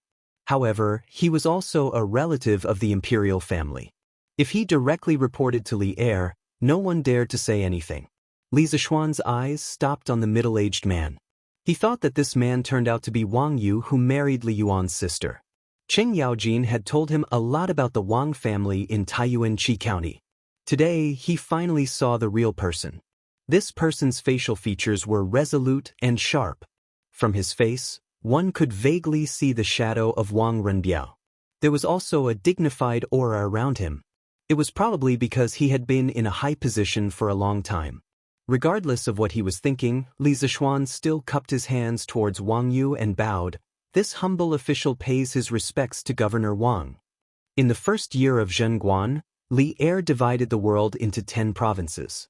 There were a total of 360 provinces in the country. These provinces were divided according to their population into Upper Province, Middle Province, and Lower Province. The provincial governor of Upper Province was secondary grade 3, the provincial governor of Middle Province was primary grade 4, and the provincial governor of Lower Province was primary grade 4. The Sui province that Wang Yu was in charge of belonged to the Central Province. As the provincial governor of Sui province, if calculated according to rank, he belonged to the upper 4th rank. Li Zishuan, on the other hand, was a secondary class 5th rank official, regardless of whether he was a county founder of the country or a doctor of the Imperial College. But logically speaking, it was already a miracle that he was able to reach secondary class 5th rank at his age. Because Li Zishuan was a full 4 ranks lower than Wang Yu, he had to open his mouth and address himself as a humble official. In the officialdom, one had to abide by the rules of the game. If one casually treated a superior with disrespect, then one would not only offend one person, but also the entire official class. At this moment, a faint smile appeared on Wang Yu's tense face. He raised his hands and said with a smile, "Sir Li Zishuan, there is no need to be so courteous. Although this official is far away in Sui province, I have long heard of Sir Li Zishuan's matter. The curved Yuan divine plow has spread throughout the world, benefiting the millions of poor commoners of my great Tang. Today, this official represents the elders of Sui province in thanking Sir Li Zishuan." After saying this, he actually gave Li Zishuan a deep bow. Li Zishuan was shocked and hurriedly said, "There is no need for this, Provincial Governor Wang.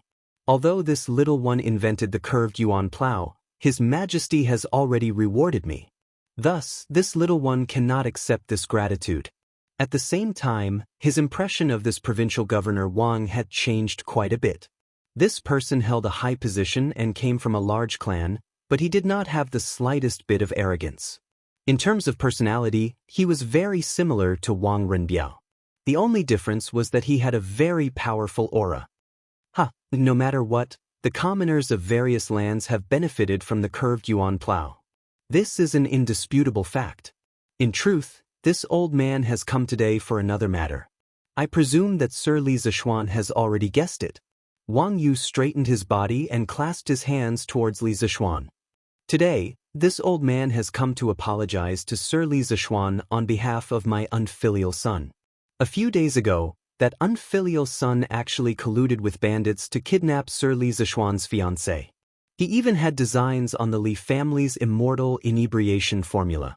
Fortunately, it did not lead to irreversible consequences. Otherwise, that unfilial son would have died 10,000 times. In the end, this matter is because this old man did not teach his son well. If Sir Li Zishuan has any requests, you can raise them. Do not harm the relationship between you and my Renbiao because of this matter." Li Zishuan raised his eyebrows. They had finally come to the main matter. At the same time, he also had some doubts in his heart. From the start, this Wang Yu had a very humble attitude. Logically speaking, as the provincial governor of a province, backed by a large clan, and even married Li Er's aunt, he should not have such a humble attitude towards him. Actually, on the surface, this was indeed the case. However, Wang Yu had his own considerations. Although Li Zishuan was only a provincial governor, his growth potential was enormous. Not only did he have a good relationship with Qing Yaojin, Qin Qiong, and a bunch of other military veterans, he also had a close relationship with Li Chengqian and Li Tai. From the current situation, first of all, Li Chengqian's position as crown prince was very stable. Even if something happened in between, the throne would only fall on Li Tai's head. However, no matter what, Li Zishuan would at least be able to survive through 2 dynasties. His official position would only soar to the skies. Moreover, Li Er's intention to weaken the power of the large clans was already clear. Although Wang Yu had married Li Er's aunt, under the teeth of the storm, his every move would be infinitely magnified. Thus, Wang Yu's current standard of conduct was, don't cause trouble, don't cause trouble. If he caused trouble, quickly turn it into a small one, and a small one into nothing. What if I want Wang Rini to die? Regardless of the meaning behind Wang Yu's humble attitude, Li Zishuan still wanted to sound him out. Of course, if he could directly have Wang Rini die, that would be the best. He had always harbored killing intent towards those who dared to touch his woman. Hearing this, Wang Yu's body clearly trembled. A trace of paleness and struggle flashed across his wrinkled old face. No matter how mischievous his son was, he was still his son. Even a vicious tiger would not eat its cubs. How could he watch his son die before his eyes? Wang Rinbiao looked at his father's pale face from the side. He hurriedly went up to Li Zishuan and clasped his hands. Sir Li, although my younger brother did some foolish things, in the end, you arrived in time to save Miss Han. There was no tragedy. Thus, I hope that Sir Li will be magnanimous and spare his life. Li Zishuan stared into Wang Rinbiao's eyes and asked, the person who showed me the way at Rhinoceros Slope that day, was it one of your people? When he heard the second half of Wang Rinbiao's words, his heart suddenly moved. He remembered that day when he was in despair. A piece of silk with words written on it flew to him. Wang Rinbiao looked at Wang Yu, then nodded to Li Zishuan. It was Yu Yao who was by my side. The day before the incident, Yu Yao found out that my younger brother was sending people to harm you. However, she did not hear their specific plans. Thus, I had Yu Yao follow Xiaoying. When I found out that they were going to harm Miss Han, I ordered Yu Yao to help you save Miss Han. Thus, I hope that Sir Li can give me face and spare my younger brother's life. Chapter 191. In the hall, the atmosphere was a little tense. After Wang Rinbiao finished speaking, he stared at Li Zishuan, hoping that he would agree. Wang Yu was silent for a moment and said, our Wang family was in the wrong in the kidnapping of Xiefeng Stockade. We are willing to pay some price in exchange for forgiveness. If Mr. Li has any requests, you can tell me. I just hope that you can save my son's life. Wang Yu paused and said with a sad expression, no matter what, Ren-Yi is my child. I'm almost 50 years old. To be honest, I've already become indifferent to fame and fortune. I only hope that Ren-Yi and Ren-Yi can be safe and sound. I hope that Li Xiannan can understand me from a father's point of view. If Mr. Li can be merciful this time, our whole Wang family will remember this kindness in the future. Li Zishuan was speechless. Although Wang Yu had been in a high position for many years, at this moment, he was just like an old father. Only, Li Zishuan didn't understand. With such an irresolute and indecisive personality, how had he managed to get to the position of patriarch? In the novels in his previous life, the heads of the big families should be indifferent and ruthless. Everything should be based on the interests of the family. Provincial Governor Wang, since you said so, and Cousin Rini did provide me with a lot of help in the kidnapping that day, then let's forget about this matter. But I don't want Wang Rini to jump out and harm my relatives in the future. Otherwise, I will definitely kill him at all costs. At that time, even if the Cui and Wang families attack me together, I will not be afraid. The 7 big families have been high and mighty for thousands of years. Others are afraid of them, but I am not. At worst, I will pierce a hole in the sky. Li Zishuan thought about it. This time, he really could not kill Wang Rini.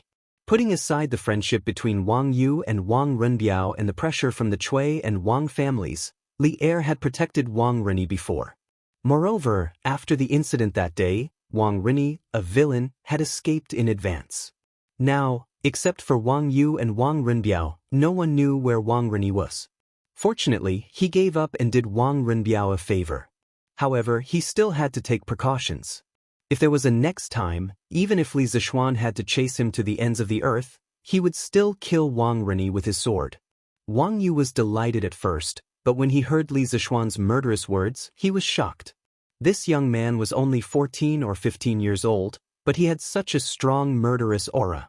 Don't worry, County Magistrate Li. That unfilial son has already been imprisoned by the clan's punishment hall. He won't come out to do evil again. For this matter, our Wang family owes you a favor. If Li Xiannan needs any help in the future, feel free to let Renbiao know. Once this old man receives the news, I will definitely do my best to help. Li Zishuan nodded his head silently, but his heart was in turmoil. He did not expect the Wang family to have a law enforcement hall. This plaything sounded similar to the cultivation sects in some cultivation novels. There were law enforcement hall, elder hall, law enforcement hall, law enforcement hall, law enforcement hall, elder hall, law enforcement hall, and so on. It seemed that none of these traditional aristocratic families were simple. In order to express my sincerity, this old man has specially prepared some humble gifts. I hope County Magistrate Li can accept them. After saying this, Wang Yu took a red sandalwood box from Wang Renbiao's hands and handed it to Li Zishuan. Li Zishuan was really overwhelmed by the favor. The matter had already been discussed and the misunderstanding had been cleared up. Wang Yu, as the provincial governor of a province, actually still wanted to give a small fifth-rank official like him a gift. What was he trying to do? Was this old man really the Wang family's patriarch? Why was he so low-key? No need, no need. Provincial Governor Wang is too polite. Li Zishuan hurriedly waved his hand to refuse. After all, one's mouth was too soft for others. There are only some worthless things inside. County Magistrate Li's refusal, could it be that you are still unwilling to reconcile with the Wang family? Wang Yu pushed the box in front of Li Zishuan again. After a few more times, Li Zishuan finally accepted. In any case, Wang Yu said that the things inside were worthless. Since he had accepted them, then so be it. After chatting for a while, Wang Yu and his son tactfully took their leave. During this time, the two sides naturally reached many agreements. For example, the cooperation that Li Zishuan and Wang Renbiao had previously discussed. After the kidnapping incident, Li Zishuan had unilaterally stopped the supply of wine to the Strange Interest Pavilion and the winery. At that time, Wang Renbiao felt that the Wang family was in the wrong, so he did not raise any objections. Now that the relationship between the two sides had been mended, the cooperation was restarted. After returning to his room in the west courtyard, Li Zishuan was no longer sleepy. His eyes inadvertently glanced at the dark red sandalwood box beside his hand. His heart skipped a beat, and he picked it up and weighed it in his hand. Hey, it's quite heavy. I wonder what's inside it. Li Zishuan carefully opened the wooden box, and was immediately blinded by the light. The wooden box was divided into 2 rows and 4 rows, and there were 8 small compartments. In each compartment, there was a fist-sized luminous pearl lying quietly. Inside the luminous pearl, the fluorescent light flowed like liquid. If there was only one, it might not be so dazzling, but when all 8 of them were placed together, it was really dazzling. Oh my God! That old geezer Wang Yu actually said that these were just some worthless playthings. If they weren't valuable, then what was valuable about them? The Wang family seems to be richer than me. Li Zishuan had only seen these genuine luminous pearls in some documentaries in his previous life. Although the principle of the luminous pearl was very simple, and there were many artificial luminous pearls that cost 6 yuan on certain treasures, these natural luminous pearls in front of him were really priceless. At least, he had not seen anyone selling luminous pearls of this size on the market since he transmigrated here. He did not know where that old man Wang found so many luminous pearls. He really put in a lot of money. Father, are you going to give those 8 luminous pearls to Li Zishuan just like that? Wang Renbiao asked Wang Yu in a vermilion carriage on the street. Wang Yu had been resting with his eyes closed. At this moment, he said without opening his eyes, "They are just some inanimate objects that emit light. If we keep them in the family's treasury, they will only gather dust. It's better to use them to ease the relationship between the two families." Father, is the situation of the aristocratic families really so bad? Wang Renbiao was also very surprised by his father's humble attitude today. But after thinking for a while, he guessed why Wang Yu was like this, but he still did not quite believe it. Wang Yu finally opened his eyes. He looked at Wang Renbiao and said in a deep voice, "Today, I have an audience with His Majesty." His Majesty has also indirectly warned me to restrain the children of the family. And according to His Majesty's intention, I'm afraid that it won't be long before he makes a move on the aristocratic families.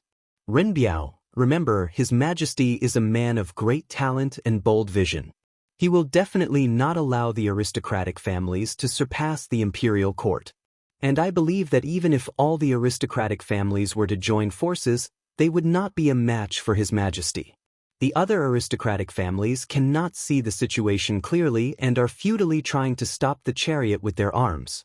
But our Wang family must see the situation clearly and learn to protect ourselves. Otherwise, no matter how strong the imperial favor is, the Wang family will be destroyed in an instant. Wang Renbiao nodded with a solemn expression. Yes, father, I will remember. Wang Yu looked at the endless stream of people outside the carriage. After a moment of silence, he sighed with a tired face. Sigh, the tree wants to be quiet, but the wind will not stop. Chapter 192. The rain was pitter-patter, and the sky was gloomy. Due to the lack of light in the classroom, it was dark and gloomy. Li Zishuan sat at the lectern, his eyes fixed on the students who were doing their test papers. There was no lectern in the classroom, but he felt that it was uncomfortable to lecture on flat ground, so he had someone build a lectern and moved it in. It was a rare day of cool weather. After so many days of heat, it finally rained. Li Zishuan was wearing a thin white gown. He was lying on the tall and long desk in front of the lectern, looking at the students who were doing their tests. He felt very satisfied. Once upon a time, he was like them, sitting upright and still, racing against time to answer the questions. Not only did he have to ensure that his answers were correct, but he also had to ensure that they were correct. That was not a normal kind of hard work. Now, he could be considered to have opened up a god's perspective. He was high up watching others take their tests. Naturally, he felt different. That's right. Today was the small test that was held every 7 days. However, Li Zishuan habitually called it a weekly test in his mind, even though people in the Tang dynasty did not know what a weekly test was. His thoughts flew back to 2 days ago. Under Kong Yingda's strict supervision, Li Zishuan had no choice but to conduct 2 afternoons of pinyin, special training sessions, for all the instructors, teaching assistants, and professors of the Imperial College. Letting a 14-year-old child teach to these old scholars who were mostly in their 40s, and there were even some who were in their 60s, was bound to cause some people to express their dissatisfaction. However, this time, Kong Yingda personally supported Li Zishuan and made it clear that if anyone did not pay attention and did not learn pinyin in the end, Kong Yingda would personally report to His Majesty and expel them from the Imperial College. This kind of extremely strict punishment system directly nipped in the bud the restless instructors who wanted to jump out and cause trouble in the bud. One had to know that the positions of instructors, teaching assistants, and professors of the Imperial College were a great honor for scholars. Speaking of which, these positions were even more awesome than being a professor at Peking University or Tsinghua University in his previous life, because these positions all had ranks. In this lifetime, they had studied hard for decades, and it was not easy for them to get to where they were today. How could they bear to be stripped of this glorious position just like that? Therefore, during the 2 afternoons of classes, there was no such thing as showing off or slapping people in the face. Instead, each of them was more serious than the other, and with the help of the blackboard, the learning efficiency of these teachers of the Imperial College was surprisingly high. However, their attitude towards Li Zishuan had completely changed after they had grasped the basics of pinyin. After so many years of teaching, how could they not see the greatness of pinyin? As a result, their attitude towards learning became more and more correct. During class, the expressions on their faces were as fanatical as if they were on a pilgrimage. Sigh, these teachers learn things really fast. But this is even better. I estimate that in another afternoon, they will all be able to grasp pinyin. At that time, wouldn't she be able to return home every afternoon to sleep and tease the servant girls? How carefree would that be? Li Zishuan propped up his cheek with one hand and sat there thinking happily. Suddenly, he caught a glimpse of movement below. His position had a high platform view. Some students might think that Li Zishuan wouldn't be able to see what they were doing under the table, But what they didn't know was that sitting on the podium, he could use the high platform view to see every single movement below clearly.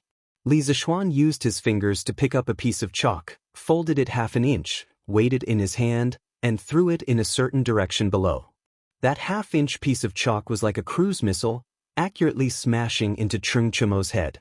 Cheng Chumo, who had been sneaking glances at Qin Huaiyu's paper, was shocked by this sudden attack. He quickly looked toward the podium and met Li Zishuan's fierce gaze. "Humph.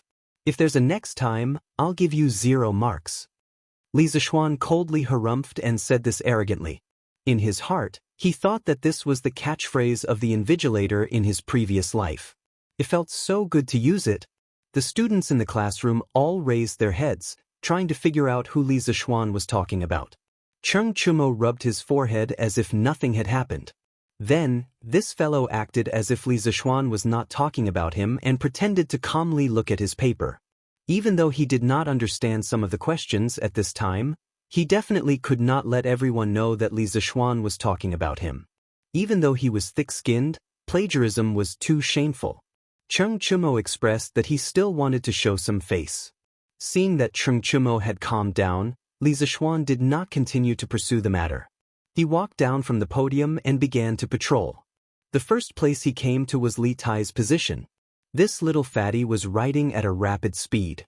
He did not seem to be affected by the commotion just now and was quickly doing calculations on the draft paper. Li Zishuan glanced at his paper and was slightly surprised. This little fatty had actually finished the second to last question. His speed was really fast. There was still nearly an hour before the exam ended. He just did not know how accurate this kid was. Li Zishuan paused for a while before continuing his patrol. He found that most of the students were still stuck at the 5th or 6th last question.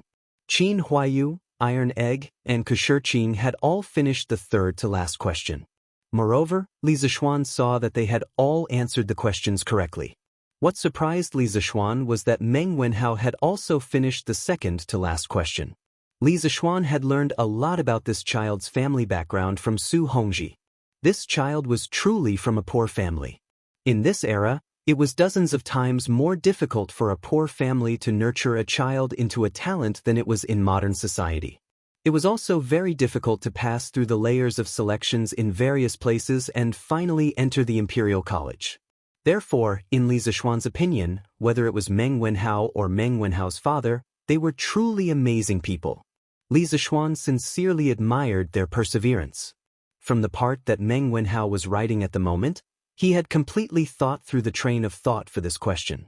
As long as he did not take the initiative to court death, he would definitely be able to get all the points for this question. Li Zishuan secretly nodded and thought to himself, if this child can get into the top 3 in this weekly exam, then I'll pay a visit to their home and help their family solve some of their living difficulties. He admired hard-working and diligent children like Meng Wenhao from the bottom of his heart. When Cheng Chumo saw Li Zishuan coming over for an inspection, he hurriedly covered his paper and glared at Li Zishuan to prevent him from looking. Li Zishuan was speechless and thought to himself, is this guy's brain short-circuited? Aren't you going to show me your paper sooner or later? Why are you covering it now? Li Zishuan snorted unhappily and returned to the podium. Chapter 193. Clang, clang, clang. The bell rang, signaling the end of the class. Li Zishuan stood up, knocked on the table and shouted, "Stop writing, stop writing. The last student in each row, stand up and collect the papers. If you don't stop writing, I'll give you 0 marks." Cheng Chumo's wrist shook, and he quickly put down his pen. He looked at Li Zishuan bitterly, and then stood up to collect the papers. After all, he was sitting in the last row. After a while, all the papers were collected. Li Zishuan tidied them up, and then he looked at the weather outside and said, "We'll have a break in the afternoon. You don't have to come. Have a good rest at home." The exams had just finished, so no one was in the mood to go to class. Moreover, it was raining heavily outside. Although the children all had straw raincoats, the raincoats were barely enough to block the rain. Also, tomorrow and the next 2 days were off, so he might as well give them an extra half-day off. "Oh sir, that's great. We finally have a break.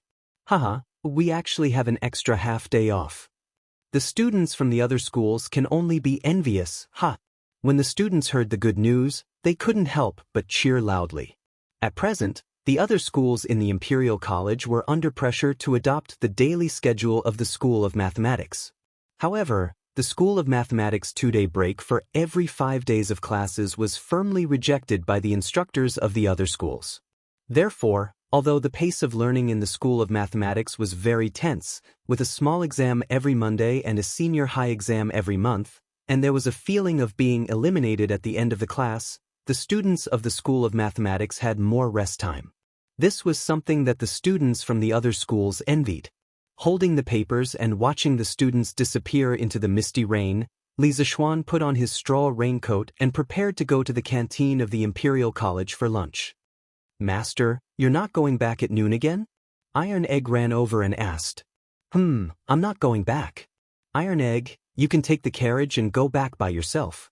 I'll ask Sanbao to bring the carriage here in the afternoon." In the past few days, Li Zixuan had to stay in the Imperial College to teach the instructors in the afternoon, so he basically didn't go back at noon. Instead, he ate in the canteen of the Imperial College. 2 days ago, Iron Egg also stayed with him and didn't go back. However, the Institute of Mathematics was closed this afternoon, so Li Zixuan asked Iron Egg to go back first. Iron Egg responded and quickly packed his things, preparing to go out. There was a guy waiting outside for a free ride. "Hello, Mr. Li." "Hello, Dr. Li." "Greetings, Grandmaster." Due to the heavy rain today, many students were unwilling to go home for lunch, so there were many people in the cafeteria. As soon as Li Zixuan came in, many students greeted Li Zixuan. Some were from the Institute of Mathematics, and some were from the Institute of Imperial College, for Gates Academy, and other institutes. This guy was now a popular figure in the Imperial College. First, he came up with the blackboard chalk, then came up with the recess system, and then came up with a 2-day recess system that made all the students in the other institutes extremely envious. In addition, in the past few days, he had been training all the instructors in pinyin, so there were often students who came over to watch the fun. Therefore, some students would occasionally call him Grandmaster. Yesterday, Li Zixuan heard someone call him Grandmaster for the first time, and he almost knelt down. After that, he went over to the student and asked for the reason, and suddenly he didn't know whether to laugh or cry. He was not even 15 years old, and he had already become someone's Grandmaster. Li Zixuan ordered a meal, found a seat at random, and began to eat. To be honest, the food in the cafeteria was not delicious. It was completely incomparable to the food in the Li family, but it was still bearable. "Hey, Grandmaster, is there no one here? How come Iron Egg isn't eating with you today?" A loud and clear voice sounded in his ear. Li Zixuan raised his head and saw that it was the little bastard who first called him Grandmaster yesterday. His name was Sun Zifan, and Li Zixuan had almost been annoyed by Sun Zifan's name yesterday. This guy was a top student in the Imperial College, but he had only gotten in because of his father's relationship. His father's name was Sun Fujia, and he was an amazing person. During the 5th year of the Tang Dynasty's Wuda era, he had obtained first place in the imperial examination and became the top scholar. He could be considered the first top scholar in China's history. After Li Er ascended the throne, he was bestowed with the title of Baron, living in Lun, and becoming a vice-chancellor of the Supreme Court. The Supreme Court was equivalent to the modern Supreme People's Court, and the vice-chancellor of the Supreme Court was equivalent to the vice-chancellor of the Supreme Court. It was a lower third-rank official, and there were usually 2 of them. Yuan Wendao, who had impeached Li Zixuan last time, was also a vice-chancellor of the Supreme Court. However, this guy was not as talented as Sun Fujia, so Sun Fujia was definitely more likely to be promoted to vice-chancellor of the Supreme Court. Li Zixuan lowered his head and continued to eat. He casually replied, "Yes, the Imperial College will be on holiday this afternoon," so Iron Egg went back. Sun Zifan had just sat down unceremoniously when he heard Li Zixuan's words. He immediately exclaimed, "Damn, why is the Imperial College on holiday early?" Sun Zifan immediately expressed that he could not accept the fact that the Imperial College was on holiday at the weekend. Li Zixuan pursed his lips. Sometimes he really wondered if this unlucky kid was Sun Fujia's biological son. Logically speaking, since Sun Fujia could be the top scorer in the exam, even if his son's results were not top-notch, he should at least be polite, right? In the end, this guy was obviously the same as Chung Chumo, a careless and rash person. However, he was much younger than Chung Chumo, probably only in his teens. They just finished the exam this morning. I saw that they were working too hard, so it's not too much to give them half a day off, right? Even if Chancellor Kong knows about it, he can't say anything. Li Zishuan said faintly, but his words really attracted some hatred. Mr. Li, how can you do this? That's right, Professor Li, how can you give the people from the Imperial College such a long holiday? I can't take it anymore. When the students from the other schools who were eating nearby heard Li Zishuan's words, they all started to denounce him. Li Zishuan had been eating in the canteen recently and had become familiar with many students. As his personality was more casual and he was very young, about the same age as most of them, many students liked to talk to him. Sometimes they would make some harmless jokes, but Li Zishuan was not angry. Instead, he would go along with their jokes and tease them. This led to everyone calling him teacher, but they would always talk to him as if he was a good friend. Li Zishuan waved his hand and laughed. Who asked our Imperial College's students to have such outstanding results? As a teacher, of course, I have to sympathize with them. What's wrong with giving them half a day off? Suddenly, there was a wave of wailing from the surroundings. Damn! Sun Zifan put down his chopsticks, indicating that he could not take it anymore. He shouted exaggeratedly, Grandmaster, do you still want people from the Imperial College? Quickly take me in as well. A 10-year-old kid was dancing and shouting there, looking very funny. Instantly, there was a wave of laughter from the surroundings. Chapter 194. In the canteen of the Imperial College. Hearing Sun Zifan's words, Li Zishuan put down his chopsticks, raised his head, and glanced at this joker. He said unhappily, Go back and ask your father if he's willing to let you come to the School of Mathematics. It wasn't that Li Zishuan was belittling himself, but there was a hierarchy among the 6 schools of the Imperial College. The School of Mathematics, School of Books, and School of Law were basically at the bottom. The students of these 3 schools had to stand out in the annual assessment to have the chance to be promoted to the 4 gate schools, then the School of Imperial College, and finally the School of Imperial College. Sun Zifan was able to enter the School of Imperial College because his father was a 3rd-rank vice-chancellor of the Supreme Court. However, if his father was more powerful and was promoted to a 3rd-rank vice-chancellor of the Supreme Court, then he might be able to enter the Imperial College directly. Under the current hierarchy of the Imperial College, it would be strange if Sun Fujia was willing to let Sun Zifan go to the School of Mathematics. Sun Zifan chuckled and said, Hee, Grandmaster, my father already knows that you invented pinyin. He also admires you very much. Moreover, the Prince of Wei and the sons of the 3 dukes are currently studying in the School of Mathematics. Why wouldn't my father want me to go? Just tell me if you'll accept me as a student or not. Even if the sky collapsed, there would be a tall person watching over it. With Li Tai, Chung Chumo, Qin Huayu, and Yuqi Baolin, these awesome second-generation hedonistic sons of rich families leading the way, what other people had to worry about? Although Sun Zifan this fellow's mouth was unrestrained, his heart was clear. When the other students heard this joker's analysis, they all felt that it was reasonable. In this way, not only did the School of Mathematics have good benefits, the teachers were friendly, and there was also Li Tai, Chung Chumo, and these hedonistic sons of rich families supporting them. They didn't have to worry about their future. Only a fool wouldn't go to such a good place. Therefore, Li Zishuan's surroundings immediately became lively. Yes. Mr. Li, is your school still hiring?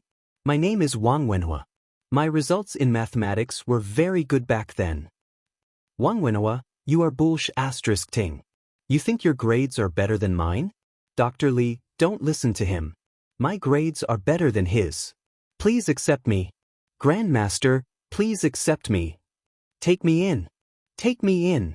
Collect your sister. Li Zishuan's forehead was full of black lines. He couldn't even eat. The *ck, If it were a group of female students crying and begging him to accept them, he would be very excited. At least it would prove that he was very manly. However, in front of him, there were some men clamoring for him to accept them. What the F***ck was this? Ahem, I can't make the decision on this matter. The rules of the directorate don't allow you to go wherever you want. You should go and talk to the chancellor. Li Zishuan hurriedly threw away the responsibility. If he really accepted them, he would offend a lot of people. When that time comes, how would he survive in the directorate?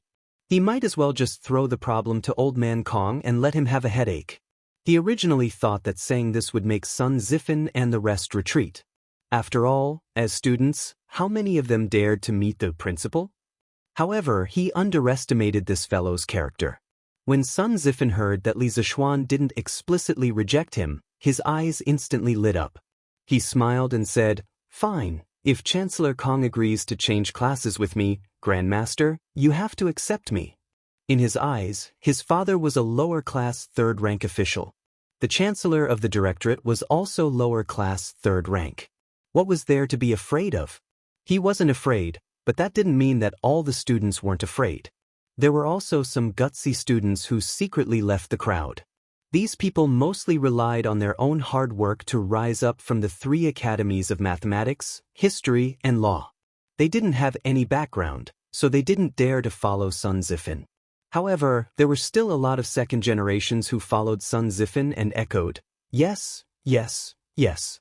Zifen, I'll go with you to find Chancellor Kong." I'll go too. What's there to be afraid of? Let's go. After saying that, this group of people didn't even eat and ran out noisily to find Kong Ingda. Li Zishuan was stunned. This group of bastards was really out of control. He shook his head and couldn't be bothered with them. Let Kong Ingda have a headache. After a quick lunch, Li Zishuan came to a vermilion building in the center of the directorate.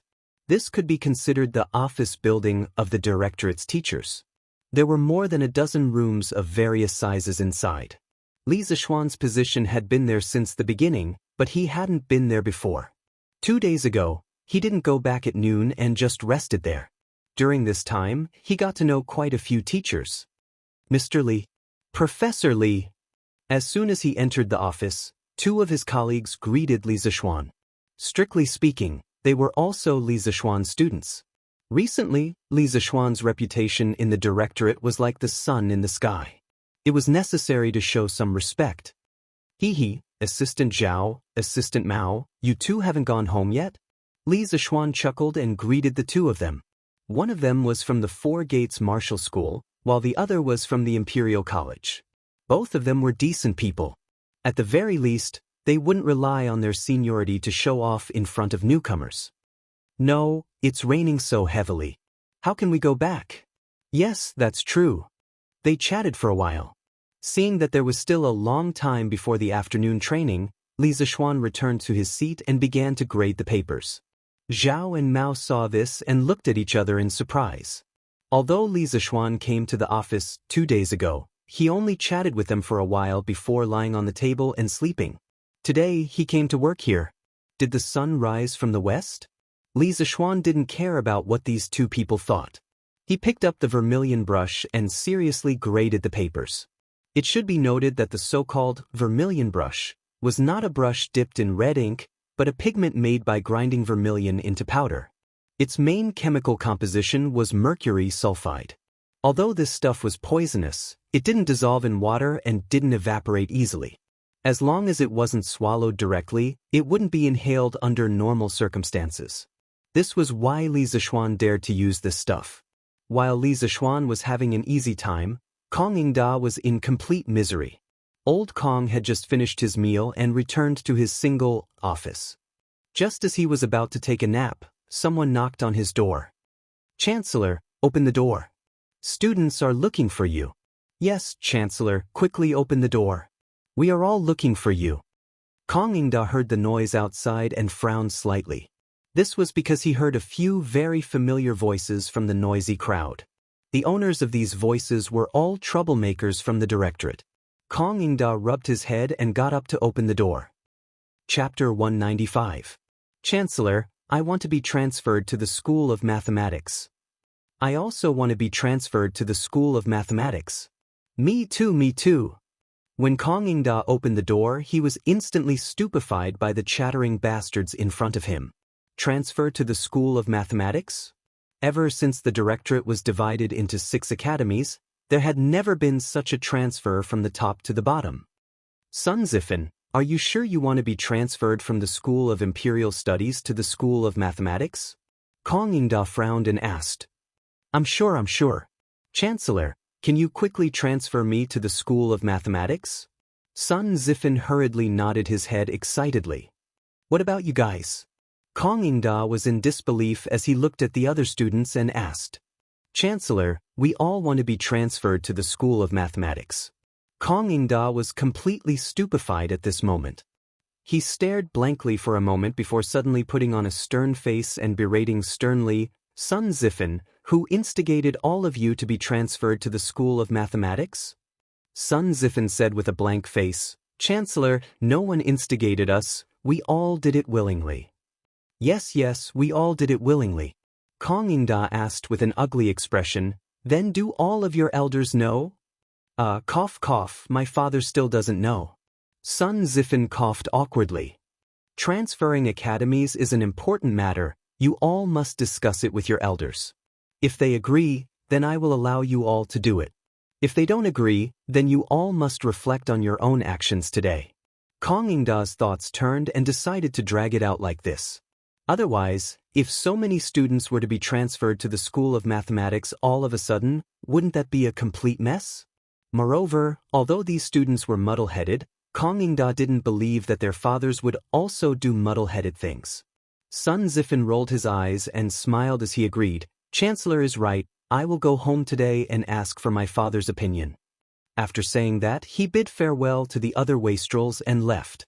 Kong Ingda's eyelids twitched fiercely as he felt that things weren't as simple as he thought. Li Zishuan marked the test papers for a while. When he saw that it was almost time, he went to another classroom to prepare for the training session for the instructors. In the office, the other 2 teaching assistants naturally followed him. The afternoon training session was surprisingly smooth. After a little more than 2 hours, the last bit of pinyin knowledge was taught. Li Zishuan let out a sigh of relief. He thought to himself that he was finally done with his work. In the future, he could continue to live a leisurely life. After the teachers finished asking their questions, Li Zishuan dismissed the class in advance. He packed up his teaching materials in high spirits and prepared to go home. In this terrible weather, he should be cooped up at home teasing his servant girl. Instead, he came out to give a lecture. God knows if his brain was flooded with water. I want to go home. Li Zishuan's brain was now dominated by the strong desire to go home.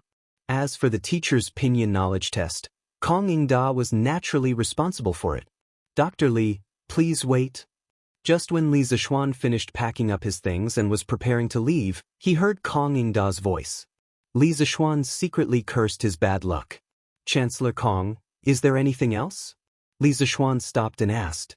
Dr. Li, Sun Zifen and the other students from the Imperial College want to be transferred to the Institute of Mathematics. Do you know about this? Kong Ingda chased after him and asked with a serious face. Li Zishuan opened his eyes wide in shock, and his face was filled with disbelief as he asked, There is such a thing? That is really strange. I have never heard of such a strange thing. Could it be that Chancellor is purposely making fun of me? Even if he was beaten to death, he would never admit that it had anything to do with him. Moreover, this matter had nothing to do with him. It was the group of students who wanted to cause trouble. Kong Ingda saw Li Zishuan's exaggerated expression and frowned. He had nowhere to vent his anger. Oh, then forget it. You can go now, Dr. Li. But outside, San Bao had already brought the carriage over. Li Zishuan took off his straw rain cape and got on the carriage. The carriage moved slowly and gradually out of the Imperial College and into the drizzling streets of Cheng. Li Zishuan sat comfortably on the sofa and drank some hot water.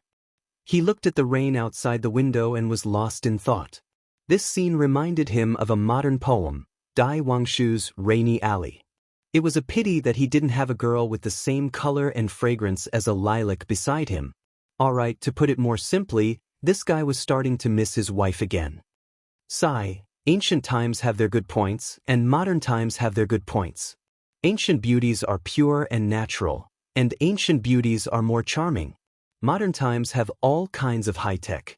No matter where you are, no matter how far you are, when you miss your wife, you can send her a message, call her, or even accept a video call.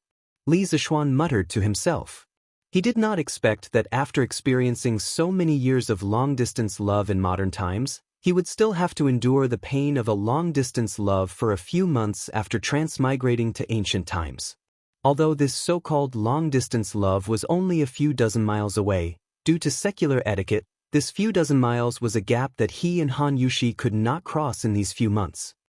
Young master, we are home. Just as Li Zishuan was lost in his thoughts, the carriage arrived at the Li residence. Li Zishuan came back to his senses. He got off the carriage and took the oil paper umbrella from Sanbao. He walked alone to the west courtyard. Sanbao looked at Li Zishuan's back and scratched his head in confusion. He felt that his young master was a little off today, but he couldn't pinpoint exactly what was wrong. Young master, you are back? Xiao Shi will go to the kitchen to make a bowl of ginger soup for you to get rid of the cold. When he returned to the west courtyard, he met Xiao Shi as soon as he entered the house. The little girl went up to Li Zishuan to wipe the rain off his face as she went to get the ginger soup for Li Zishuan. Oh, Xiao Shi. Li Zishuan called out softly. Xiao Shi could hear that her young master's voice was a little off. She was startled and asked, "Young master, what's wrong?" No young master." It was Li Zishuan who turned around and hugged Xiao Shi tightly. The little girl was shocked by this sudden attack. She instinctively wanted to twist her body and break free from his embrace, but he hugged her even tighter. "Don't move. Let me hug you quietly for a while," Li Zishuan said softly. Xiao Shi saw that Li Zishuan was only hugging her and did not do anything out of line. The little girl felt relieved and stopped moving. She let Li Zishuan hug her quietly. After an unknown period of time, Xiao Shi felt that her body was getting heavier and heavier. After a while, she heard the sound of even breathing. It turned out that Li Zishuan had fallen asleep while hugging her. The smell on this little girl's body was simply too nice. Luckily, they were not standing too far away from the bed. Xiao Shi dragged Li Zishuan onto the bed and covered him with a blanket. The little girl saw the tired look on her young master's face and couldn't help but cry. She sobbed softly at the side. "Woo woo, young master, you have worked hard." Chapter 196. Xiao Shi, why did Xian go to sleep the moment he came back? Madame Li came to the west courtyard in the evening to look for her son, but was told by Xiao Shi that Li Zishuan had already fallen asleep. Madame Li could not help but ask in surprise. "Madam, young master has been too tired these few days, and young master seems to be missing young mistress."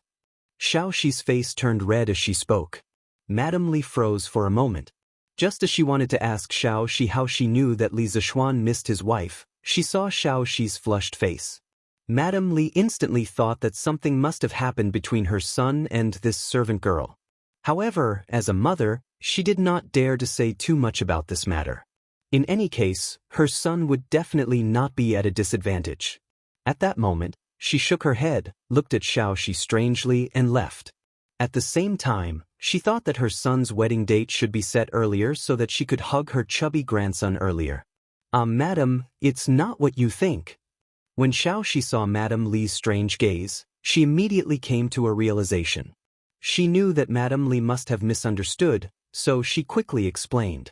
However, Madame Li was not going to listen to this explanation. "Xin, come. You didn't eat last night. Eat more today." In the morning, Li Zishuan was woken up by hunger. He only managed to make it in time to have breakfast with his mother. "Thank you, mother," Li Zishuan said vaguely as he stuffed food into his mouth. "You child, why are you being so courteous with me? My son has been working hard in the Imperial College these few days. Mother will make something good for you in the afternoon," Madame Li said with a smile. What else could Li Zishuan say? He could only nod his head happily. "Xian, your wedding date with Yushi has been set. Taoist Qingxian said that the 25th of next month is an auspicious day and is suitable for marriage. Your father, Han Li, and I are discussing. Although time is a little tight, with the manpower and resources of our Li family, we can definitely prepare it. Therefore, we have set your wedding date on the 25th of next month. Madame Li looked at her son and said kindly. Li Zishuan widened his eyes in surprise.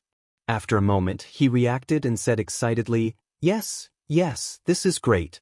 Mother, I thought I would have to wait for at least 2 months. Ah, look at how anxious you are. Xian, when you have a wife in the future, are you going to forget about mother? Mrs. Li couldn't help but tease her son when she saw that he couldn't wait to get married. How could I? Mother, don't worry, you will always be the most important person in my heart. Little rascal. Li Zishuan didn't have to go to school today, and after hearing such good news in the morning, he instantly forgot about the sadness in the rain yesterday afternoon. Now, he was in the mood to go out and have fun. However, there were only a few places he could go. After thinking about it, Li Zishuan decided to go to the workshop to check on the progress of the dictionary and newspaper compilation, as well as the development of the paper machine. Good morning, boss. As soon as he entered the workshop, a servant came over to greet him. Li Zishuan nodded and looked at the group of people surrounding the east side of the courtyard. He couldn't help but ask curiously, What are they doing? Boss, I heard that the paper machine was completed yesterday afternoon. Today, Manager Fu and young Master Yen are trying it out. The servant replied respectfully. Li Zishuan was delighted. With Yen Xiaoning involved in the development of the paper machine, the progress was indeed much faster. He was really lucky today. Go ahead, I'll go over there and take a look. Li Zishuan waved his hand and lifted his foot to walk over. Zhaoda, control the horse's speed. Zhang Xiaohua, go and fill the pulp pool. Guolu, go and lead the ox. As soon as he got close to the crowd, he heard Yen Xiaoning giving out orders like a marshal. Look, paper is coming out. The paper is so big, and the paper is coming out so fast. The thickness of the paper is also quite uniform. According to this speed, it will probably only take a few breaths of time for one cut of paper to come out, right? Generally, one cut of paper refers to 100 sheets. Yes. As soon as Li Zishuan squeezed into the crowd, he saw a huge and cumbersome machine standing in the open space on the east side of the workshop. The monster-like machine, under the pull of the animal, made ka-ka sounds of parts rubbing against each other. The paper was quickly coming out of the paper outlet. There were wooden shelves under the paper outlet. After the paper was sent to the shelves, the craftsman immediately took the paper to the side to dry it. Overall, the paper production efficiency was very high. Success. Great, we did it. Seeing that the paper machine could come out normally for 15 minutes, the group of craftsmen standing beside Yen Xiaoning couldn't help but cheer excitedly. God knows how much effort they had put in over the past few days. Xiaoning. Li Zishuan saw that their excitement was almost over and walked over. Xiao Xian, why are you here? Good morning, boss. Good morning, boss. Congratulations, this paper machine will be the cornerstone of our Tang dynasty's education industry in the future. The effort you have put in today will be enough to leave your names in history. In the future, every piece of paper used by the scholars of our Tang dynasty will be credited to you. All of you are good. Li Zishuan looked at the true technical backbone of the workshop in front of him. Among them, the older ones already had white hair, while the younger ones had just turned 20. As craftsmen, they lived at the bottom of society, but their creativity was comparable to a regular army. They deserved to be respected. Looking at them, Li Zishuan couldn't help but think of the scientists in his previous life who worked hard on the front lines of research. They also worked hard, but a lifetime of research couldn't even compare to the money a celebrity could earn from acting in a movie. At the thought of this, Li Zishuan couldn't help but shout. He felt injustice for the craftsmen. Oh, we are good. Li Zishuan's words made the craftsmen's blood boil. They worked overtime because Li Zishuan treated them extremely well in the workshop, so they wanted to repay him. They had never imagined that the thing they made would have such great meaning behind it. Thus, these craftsmen couldn't help but cheer. All the craftsmen who participated in the development of the paper machine will be rewarded with 2 strings of cash. Now, go back and have a good rest. Your health is your greatest asset.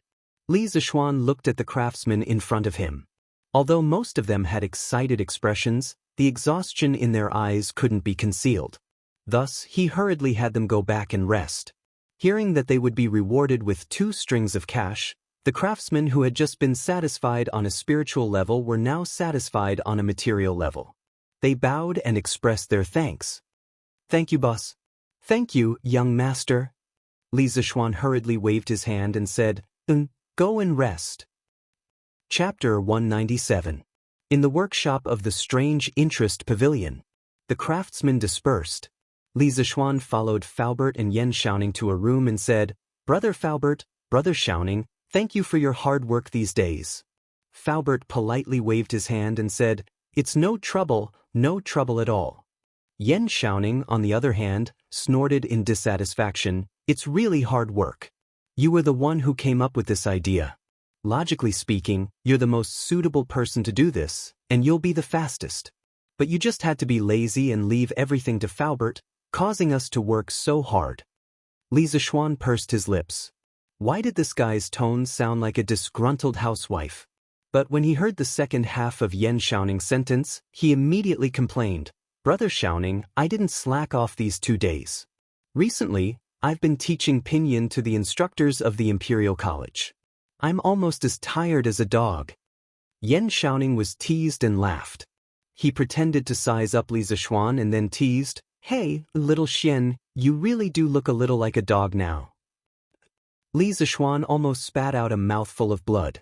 He said unhappily, Chow, get lost.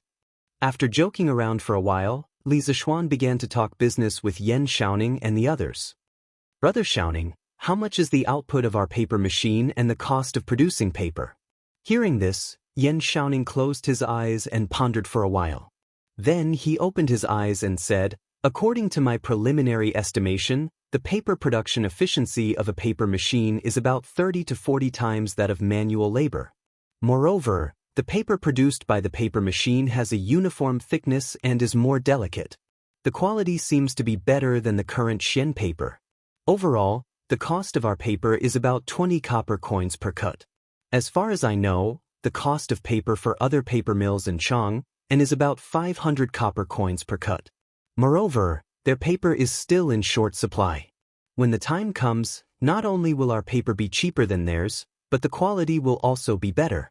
I believe that once our workshop starts producing at full capacity, the traditional Xian paper will be completely replaced by our paper. Hearing Yen Xiaoning's confident words, Li Zishuan was slightly surprised. He didn't expect that the paper production cost could be reduced to 1/25 of the original through the paper machine. It was really amazing. Marx said that if capital had 50% profit, it would risk everything. If it had 100% profit, it would dare to break all the laws of the world. If it had 300% profit, it would dare to commit any crime, even at the risk of being hanged. If Li Zishuan sold the paper from the workshop at the price of ordinary paper, he would earn more than 25 times the profit. This huge profit was enough to make anyone go crazy. The 3 people in the room gradually thought of this. The 3 of them were shocked by the high profit and their breathing became rapid. Li Zishuan shook his head and forced himself to wake up. The purpose of his paper machine wasn't to make money, but to let the poor be able to read. It wasn't that he was a saint or that there was something wrong with his brain. It was just that he had promised Ma Zhou that he would let everyone in Tang be able to read. Li Zishuan had to do what he said. As for money, it was something that he couldn't earn in his lifetime. If he really wanted to make money, there were many ways. Brother Xiaoning, Faubert, our new paper can't be sold at an expensive price. My original intention of inventing the paper machine wasn't to make money. In my opinion, the price of the new paper should be set at 30 to 40 copper coins per cut. What do you think? Li Zishuan used 20% of his internal energy and said in a deep voice. Wealth moved people's hearts. In the face of such a huge profit, even Faubert and Yen Xiaoning almost lost their minds, let alone the others. Absolutely not. Young master, if you set the price like this, wouldn't you offend all the paper mills in the world? At that time, a large number of craftsmen will lose their jobs. Faubert had just been awakened by Li Zishuan's shout and heard Li Zishuan's shocking price. His heart trembled and he quickly dissuaded him. Yes, Shaoxian. If you set the price like this, it will be a devastating blow to the rice paper mills. Yan Shaoning couldn't help but say. Li Zishuan frowned. Faubert and Yan Shaoning's thoughts were still somewhat stubborn and conservative. During the First Industrial Revolution in England, it also had a devastating impact on the traditional handicraft industry. In the end, large machinery production replaced the inefficient handicraft industry, which also caused a large number of traditional craftsmen to lose their jobs. But didn't England survive in the end? Not only that, England also became the world's largest country after the First Industrial Revolution. Shaoning, Faubert, in the future, our workshop will have batches and batches of new technology. At that time, do you still want us to adapt to the backward handicraft production of this era? The purpose of our development of new technology is to break the inefficient and backward technology of the current era. As the era progresses, so does technology. We should let people catch up and adapt to the pace of our new technology. Under the rolling wheel of the era, those who can't catch up with the new technology will be eliminated. In this era, there is no waiting and there is no sympathy. Our Strange Taste Pavilion workshop must lead the new technology trend and promote the technological innovation of the entire Tang dynasty. Li Zishuan felt that he had to correct Yan Shaoning and Faubert's thoughts. These two were the top technical backbone of the workshop. If their thoughts were shackled and they did things fearfully, it wouldn't be good for the development of the workshop. Under the rolling wheel of the era, those who can't catch up with the new technology will be eliminated. Li Zishuan, I've underestimated you. Just when Faubert and Yan Shaoning were still immersed in Li Zishuan's enlightening impromptu speech, Li Er's laughter came from outside the room. Li Zishuan was speechless. Why did the people of the old Li family like to eavesdrop on others? Last time, it was Li Qingqian. This time, it was Li Er himself. This father and son pair was really unique. After Li Er's laughter came, he pushed open the door and entered without any hesitation. Empress Zhongzhen was accompanying him. In the room, Faubert and Yan Shaoning finally reacted. Both of them were shocked and quickly bowed. Your humble subjects pay respects to your majesty. Your majesty. Your humble subjects pay respects to your majesty. Your majesty. Li Zishuan was helpless and could only follow suit. Although he hadn't seen Zhongzhen before, this woman could wear a phoenix coronet and a red robe beside Li Zishuan. Moreover, Yan Shaoning just said that this was the empress. Li Zishuan wasn't stupid. Li Er waved his hand and laughed. I'll rise. Li Zishuan, come here. I just heard you say that the cost of your new paper is only 20 copper coins. Is this true? Li Zishuan was speechless. Didn't you eavesdrop just now? Why are you still asking when you already know the answer? You're really too free. Your Majesty, this is only our initial estimate of the cost. However, the final result is not far off. Even though he was cursing crazily in his heart, Li Zishuan could only answer obediently. Chapter 198. With your cheap and high-quality paper and the upcoming pinyin version of the Tang Dynasty Dictionary, I estimate that in less than 5 years, the scholars of Tang Dynasty will spring up like bamboo shoots after the rain. This is a great achievement for the present and benefits for the future. Li Er sat at the head of the table with Zhongzhen and couldn't help but praise. Zhongzhen smiled and said, I congratulate your majesty. Hundreds of years ago, Qin Huang and Han Wu failed to achieve the great cause of educating the people. Now, your majesty is likely to achieve it. The empress is right. Li Er was delighted and was very proud. Li Zishuan curled his lips. You didn't invent the paper-making machine and pinyin, so what are you so proud of? Also, is it really okay for you husband and wife to flatter each other and show off your love in public? Aren't you just bullying me because I haven't married yet? When I get married, I will pull my wife along every day and show off my love in front of you. Yesterday, I heard that your workshop had made a paper-making machine, so I brought the Empress to see the effects of this thing. I didn't expect it to be so much beyond my expectations. Li Zishuan, your workshop has done well this time. Later, do a summary of the relevant personnel and submit it to me. I will reward all of them. The first part was all nonsense, which made Li Zishuan roll his eyes. However, the last part of Li Er's sentence was very conscientious. Li Zishuan was invigorated when he heard it. He quickly put on an act and cupped his hands and said, "On behalf of the workshop's 3,000 craftsmen, I thank your majesty for your kindness." Li Er spat out a mouthful of tea and immediately choked. He said in a bad mood, "What 3,000 craftsmen? I am talking about the craftsmen who participated in the development of the paper-making machine. Are you going to report all the craftsmen in the workshop?" Replying to your majesty, the development of the paper-making machine, whether it was the smallest part or the huge wheel, whether it was the logistics or the front line of production, there were countless craftsmen in the workshop. The reason why the paper machine can be made in such a short time is definitely not something that can be done by just a few dozen people. It can't be done without the efforts of every craftsman. Although Li Zishuan's words were a little exaggerated, they were basically the truth. The structure of the paper machine was not simple.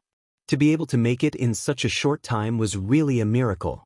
However, behind every so-called miracle, there were countless people who worked hard in silence. This time was no exception. He had just learned from Yan Shaoning that during the few days of the paper-making machine's development, the entire workshop was in a state of overload. All the craftsmen in the workshop were dedicating themselves to the development of the paper-making machine. Among them, some were at the front desk, directly responsible for research and development, but most were behind the scenes. They were all on standby 24 hours a day, providing the most reliable logistical support for the research and development personnel at the front desk in all aspects. It was this kind of fighting spirit that led to the success of the paper-making machine in such a short time. After listening, Li Zishuan was silent for a long time. He could also see that when Li Zishuan said those words, there was sincerity in his eyes. It was easy to reward 30 people, but how could he reward 3,000 people? But if he didn't reward them, then where would he put his face as the emperor? To be honest, Li Zishuan was really in a dilemma. "Your Majesty, I think that it would be better to let the 3,000 craftsmen in this workshop work under the General Works Supervisor. They are different from ordinary General Works Supervisors in that they are only in name. Normally, they still work in the men's workshop in Li County.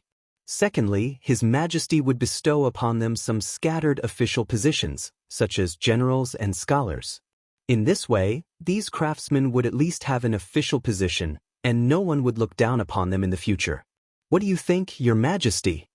Seeing that Li Zishuan was in a dilemma, Zhang Sun had a bright idea and suggested. Li Zishuan's eyes lit up. This Zhang Sun was indeed worthy of the title of Great Tang's Virtuous Empress. She really saw the problem very clearly. Her analysis was right. At present, the craftsmen in the workshop lacked the recognition of the outside world the most. Otherwise, they would still be the craftsmen living at the bottom. He raised his eyes and secretly glanced at Zhang Sun. He saw her sitting high in the seat of honor. Her facial features were beautiful, her body was graceful, and her bones revealed a graceful aura. Li Zishuan cursed in his heart, "I don't know how Li Zishuan got lucky to marry such a perfect wife." Good, the Empress is right. Li Zishuan, what do you think of this?" Li Zishuan smiled happily. Li Zishuan quickly replied, "I have no objection. Your Majesty is wise, Your Majesty is benevolent." Li Zishuan slapped the table and said, "Good, I will write the decree later." Yan Shaoning and Faubert looked at each other and couldn't help but be happy. Li Zishuan, Yan Shaoning, Fu Yuanqi, when the Tang Dictionary is finished, I will reward the three of you separately. Li Zishuan was very generous today. He had just rewarded 3,000 people, and now he promised to reward the three of them. Li Zishuan really didn't know what was wrong with Li Zishuan, but if there were benefits to be gained, only a fool would refuse. He, Yan Shaoning, and Faubert went forward to express their gratitude. "Thank you, Your Majesty." Li Zishuan nodded happily. He was really happy today. No one could understand the great significance of the paper machine better than him. It could destroy the foundation of the aristocratic families. Li Zishuan, you said before that under the rolling wheel of time, Whoever can't catch up with the new technology will be eliminated. In this era, there is no waiting and there is no sympathy. I agree with this very much. Do it boldly. I am looking forward to what this workshop will change Tang Dynasty into in the future. I joined the army when I was young and was about to conquer the world. I like your drive to forge ahead. Li Zishuan's blood was boiling. He thought to himself that today's trip wasn't in vain. Li Zishuan couldn't help but be excited when old Li was so sure of his radical thinking. He went forward and said, "Thank you, Your Majesty, for your trust. I believe that the changes that the workshop will bring to Tang Dynasty in the future will definitely surprise Your Majesty." Zhang Sun couldn't help but cover her mouth and chuckle. "Your Majesty, this child is young, but his tone is really big." Li Zishuan held Zhang Sun's hand and stood up with a smile. Li Zishuan, I will wait and see. Farewell, Your Majesty, farewell." The few people in the room bowed again. "Xiao Xian, we did well this time. I guess it won't be long before our workshop is famous in Chang'an, right?" Not only that. This time, we gained both fame and profit. Li Zishuan laughed and said, You are satisfied with just this? Don't worry, there will be more opportunities in the future to make you even more satisfied. Chapter 199. Hey, Xiaoning, I still want to make another type of paper machine. Hey, don't go. Come and take a look. Li Zishuan suddenly thought of toilet paper. Now that the paper machine had been made, he only needed to add a scraper to it to make toilet paper. Therefore, he wanted to ask Yan Xiaoning to make a toilet paper machine. Who knew that this guy would turn around and leave before he finished listening? Li Zishuan quickly pulled him back. It's easy for you to say that. We worked tirelessly for so many days to make a paper machine, and you want to do something new? If you're so good, then do it. Don't call me, I have to go back and rest. Yan Xiaoning spat in exasperation. Cough, Xiaoning, listen to me first. This paper machine doesn't need to be troublesome. Its general structure is similar to the paper machine you made before. It's just that its dryer is more special. It's a dryer with a large diameter. On the other side of the dryer, there's a scraper to remove the wrinkles from the paper. Li Zishuan pulled Yan Xiaoning and explained. Yan Xiaoning was puzzled. If you do it this way, won't the paper be soft and fluffy? How do you write on this kind of paper? Faubert thought for a while and nodded in agreement. Yes, young master, the paper you make can't be used at all. Li Zishuan immediately retorted. Who said it can't be used? This kind of paper is soft and fluffy. Wouldn't it be extremely comfortable to use it to wipe your butt in the toilet? Yan Xiaoning's face was full of black lines. He was really speechless towards Li Zishuan. Don't you have toilet paper chips to use in the toilet? Why do you have to do this? Li Zishuan stomped his feet. Damn, the toilet paper is so hard. How do you use it? How can it be more comfortable than this soft paper? This was the most unacceptable thing for Li Zishuan after he transmigrated. He could live without a computer or a phone, but he couldn't live without toilet paper. Why the F***ck do you want me to use bamboo to wipe my butt? Then what do you usually use in the toilet, young master? Faubert couldn't help but ask. Cough, I asked someone to make the rice paper soft before using it. But this is really troublesome. Li Zishuan said after thinking for a while. Faubert and Yan Xiaoning suddenly felt a toothache. They really wanted to beat him up. What a waste. You brat, you're simply a refined scum. Yan Xiaoning couldn't help but point at Li Zishuan's nose and scold. Li Zishuan rubbed his nose and felt very helpless. Isn't it just wiping your ass with a piece of paper? It's so normal. Is there a need for that? In the end, Yan Xiaoning agreed to Li Zishuan's request. There was no other reason other than Li Zishuan saying that this thing could also make a lot of money. After reducing the cost of paper, Li Zishuan let out a sigh of relief. As long as paper could be mass-produced, many of his later plans could be carried out smoothly. Well, the most important thing was that the toilet paper problem was solved. He could finally see the most commonly used industrial product in ancient times. This made him feel a little closer. After leaving the room, Li Zishuan went to the back hall. He wanted to see how Ma Zhou and the others were progressing. When he pushed the door open and entered, he saw that there was an earth-shattering change inside. dozens of tables were arranged in the hall. Each table was piled with all kinds of information.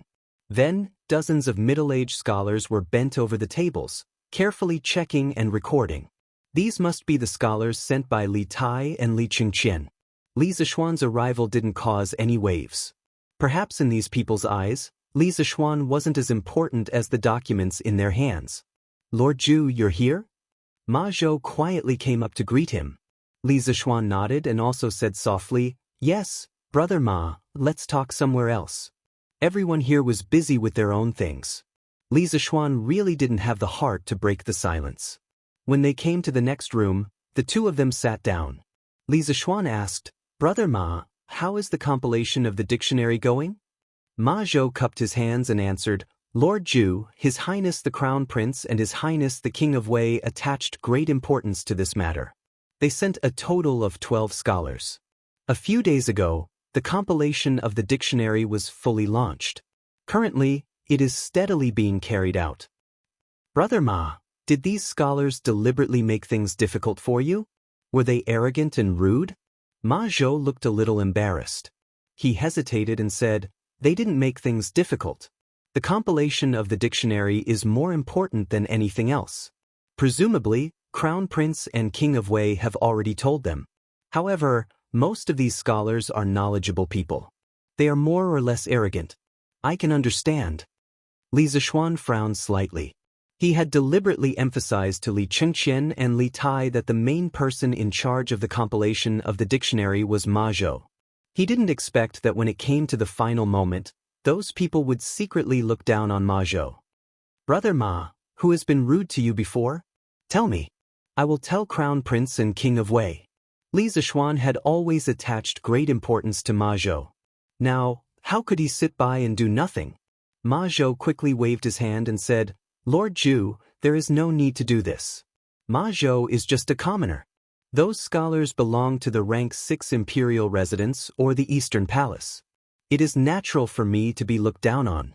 However, I should be the one to fight back. Ma Zhou believes that with his talent and knowledge, I will definitely be able to make these scholars look down on me." Ma Zhou's meaning was clear. He would get back the face he lost in the future. Li Zishuan smiled and said, "Brother Ma is so bold. Just based on this point, those scholars can't compare to Brother Ma." "Lord Zhu, you flatter me." "Ha, that's good. If Brother Ma needs help in the future, just let me know." "Oh, the workshop has finished the paper-making machine today. Our paper cost has been greatly reduced. Brother Ma, you can start the newspaper and the copying of ancient books." The most basic and most important technology of Chitsu culture had been prepared. The copying of ancient books for sale and the publishing of newspapers had been completed. There were no more obstacles. "Yes, Lord Zhu is right. I have heard about the trial production of the paper-making machine today. I am also preparing for it. A few days ago, I have selected 10 ancient books from the King of Wei's residence. We can start printing them. In less than 5 days, we can print 400 to 500 books and sell them at Chitsu Culture Bookstore." Ma Zhou spoke slowly as if everything was under his control. Li Zishuan nodded and smiled. "Yes, that's great.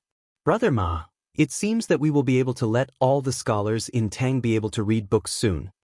Ma Zhou said happily, "That is true. Every time I think about participating in the cause of universal education, I am very excited. Now that I think about it, joining the workshop was probably the best decision I have made in my life. Oh, by the way, according to Lord Zhu's previous suggestion, I have made a new edition of the newspaper. Lord Zhu, do you think it is suitable?" Chapter 200. In the back hall of the workshop, Li Zishuan's eyes lit up when he heard Ma Zhou say that he had made a new edition of the newspaper. He said impatiently, "Brother Ma, let me take a look." "Please wait a moment, Lord Zhu." Ma Zhou replied and went to get the materials. After a while, he came back in and handed Li Zishuan a stack of papers. "Lord Zhu, this is the new edition of the newspaper. Please take a look." Li Zishuan smiled and nodded as he took the papers. He opened them and looked at them carefully. Detailed explanation of punctuation. This was the first section of the newspaper. It seemed that Ma Zhou had thought about it thoroughly. He wanted people to accept punctuation as soon as possible. Next was the interactive section of the literati. Li Zixuan had said that this section could be written in classical Chinese. The content and format were not much different from last time. On Taizong Shu, in ancient times, those who were not subjects were all subjects to His Majesty. Those who were not under His Majesty's control were all under His Majesty's control. Explanation of Zhengguan law. It is said, man, 3 talents, and 10,000 things are divided. Qi contains spirit and man is the leader. Li Zixuan felt that this section was boring. He thought to himself, I'll leave this section for the literati of Tang Dynasty to spit at each other. In any case, this young master will not read it in the future. The second section was the current news. Li Zixuan was excited. He wanted to see what Ma Zhou would write this time. As soon as he saw it, he could not take his eyes off it. Shocking! Murderer is so deranged, exterminating an entire family. This content was considered normal. It only talked about a massacre that had just been solved in Xinfeng County not long ago. The process was quite complicated. As Ma Zhou did not use classical Chinese this time, Li Zixuan was very interested. He carefully read the whole story. Next article. The drunken scholar met the courtesan of the brothel and did such a despicable thing. When Li Zixuan saw the title, he thought that the drunken scholar had used the alcohol to force himself on the brothel's top courtesan. But when he looked down, he immediately vomited blood. It turned out that the drunken scholar had drunk too much and had the urge to pee, so he had peed on the side of the road. Who knew that the brothel's top courtesan had seen him and scolded the scholar for being vulgar. As a result, the two had an argument, which finally alarmed the Chang and Marshal Marty. Chang and Wu Ho rushed to the widow Zhao Zhuangyi's house in the middle of the night, and the reason was actually like this. Seeing this title, you will definitely think that Wu Ho went to the widow's house to have an affair, right? Li Zixuan also thought so at first, but in the end, it was not the case. Wu Ho only went to the widow's house to put out the fire, and from the beginning to the end, it was just a piece of news about a fire. Shocking! A woman actually dared to do such a thing in broad daylight. What is it? You must have thought it was something embarrassing, right? In the end, the woman's skill was just a bit better, and she met a thief on the street. She was not robbed by the thief, but instead captured the thief. Shocking! Shocking! Men will be silent, women will cry. Alright, after reading up to this point, Li Zixuan was already immune to it. As expected, the content was just a notice that Chitsu culture was offering a large sum of money for a literary competition. Ma Zhou was king trying to stir up trouble. After seeing the current news section, Li Zixuan was really shocked, and his mouth was wide open. At this moment, he really wanted to say to Ma Zhou, Brother 666666666, tomorrow please come to the UC Shock department to work. Even if you beat him to death, he would never have thought that Ma Zhou, who had received a traditional Confucian education, would be able to use the shocking words he had said last time, and so quickly learn how to use it. This was simply too much of a prank, okay? He wondered if Li Er would come and kill him if he knew that his future prime minister had been trained to such a state by him. How is it? How is it? Lord Zhu? When Ma Zhou saw that Li Zixuan had finished reading the current news section, he hurriedly asked with a face full of expectation. For this new version of the current news, he had pondered over the words Li Zixuan had said that day for a long time before he understood some of the essence, and then he tried to change it into this. Li Zixuan covered his face and said, Oh, Brother Ma, your change this time is really great. This little brother really admires you. Just print it like this, the faster the better. Now we can make our own paper. You better have Master Lu arrange for the first batch of newspapers to be printed within these 2 days. The first batch of newspapers should be printed in 1,000 copies. When the time comes, remember to recruit a group of children from poor families to help sell the newspapers. Li Zixuan was a little flustered at this moment. He was originally such an excellent and honest great scholar. How did he become like this? Whose fault is it? Anyway, it's not my fault. This young master didn't mean to be like this. Ma Zhou felt that Li Zixuan's expression was a little strange, but he couldn't figure out where the problem was at the moment, so he could only agree, "Yes, Lord Ju, now the workshop has a lot of ready-made technologies. I estimate that I can rush out the first batch of newspapers tomorrow, and by the morning of the day after tomorrow, it can be sold in Chang'an City." Li Zishuan nodded. He had introduced another modern product into the Tang dynasty. In the future, when he had nothing to do at home, he could read the newspaper. In this era where entertainment and culture were extremely lacking, to be able to lie on the chair and read the newspaper was already a great enjoyment for Li Zishuan. Brother Ma, newspapers and dictionaries are the most important things in the future of Qizhu culture. During this period of time, you have to work hard and pay attention to these two things. After this period of busy, you can go and find a group of assistants. As long as you think that it's suitable, no matter how much it costs, you have to hire them. This way, you won't have to work so hard in the future. Li Zishuan instructed. Thank you for your concern, Lord Ju. Li Zishuan couldn't be bothered to read the last section of De Hua Jianghu. Although he had high hopes for this section, because he could read novels from here in the future, but currently, there was only one novel written by him, so it wasn't very interesting to read it. After a while, when someone submitted a novel, he would pay more attention to this section. When he thought about it, countless scholars would fight to submit to Qizhu culture, and countless wonderful novels would appear. He just had to stay at home, sleep on the chair, and listen to Xiao Shi softly reading the novel to him. If he was happy listening to the novel, he would spend a lot of money and give the novel author a big reward, so that he could quickly release more chapters for him. Damn, this kind of life, just thinking about it makes me feel good, right? This is the life of a nouveau riche second-generation otaku. Li Zishuan couldn't help but drool as he thought about it. He seemed to have discovered something amazing. Chapter 201. Selling newspapers. Selling newspapers. Freshly printed Datang Daily. Only 5 copper coins per copy. 5 copper coins won't make you lose out or get scammed, but you can buy a big Datang Daily. Brother, do you want to buy one? After spending the weekend happily at home, Li Zishuan sat in a carriage early in the morning and headed to class at the Imperial College. Inside the carriage, he could hear the sound of children hawking newspapers outside. Li Zishuan asked Sanbao to stop the carriage first. He looked out through the window and saw 4 or 5 children wearing blue shirts with the logo of queer culture on them. They were holding newspapers and riding on scooters. They were peddling newspapers on the streets and alleys of Chang'an City. This was one of the benefits for the children of Qizhu culture who sold newspapers. They usually had scooters as a means of transportation. If they sold newspapers for 3 months in a row, the scooters would be given to them for free. This directly led to the long queue in front of the workshop when they were recruiting paperboys yesterday. Later, Ma Zhou only picked 40 to 50 clever children after much deliberation. Hey, which family are you from?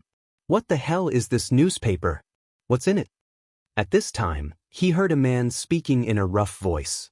Uncle, this newspaper has articles by great scholars and some interesting things that have happened around Chang'an and recently. There are also some novels serialized in it. It's very interesting. I'm not interested in the articles by great scholars, but I want to read the novels. Kid, give me a copy of the newspaper. Here, Uncle, for you. 5 copper coins per copy. Hiss, this newspaper is so big, and the words on it are all engraved and printed. It's only 5 copper coins. Kid, did you remember wrongly? Don't go back and your shopkeeper will punish you just because you remembered wrongly. This person was still a conscientious person and was not willing to take advantage of a child. He opened the newspaper and was immediately shocked by the size of the newspaper. Such a big newspaper must be worth more than 5 copper coins. That's right. Could it be that you remembered wrongly? Even if there's nothing written on such a big piece of rice paper, it's still worth more than 5 copper coins. At this moment, a passerby walked over and looked at the newspaper in the burly man's hand. The paperboy politely bowed and cupped his hands. Thank you for your concern, Os. But this newspaper is only sold for 5 copper coins per copy, so it can't be wrong. This was personally instructed by our manager. Oh my, is your manager an idiot? This is obviously a losing business. Quickly give me a copy. Let's not talk about what's written on it first. 5 copper coins for such a big piece of paper. When I go back and paste it on the wall, it will show that I'm a cultured person. Dumbo, you're such a disgrace. Little doll, give me a copy too. My ergo doll is studying in a school in Chung. He is literate. I'll buy it for him to read the essays of the great Confucian scholars. While you're at it, read the novels to me. Shoo shoo shoo. Butcher Zhao, you're here to show off your ergo doll again. Ha! Li Zishuan shook his head. This was the first time these people bought a newspaper, and they bought it for the cheap price. It was really, San Bao, let's go. Let's go to the Imperial College. Li Zishuan said aloud. The people who bought the newspaper now were just some people who liked the novelty. The real popularity of the newspaper was definitely not because of these people. However, this was a good start. With this first batch of people taking the initiative to promote, the follow-up effect would be better. Yes, young master. San Bao replied, and the carriage continued to move slowly. Imperial College, School of Mathematics. In this weekly exam, there are a total of 3 people who scored full marks. They are Li Tai, Kushirqing, and Iron Egg. There are 2 people who scored 99. They are Zheng Ziren and Meng Wenhao. These students are the top 5 of this weekly exam. Excellent. Everyone, give them a round of applause. Li Zishuan stood on the podium and looked at the report card in his hand and said, he felt that it was a pity for Meng Wenhao. This kid wrote a step that was slightly ambiguous in a proof question. Li Zishuan thought about it again and deducted 1 point from him. As a result, this unlucky kid would not be able to get into the top 3. Clap, clap, clap. The students in the classroom, regardless of what they were thinking, whether they were jealous or not, all of them applauded together with Li Zishuan. Although Meng Wenhao was a little annoyed, he had just looked at the paper that was handed out. There were indeed some small problems in that part of the paper. He was sincerely convinced by the deduction of 1 point. As for the last 5 of this weekly exam, as the applause gradually stopped, Li Zishuan said loudly again. However, he deliberately paused for a moment and then looked at the back row. Chung Chumo's chrysanthemum, ah no, his heart suddenly tightened. He then repeatedly winked at Li Zishuan, hinting him not to say it out loud. As for the last 5, I won't mention them today. You should know who they are. Ah no, you should know who they are. Li Zishuan's heavy breathing almost scared Chung Chumo to death. However, when he heard that Li Zishuan still did not mention his name, he could not help but feel a little happy. Here, this is the solution to the last question. Those who did it wrong, take a good look at it and clear your thoughts. You must make sure that you will not make a mistake the next time you encounter the same question. After a simple introduction of the results, Li Zishuan began to explain the test paper to them. The questions were relatively simple, so he explained them quickly. In less than 1 class, he had finished explaining. Damn, this is great. This novel is so King great. This brother is too good. Suddenly, a roar came from the classroom, scaring all the students. Li Zishuan was also a little startled, but then he became angry. He quickly found the source of the sound and shouted angrily, "What the hell? Wang Meng, stand up." Wang Meng suddenly shivered. In fact, after he shouted, he had already sobered up. Now that he heard Li Zishuan's angry voice, how could he not know that he had already eaten a pill? But I was wrong. Wang Meng's face was bitter, and his voice was trembling. Li Zishuan sneered, "Oof, now you know you were wrong. What were you doing just now?" Wang Meng hesitated and did not dare to say anything. Li Zishuan sternly shouted, "What are you waiting for? Do you want to quit school?" Wang Meng did not dare to hesitate anymore. He quickly took out a piece of paper from under his seat and said anxiously, Don't, sir, I'll tell you. I was reading a novel just now. This is what I bought from a newspaper boy on my way to school.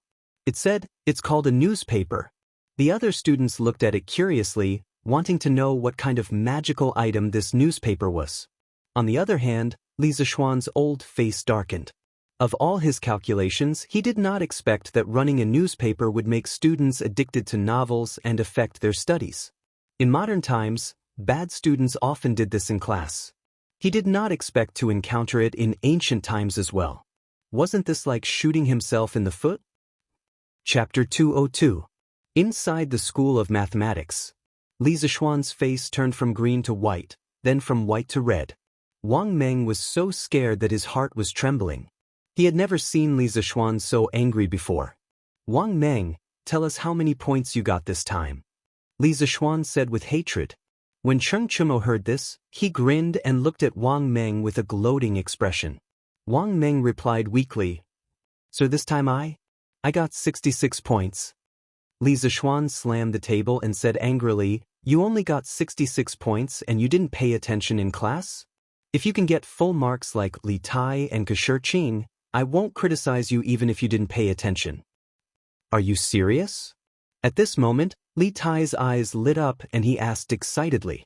Li Zishuan's face was filled with black lines. This bastard never knew how to give him any face. Shut up. I'm talking about Wang Meng. Li Zishuan said angrily.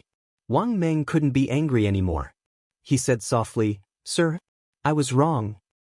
Is the novel good? Li Zishuan asked fiercely. Sir, it's not good. It's not good at all. It's not good at all. It's terrible. I was obsessed with it. Wang Meng was about to say that it was good, but he quickly changed his words. Li Zishuan nodded, but he suddenly realized that something was wrong. He was the one who wrote the novel. Wasn't Wang Meng scolding him by saying that? He couldn't stand it anymore. A piece of chalk hit Wang Meng's forehead accurately. Li Zishuan said even more angrily, "Why did you read it if it wasn't good? You'll be standing in class today." Feeling wronged, Wang Meng scratched his head and thought to himself, "I've already said so, is it wrong? What did Sir mean by that? Wang Meng, what are you reading in class? Take it out and show it to me." During the break, Cheng Chumo saw that Li Zishuan wasn't in the classroom. He quickly went to Wang Meng and asked him for the newspaper. "No, I won't be able to see it if I give it to you." Even though Wang Meng's legs hurt from standing for an entire class, his brain was still working fine. When he heard Cheng Chumo's words, he immediately reacted. He picked up the newspaper and hugged it tightly. "Wang Meng, you're such a disloyal brat. I'm just looking at it. I don't want your newspaper. Take it out and show it to me." Cheng Chumo was so anxious that he scratched his ears and cheeks like a monkey. That's right. Wang Meng, why don't you take it out and let everyone have a look? We definitely won't take yours. If it's really good, we'll go and buy another set. Yuchi Baolin chimed in. That's right. Take it out and let us have a look. We're all classmates. Don't be so stingy." Li Tai, the little fatty, also brought some students over to join in the fun. At this moment, Wang Meng suddenly felt a lot of pressure. He felt like he was alone. "All right, I'll let you have a look. But you must remember to return it to me. I haven't finished reading it yet." Wang Meng could only reluctantly hand over the newspaper. Otherwise, he really suspected that he would be attacked by the crowd. "Don't worry, don't you dare ask around. I, Cheng Chumo, am the most trustworthy person in Chang'an City." Cheng Chumo waved his hand nonchalantly and said arrogantly. Then he couldn't wait to take the newspaper and sat down next to him to start reading. The surrounding students also curiously surrounded Cheng Chumo and began to bend over to read the newspaper. Chonyo turned the page. "What's so good about this scholarly article?" That's right. Time is of the essence. Let's read the rest of the novel. Wang Meng was so engrossed in it last class. Turn the page and let me see if this story is interesting or not. That's right. Hurry up and read the novel. Otherwise, class will start soon. All right. I, Cheng Chumo, am not interested in these scholarly articles anyway. Cheng Chumo felt that it made sense. Hence, he turned the page. Instantly, the words "a record of a mortal's journey" came into view. Wow, a record of a mortal's journey? Just the name alone sounds impressive. Cultivation? Could this novel be about cultivation? Could there really be people who can cultivate? I suddenly feel a surge of emotions. The students wanted to continue reading just by looking at the name of the novel. Chapter 1. A mountainside village. Dumbo's eyes were wide open as he stared at the black roof made of straw and mud. The old quilt covering his body had already turned a deep yellow, and its original appearance could not be seen. There was also a faint musty smell. After a moment, Chung Chumo finished reading the first chapter. He smacked his lips and said doubtfully, Chung Chumo, don't feel that this first chapter is very interesting.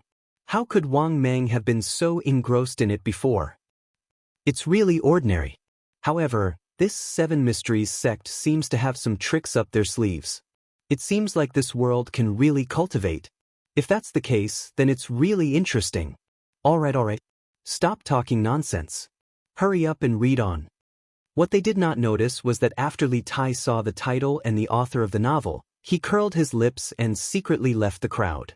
He had read this novel before, but he was very puzzled by the author's name on the newspaper. Chapter 2, Black Ox Town. This is a small town. Although it's called a small town, it's actually just a slightly larger town called Black Ox Town. Only those ignorant natives who live in the nearby ravines call it Black Ox Town. After a while, the surrounding students began to discuss again. This is interesting. I'm guessing that the Seven Mysteries sect and the Feral Wolf Gang will have an earth-shattering battle in the future. Let's fight. Old Cheng's saber is already thirsting for blood. Hurry up and read the next chapter. Seeing that the others were enjoying the novel, Wang Meng could not help but come over. He had also just finished reading the third chapter. Chapter 3, Seven Mysteries Sect. The smell in the carriage was obviously not pleasant. It's no wonder that there were nearly 30 children squeezed into the carriage. Although a child is much smaller than an adult, it still makes the car unbearably crowded. Damn, this Seven Mysteries sect seems to be very powerful. Indeed. I just don't know if this Han Li will be able to pass the examination. It's a pity that it's gone. The author of this novel is really asking for a beating. He only wrote so little at a time. Mr. is here. Hurry up and leave. Immediately, all the students hurriedly returned to their original seats. Chung Chumo cleverly spread out the side of the newspaper that had the novel printed on it and directly spread it on Wang Meng's table. Then he immediately slipped away. *CK. Wang Meng looked at Chung Chumo and then looked at Li Zixuan, who had just entered. Immediately, he cursed Chung Chumo countless times in his heart and hoped that Li Zixuan would stop messing with him. Chapter 203. Li Zixuan went to the outhouse during the break. When he came back, he saw a group of people crowding around the classroom. When he walked to the door, the group of little bastards scattered like birds. He had good eyesight and naturally saw that Chung Chumo had tricked Wang Meng. However, he did not say anything this time. He only looked at Wang Meng indifferently and then continued with his lecture. Wang Meng hurriedly put away the newspaper and let out a big sigh of relief. He felt a little strange. He was not afraid of anything before, but when he faced Li Zixuan, he always felt an inexplicable fear in his heart. Imperial College Building. Damn, awesome. Ziffin, quickly turn the page. In a corner of the building, a chubby little boy sat next to Sun Ziffin. The two bastards had their arms around each other's shoulders and lowered their heads as if they were looking at something together. The little fatty couldn't help but urge in a low voice as he watched on. What's the hurry? I haven't finished yet. Wait a minute. Sun Ziffin impatiently mumbled. Damn, the Seven Mysteries sect is awesome. I also want to cultivate. Is there any cultivation sect in Great Tang? Sun Ziffin unhappily said, Kid, are you drunk? Aren't you afraid that your father will beat you to death when you go back? Forget it. A moment later. That's it? Damn, it's over already? Sun Ziffin could not help but shout. However, his voice was a little too loud, and Assistant Master Mao finally noticed the commotion. Sun Ziffin, Yudong Kai, what are you two doing? Assistant Master Mao was slightly angry and said in a deep voice. He always had a headache when it came to the students of the Imperial College. These bastards were used to being arrogant, and it was difficult to discipline them even in the Imperial College. Nothing. Teacher, you must have misheard. Sun Ziffin quickly calmed down. Then he stood up and said with a calm face. Yes, sir. We really didn't read the novel just now. No. I mean, we didn't read the newspaper just now. No. Yudong Kai was not as calm as Sun Ziffin. His expression was slightly flustered, and in the end he accidentally exposed himself. Sun Zifen could not help but spit out a mouthful of blood. Truly, one should not be afraid of a godlike opponent, but one should be afraid of a pig-like teammate. He glared fiercely at the scammer next to him, wishing he could strangle him to death. When assistant teaching assistant Mao heard this, how could he not know that these two bastards must have been secretly causing trouble downstairs? He walked down from the podium. Yes, the podium. After the School of Mathematics introduced the blackboard chalk, the other schools introduced the podium one after another. This was because the chalk was very useful to the teachers as it could predict the enemy's moves. Teaching assistant Mao walked up to Sun Zifen and said coldly, "Take it out." Only then did Yu Dong realize that he had cheated his good brother this time. He looked at Sun Zifen pitifully. Sun Zifen felt a headache in his heart. It was as if he had forked a dog. "Teacher Mao, what do you want?" Sun Zifen really liked the newspaper now and could not bear to hand it over. He still wanted to put up a resistance. "Stop pretending. Hurry up and take out the newspaper that Yu Dongkai was talking about. Otherwise, I'll have to talk to Sun Shaoqing and Assistant Minister Yu about your performance in the Imperial College." Teaching assistant Mao was helpless against such a troublesome student, so he could only use the student's parents to threaten him. Ugh! Sun Zifen and Yu Dongcai's faces immediately fell. They were not afraid of the teaching assistant, but they were afraid of their own parents. "Here." Sun Zifen reluctantly took out the newspaper from under the table. He was cursing teaching assistant Mao in his heart. What's the difference between a teacher who uses his parents to threaten a student and a woman who uses her pregnancy to keep a man? This teaching assistant Mao is so boring. Teaching assistant Mao definitely did not know that in a certain student's heart, he was already the same kind of person as a woman who uses her pregnancy to keep a man. He took the newspaper and returned to the podium to continue his lecture. "Zifen, don't be angry. If worst comes to worst, I'll buy you another newspaper when I go back in the afternoon." After the morning class, Yu Dongkai eagerly chased after Sun Zifen and said with a fawning expression, "Mph, of course you should buy me another newspaper." Sun Zifen said angrily, Yes. I'll go buy another newspaper in a bit." "Brother Zifen, where did you buy that newspaper?" "I bought it this morning from a newspaper boy on the roadside. I don't know where to buy it now." Sun Zifen rubbed his chin and pondered for a moment. Then he said, "But I saw that at the top of the newspaper was Strange Culture. I don't know which store it came from, but judging from the name, it should have something to do with the Strange Culture Pavilion. Why don't you go to the Strange Culture Pavilion and ask?" "Strange Culture Pavilion?" Yu Dongkai repeated in confusion. Then he suddenly said excitedly, "Zifen, I heard that the Strange Culture Pavilion is the property of Professor Li's family. Didn't we tell the Chancellor that we were going to transfer to the Imperial College of Mathematics? How about it? Zifen, did your father agree to it?" Sun Zifen chuckled as he took out a document from his bosom. He smiled proudly and said, "Hee hee, everything is under control. I'll go find the Chancellor after I finish eating."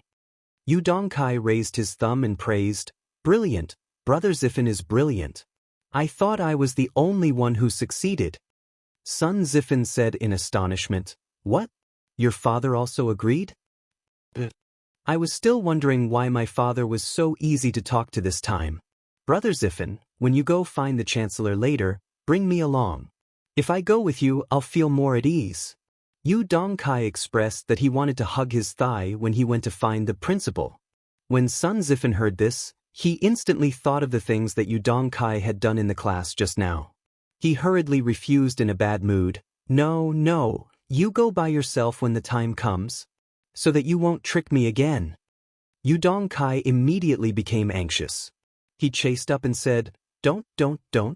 Brother Zifen, bring me along. I promise that I won't say a word this time. I definitely won't trick you." "Are you sure you won't say a word?" Yes, I'm sure.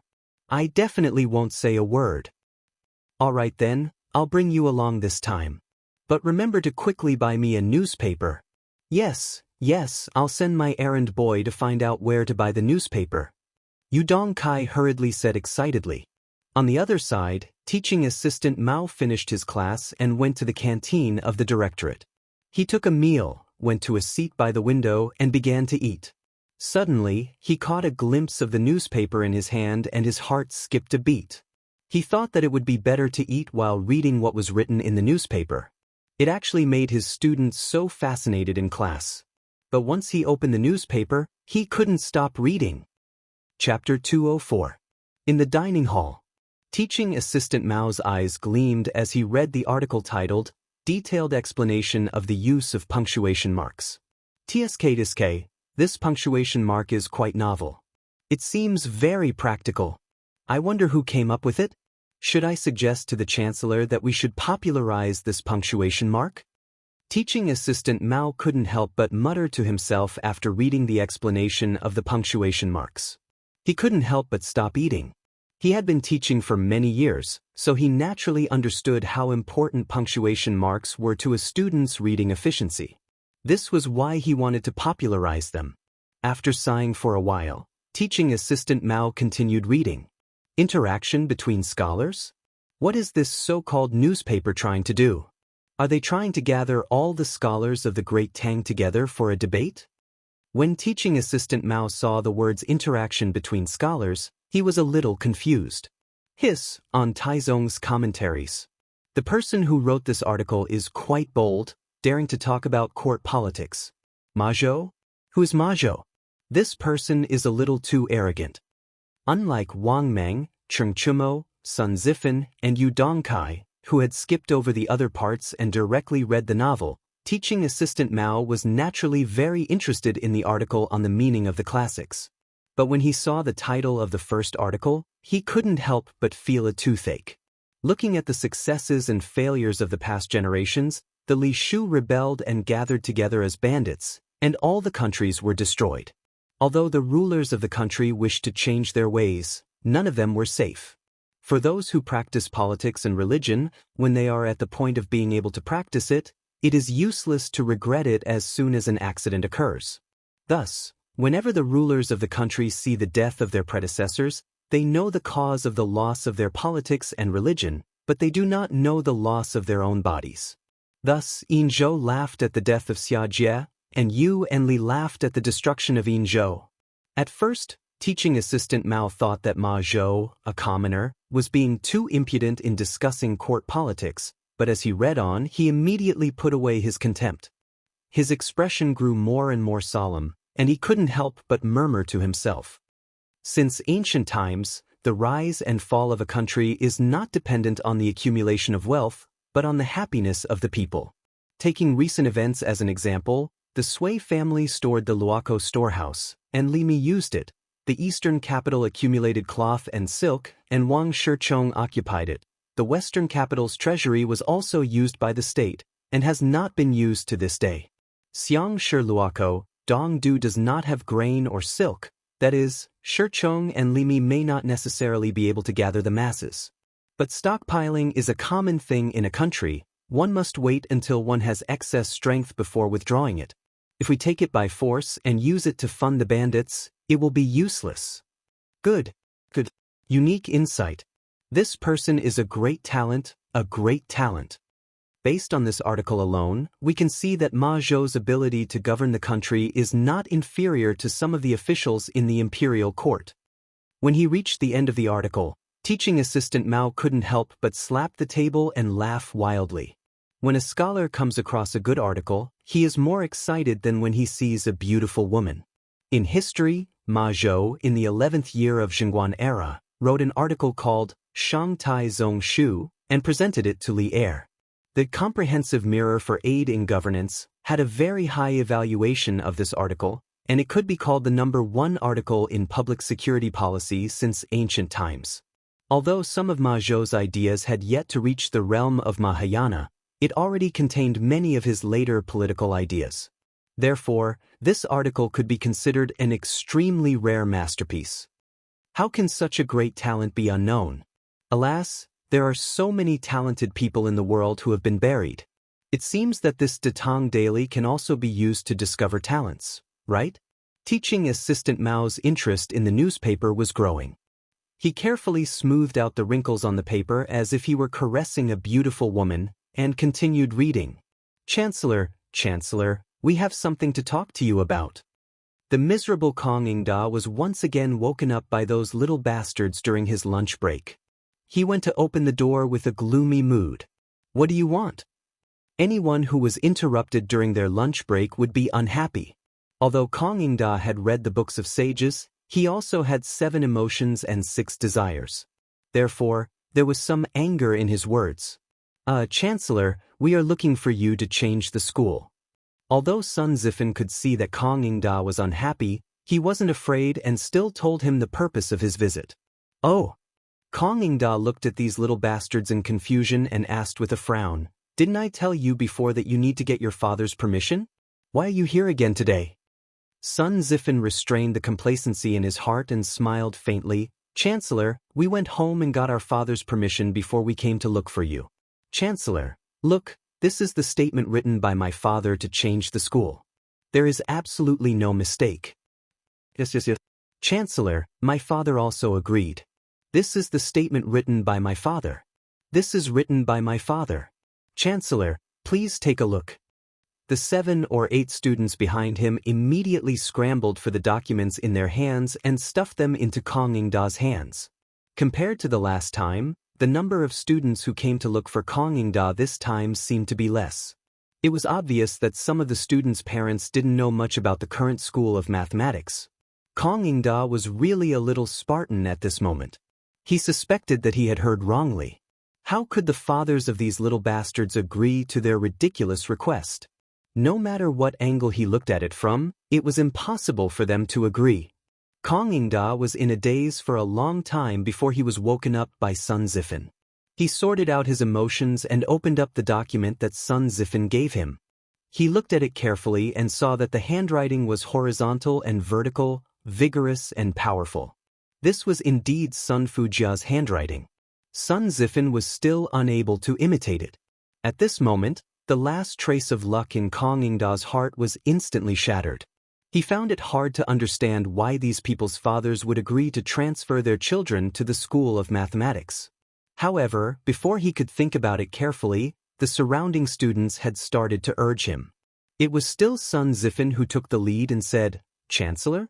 Look, we have the document to change the school of mathematics.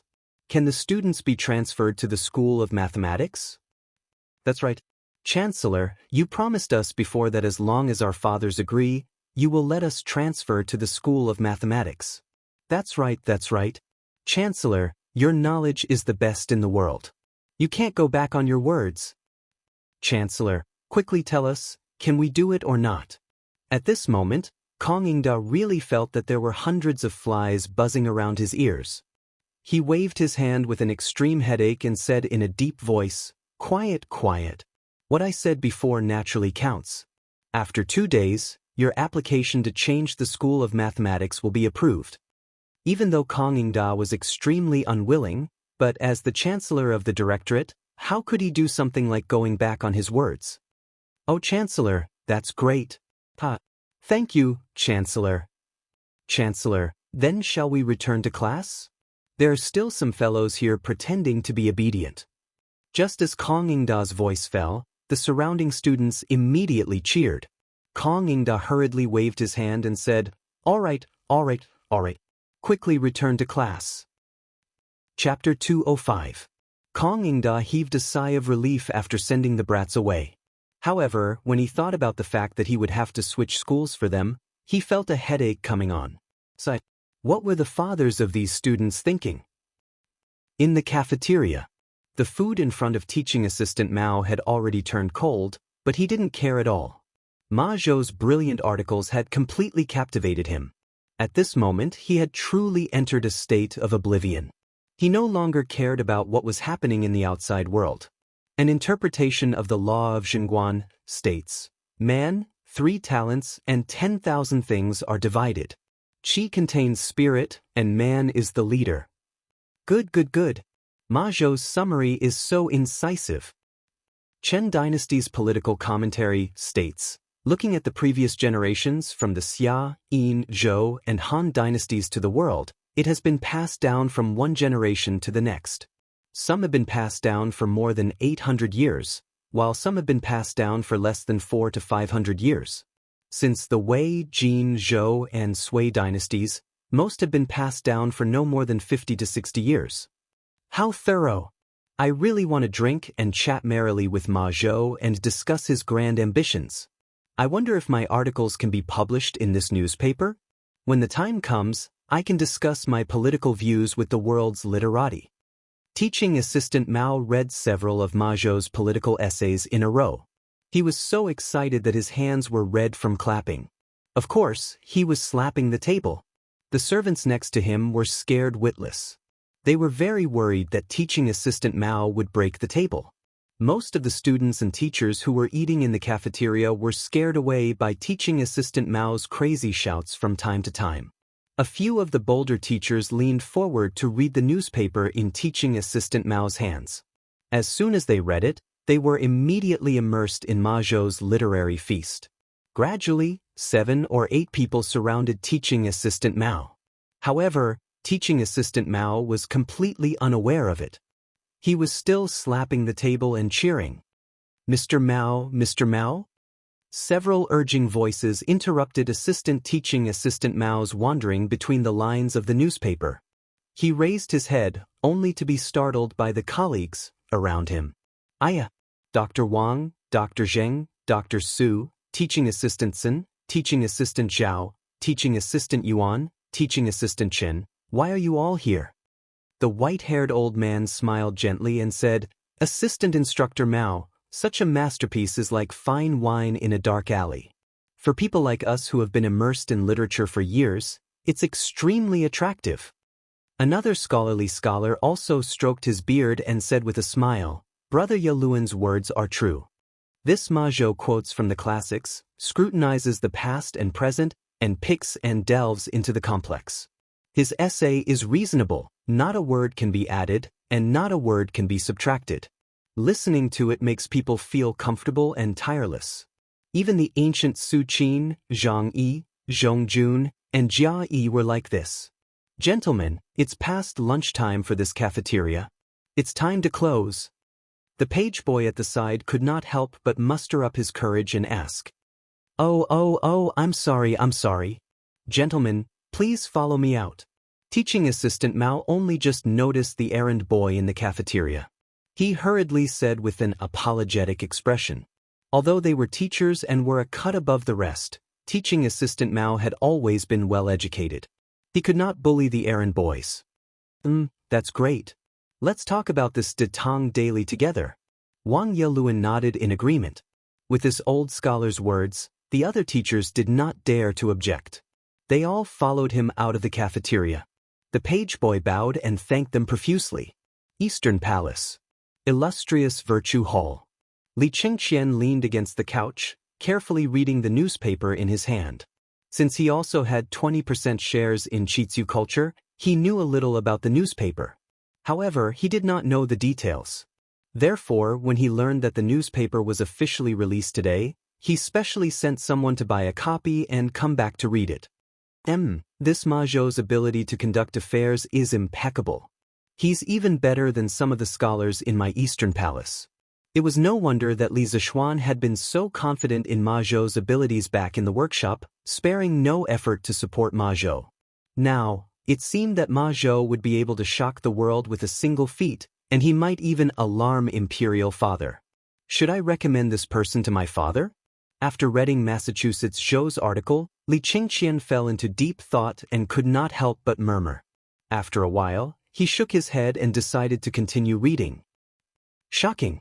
The culprit is actually so deranged as to exterminate an entire family.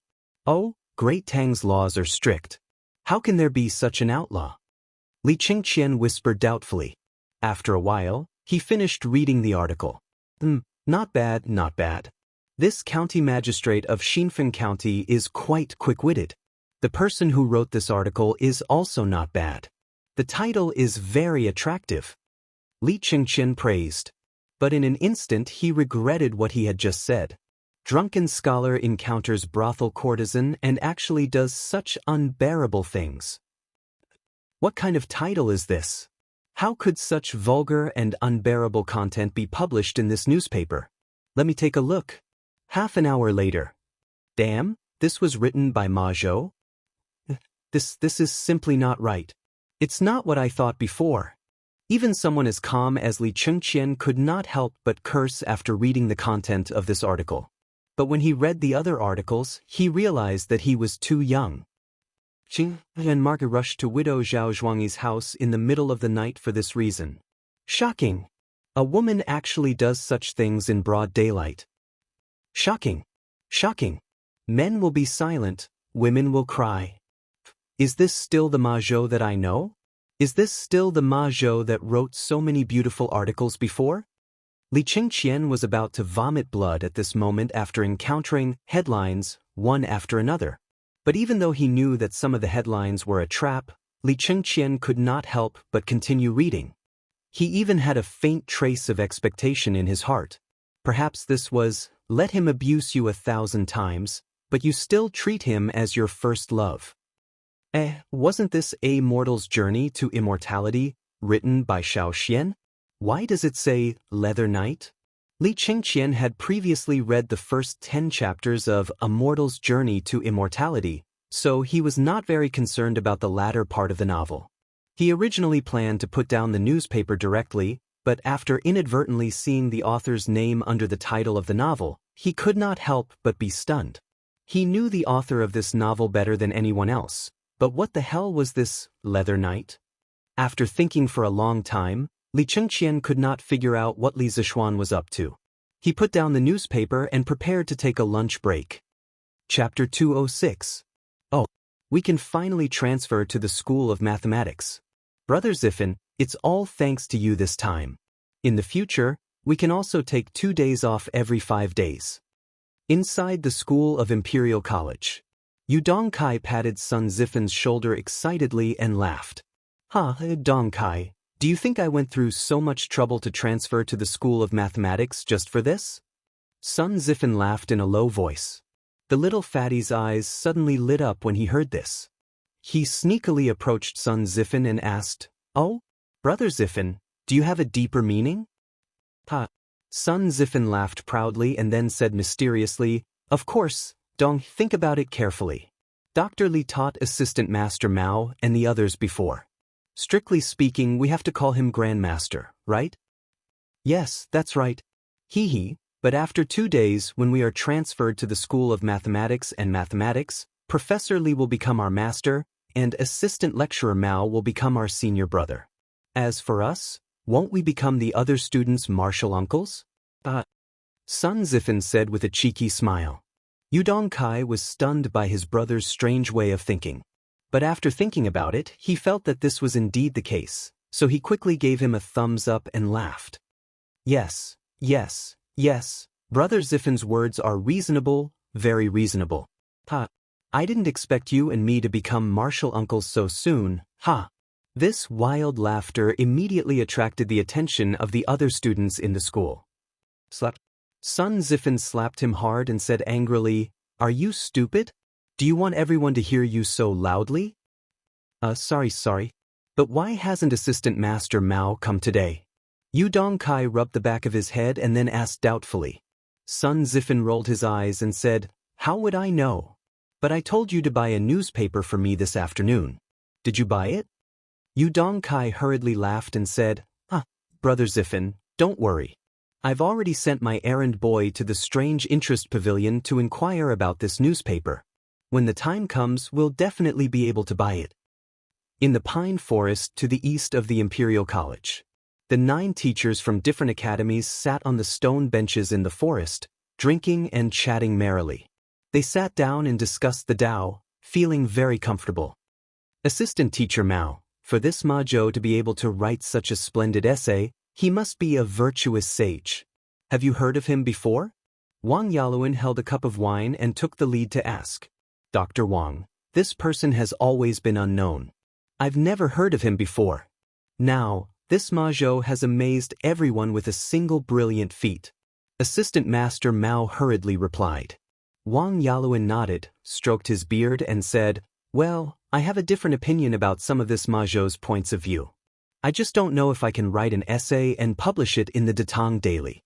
When the time comes, I can debate with Ma Zhou on the same stage. The other assistant teachers and professors also echoed, yes, it would be best if you can debate with Ma Zhou on the same stage. Assistant Master Mao replied, I also have the same idea, but I don't know how to publish it in the Datang Daily. Why don't we read it together? That's a good idea. A moment later. Shocking. The murderer is so deranged that he killed the whole family. Why did this essay start to use vernacular? There's no literary talent at all? Indeed, it's really disappointing, but the content of this essay is very interesting. Well, maybe this Ma Zhou deliberately used vernacular so that ordinary people can understand it. After the 9 teachers finished reading the first article, they couldn't help but discuss the huge change from classical to vernacular. Drunken scholar met the courtesan of the brothel and did such a despicable thing. Qing and Marky rushed to widow Zhao Zhuangyi's house in the middle of the night for this reason. Shocking. A woman did such a thing in broad daylight. However, the following 3 pieces of news left everyone dumbfounded. I thought this Ma Zhou was a refined person. I didn't expect him to be so vulgar. Yes, the titles of the following articles are exaggerated and vulgar. It's really a disgrace to the refined. As scholars, how can we be so shameless? It's really abominable. The voices were almost one-sided. Almost all of them condemned Ma Zhou. Ma Zhou had changed from a handsome and virtuous person to a refined scum that everyone condemned in speech and in writing. Only assistant coach Mao and Wang Yaluan didn't say anything. After the others finished criticizing, Wang Yaluan said with a smile, I don't think so. As the saying goes, great vulgarity is great elegance. The difference between vulgarity and elegance is just a matter of thought. It depends on how you look at it. The wording of these few articles is not flowery. The entire article is written in plain language. This old man guesses that this section is mainly written for those who are barely literate and have not studied the meaning of poetry. If that is the case, these topics are really not ordinary. This Ma Zhou is a true wise man. Why do you think so, Brother Yaluan? Yes, why are these titles extraordinary? Wang Yaluan looked at assistant coach Mao and said with a faint smile, Assistant coach Mao, you seem to have some ideas. Why don't you tell us your opinion? Assistant coach Mao straightened his back and said in a deep voice, I think Ma Zhou wrote these titles on purpose. Professor Wang had previously said that these articles were written for the common people to read. Hence, these titles were even more pleasing to the common people and would make them even more interested in reading them. I think this is Ma Zhou's cleverest part. He is elegant when he needs to be, and vulgar when he needs to be. Wang Yaluan clapped his hands and said with a smile, Assistant coach Mao is right. I think so too. Let's continue reading. Wang Yaluan was the most experienced person here. The others couldn't refute his words, so they continued reading. Shocking. Shocking. Men will fall silent, women will cry. Everyone was gradually getting used to these exaggerated titles, so they didn't make a fuss this time. However, when they saw the content, they were all shocked. Datang Daily is collecting manuscripts from everyone? It's not limited to men or women, and the pay is very generous. This is a very novel idea. Dr. Wang, do you want to send your masterpiece to this strange culture to try? That's right. Professor Wang, your essay on the Confucian classics is flawless. Wang Yaluan was quite tempted when he heard this. He didn't care much about the pay from Kiki culture, but who didn't want their essays to be read by the world? My fellow colleagues are right. Please excuse me for a moment. I'll go write an article and debate with Ma Zhou. After that, he cupped his hands and left hurriedly with the others. Chapter 207. Excuse me for a moment. I almost forgot that I still have to teach the students. Assistant lecturer Mao exclaimed when he saw the time. After bidding farewell to everyone, he hurried to the Imperial College. While he was in a hurry, an idea popped up in his mind. Since Datang Daily is offering a high price for everyone's essays, should I give it a try? Unlike Wang Yaluan, who was well off, assistant lecturer Mao's salary was relatively low. If his essay was accepted, he could become famous and earn money to support his family. Wouldn't that be perfect? With that in mind, Assistant Lecturer Mao quickened his pace. Good morning, sir. Assistant Lecturer Mao had almost doubled the usual 30-minute journey. He stood on the podium and coughed dryly. Sir, I was delayed by something earlier. In the afternoon, everyone will study by themselves and revise what I explained this morning. Assistant Lecturer Mao's mind was elsewhere. He cleverly copied Li Zishuan's lazy trick and told the students to study by themselves. Although the students were puzzled, they did not ask too much and could only obey obediently. Assistant Lecturer Mao saw that everything was settled. He asked a few students to keep an eye on the situation and then hurried to his office. He remembered that Datang Daily had written that submissions should be submitted as early as possible. If he went back now and sent it to Chitsu Culture, it might be published tomorrow. In a restaurant in Dongshi City. So there was a massacre in Xinfeng County recently. No wonder I saw so many officials when I went to my child's second aunt's house last time. That's right. This family is so pitiful. Big Dog Wong, what are you talking about? Why don't I understand? Zhao Lauer, didn't you read today's newspaper? What newspaper? Here. That's the one. This morning, there were children hawking this all over the capital. Didn't you buy one? Oh my, it's such a big piece of paper with so many words. I can't afford it. What's written on it? Is it as good as what you said? Zhao Lauer, you're wrong this time. This newspaper isn't expensive. It only costs 5 copper coins. How is it? Are you surprised? Let me tell you, the things written in the newspaper are really King interesting. For example, let me read to you. Drunken scholar encounters brothel's top courtesan and actually commits such a despicable act. What do you think? Do you want to see it? The eyes of the man named Zhao Er immediately lit up. He hurriedly nodded like a chick pecking at rice and said with a lewd smile, Yes, yes, yes. Brother Dago, quickly tell me what happened next. Seeing Zhao Lauer's anxious face, Wang Dago's vanity was greatly satisfied. He smiled proudly and said, Hee, then let me tell you. 2 days ago, a drunken scholar wandered into Peace Square. As Wang Dago spoke, more and more people gathered around the table. The newcomers didn't know what Wang Dago was talking about. After asking, they understood that it was an interesting story from Datang Daily. After getting to the bottom of it, they were naturally surprised by the low price of Datang Daily. They all secretly made up their minds that if they met a child selling newspapers tomorrow, they would definitely buy a copy. It would be stupid not to buy such an interesting and cheap newspaper. This interesting phenomenon was rapidly spreading to all parts of Cheng. The novel thing called newspapers was also quietly entering the lives of the people of Tang Empire. Brother Ma, how's the sales of today's newspaper? Li Zishuan went straight to the workshop after class.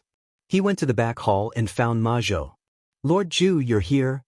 Ma Zhou first bowed to Li Zishuan. Then he said with a flushed face, This morning, the sales of the newspaper weren't good. After all, it was just launched. Many people still don't know what a newspaper is. Those who were willing to spend money to buy it at that time were mostly greedy for the cheap price of the newspaper, not because of the content of the newspaper. Therefore, in one morning, only less than 400 copies of the newspaper were sold. However, when it was close to noon, a few groups of people suddenly came. They all seemed to be from rich and powerful families. Each of them bought dozens of copies, and they seemed to already know the content of the newspaper. Before Lord Ju came, all the newspapers today were sold out. The more Ma Zhou spoke, the more excited he became. He was indeed excited. First of all, the good sales of the newspaper were an affirmation of his hard work. Second of all, in the first edition of the newspaper, there were many proud works that he had been brewing for a long time. Now, they were widely praised in Cheng. His political views and ambitions would be read by countless people.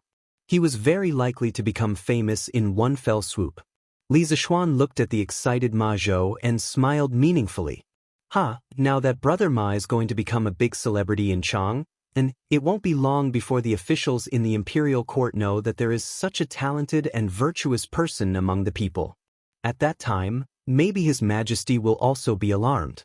Brother Ma's day of meteoric success will not be far away. Li Zishuan was right. Gold would shine no matter where it was. If Li Er knew about Ma Zhou, this kind of genius, he would definitely spare no effort to recruit him. According to the historical records, in the 5th year of Zhengguan, Li Er requested that every official in the imperial court write an article about the gains and losses of the current political situation. At that time, Ma Zhou was only a follower of Chang He. This person was very important. He was a trusted aide of Taizong.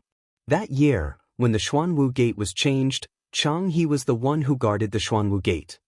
Chang He was a military general and did not know how to write. When he saw that the emperor wanted him to write an article, he could not help but feel anxious. When Ma Zhou heard this news, he wanted to repay the emperor's kindness and took the initiative to write the article for Chang He. Chang He was very happy and let Ma Zhou write it for him.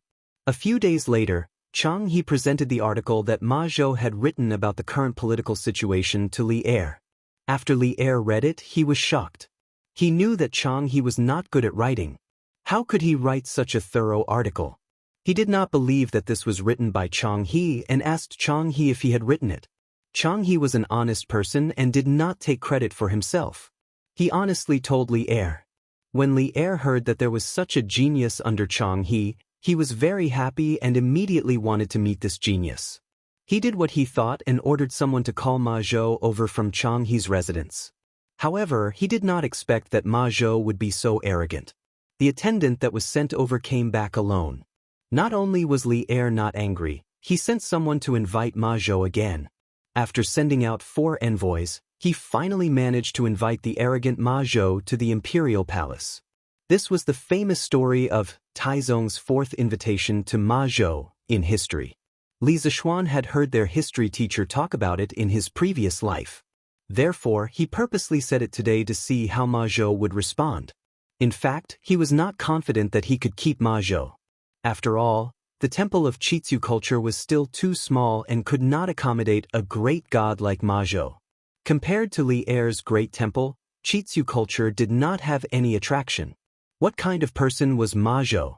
Naturally, he could tell that there was another meaning in Li Zishuan's words. He was stunned. After a moment, he solemnly cupped his hands and said, "What are you talking about, Lord Zhu?" Ma Zhou was just a homeless scholar in Cheng. I am indebted to Lord Zhu for not abandoning me and being willing to help me in a business together. That is how Ma Zhou is today. Now that Qitzu culture has just taken shape, I will definitely not leave. Chapter 208. Even if His Majesty summons me at this time, I will never do such a treacherous thing. I remember Lord Zhu once said that you want all the scholars in Tang to be able to read books. At least before this great wish is realized, I will not leave. In the back hall of the workshop, Ma Zhou looked at Li Zishuan and said sincerely. Li Zishuan was touched. Unlike modern people who chased after fame and fortune, ancient scholars had integrity. This was the first time he had experienced such a scholarly character. Brother Ma, you are a man of noble character and unquestionable integrity. I was right about you. But don't worry, Brother Ma, the scale of court culture will become bigger and bigger in the future. It will not bury your talent. Moreover, Brother Ma's future will not be bad if you work in court culture.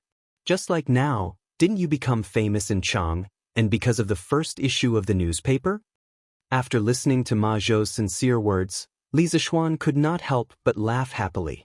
Ma Zhou nodded in agreement and said, Lord Zhu is right. Ma Zhou has been wandering around for so many years, and I am a little indifferent about the future. The most important thing for a person is self-cultivation. A talented person will get the future he deserves no matter where he is. That makes sense. Gold will shine no matter where it is. The two talked and laughed for a while. Unknowingly, their relationship became closer. Lord Zhu, the first batch of books has about 300 copies of each book, a total of 15 books. It is estimated that the printing will be completed in the next few days. How is the preparation of our bookstore? Ma Zhou took the initiative to ask. Li Zishuan pondered and said, Brother Ma, don't worry about this matter. I have already bought a shop next to Cork Pavilion. The interior has been renovated and it can be opened at any time. In the future, this shop will be used to sell new paper, books, and newspapers. The shop will be named after quirk culture. What do you think, Brother Ma? Li Zixuan had already asked Wang Zhong to contact someone about the shop. Wang Zhong was in charge of paying for the shop and finding someone to decorate it. He had always been a good hands-off shopkeeper. Very good, very good. Since everything is under Lord Ju's control, I just need to do things with peace of mind. Steward Ma, there's a young man outside who insists on buying a newspaper. Just as the two of them were chatting happily, a manservant came over and said in a hurry, "Tell him directly that today's newspaper has been sold out and that he will come back tomorrow." Ma Zhou waved his hand and said. The manservant said with a bitter face, "I also told that person, but he said that he had to buy the newspaper today. Otherwise, he was afraid that his young master would not forgive him. Moreover, he came here today after inquiring about many places. The person asking for the newspaper outside was the errand boy sent by Yu Dongkai. After this unlucky fellow was sent out by his young master, he asked around and finally found the curious pavilion workshop. In the end, he was told that the newspaper was sold out. Thinking that she would definitely be punished by her young master if she went back like this, the little attendant made a scene at the entrance of the workshop, unwilling to leave. Li Zixuan saw an open newspaper on the table. Ma Zhou must have read it himself, so he said, "Here, take this and send that person away." Spus. The manservant took the newspaper and hurriedly left.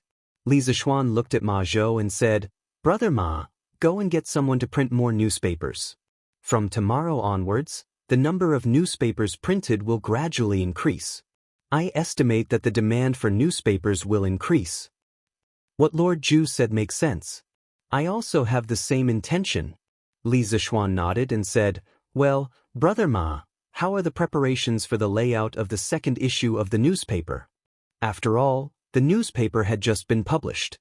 Li Zixuan felt that there would be relatively few people submitting articles today, so he asked this question.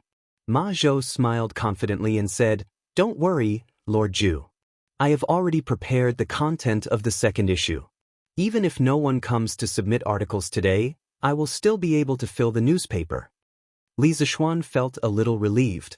Ma Zhou's work was indeed reassuring. There were some things that he did not need to instruct at all. Ma Zhou had already taken the initiative to do it. "Nan Feng, come here." In an old house in Yang Lane, Wang Yaluan called for the servant to come over. "Hey, master, you called for me?" A servant in green ran over quickly and bowed. Wang Yaluan handed over a stack of papers and said, "Nan Feng, help me send these papers to the editorial department of quirk culture in the East City. Tell them that I want to submit articles." "Yes, master." Nan Feng took the papers and was about to go out. Suddenly, he paused and hesitated carefully. "Master, where is the editorial department of quirk culture? I have never heard of it." Wang Yaluan stroked his beard and smiled. According to the newspaper, it should be inside the workshop of Quirk Pavilion in Ani Lane. You should be able to find it if you look carefully." Although Nan Feng did not know what a newspaper was, he still knew about the workshop of Quirk Pavilion that had been popular in Chang'an recently. "Yes, master, don't worry. I will definitely send the papers." The Imperial College. Kong Ingda had gotten a newspaper from somewhere. He was sitting on a stool and reading it with great interest. From time to time, he would sigh. After an unknown period of time, Kong Ingda put down the newspaper and sighed. This Ma Zhou is really a refined person. The first few policy essays were written clearly and logically. The last few articles on current affairs, although straightforward and popular, did not lose their humor.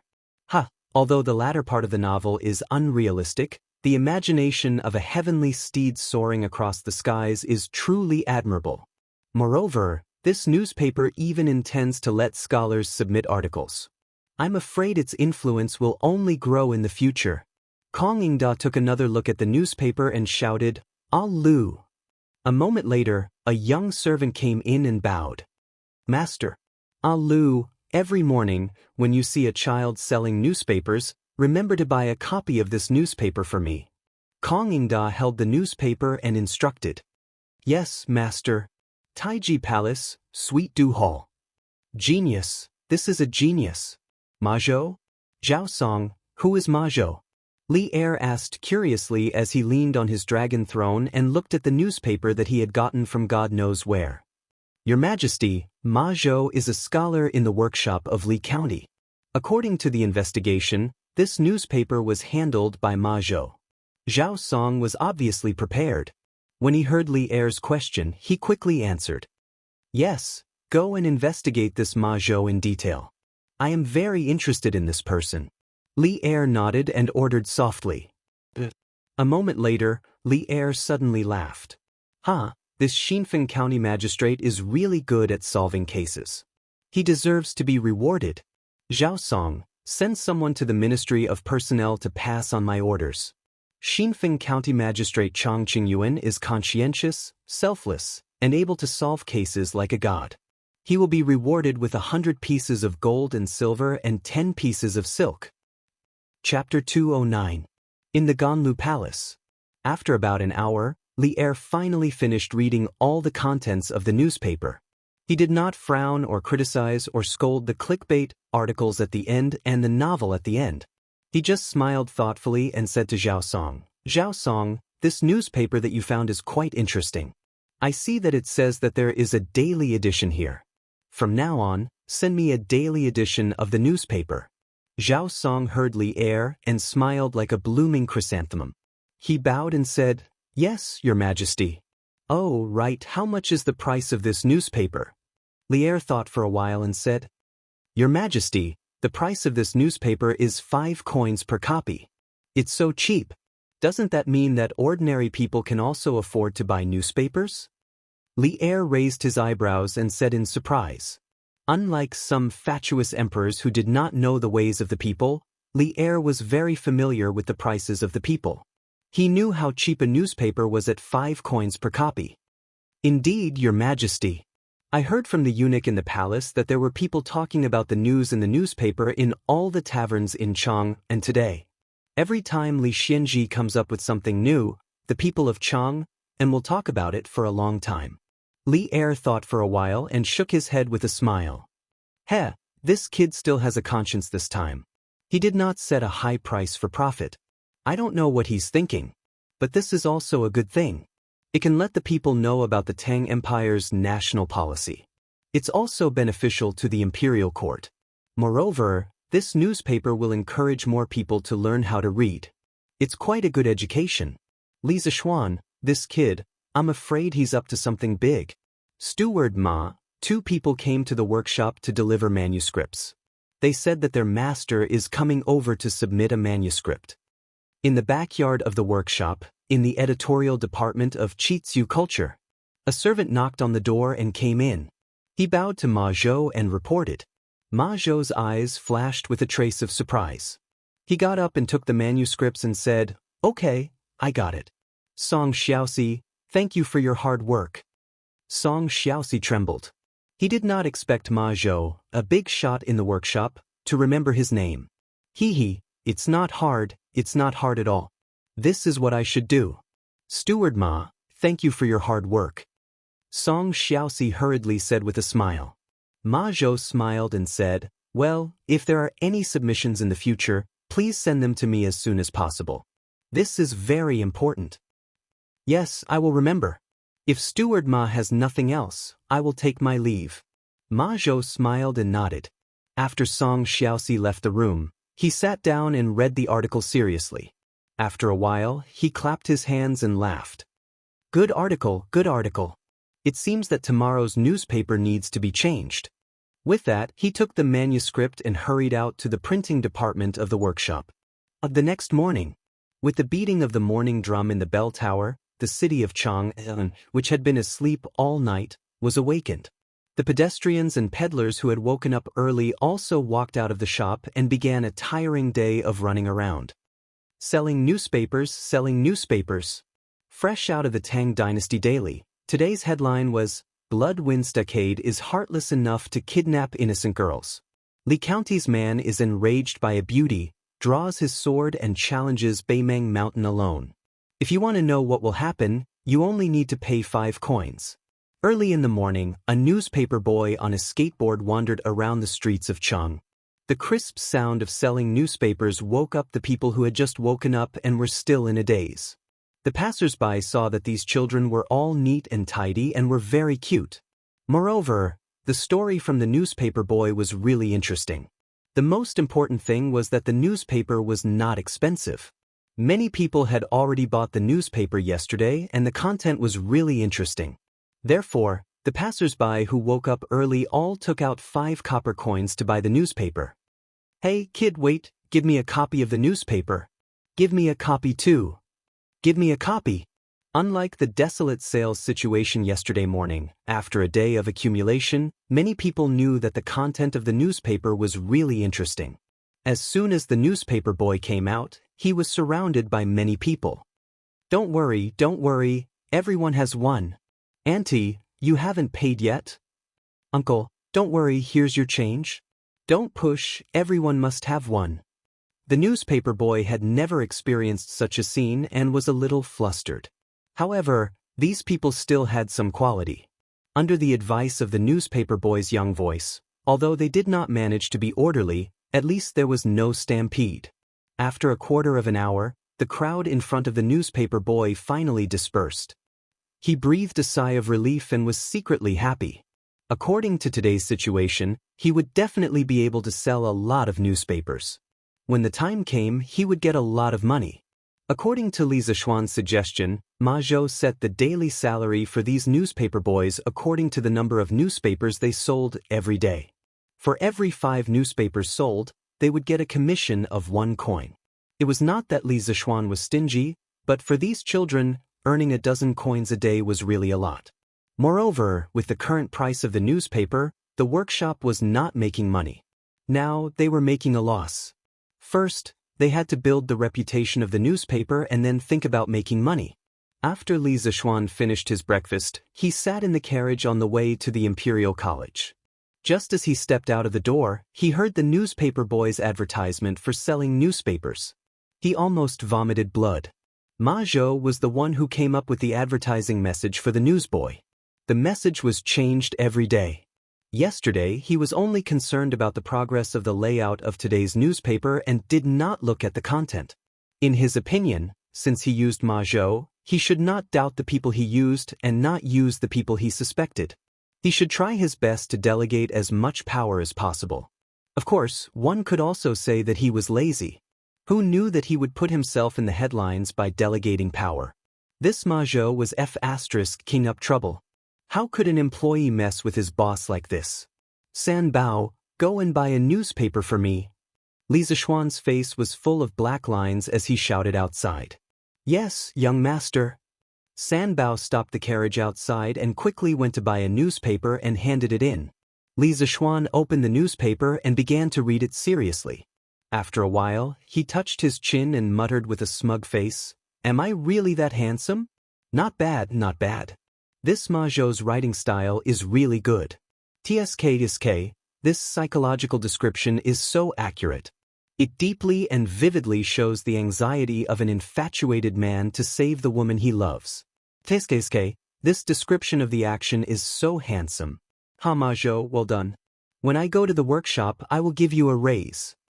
Li Zishuan was originally unhappy that his subordinate had made the headlines. However, when he saw Ma Zhou's wonderful description in the newspaper, the discomfort in his heart was immediately forgotten. Anyway, this news was not written by him, so there was no suspicion of him praising himself. At most, it could be considered as him praising himself.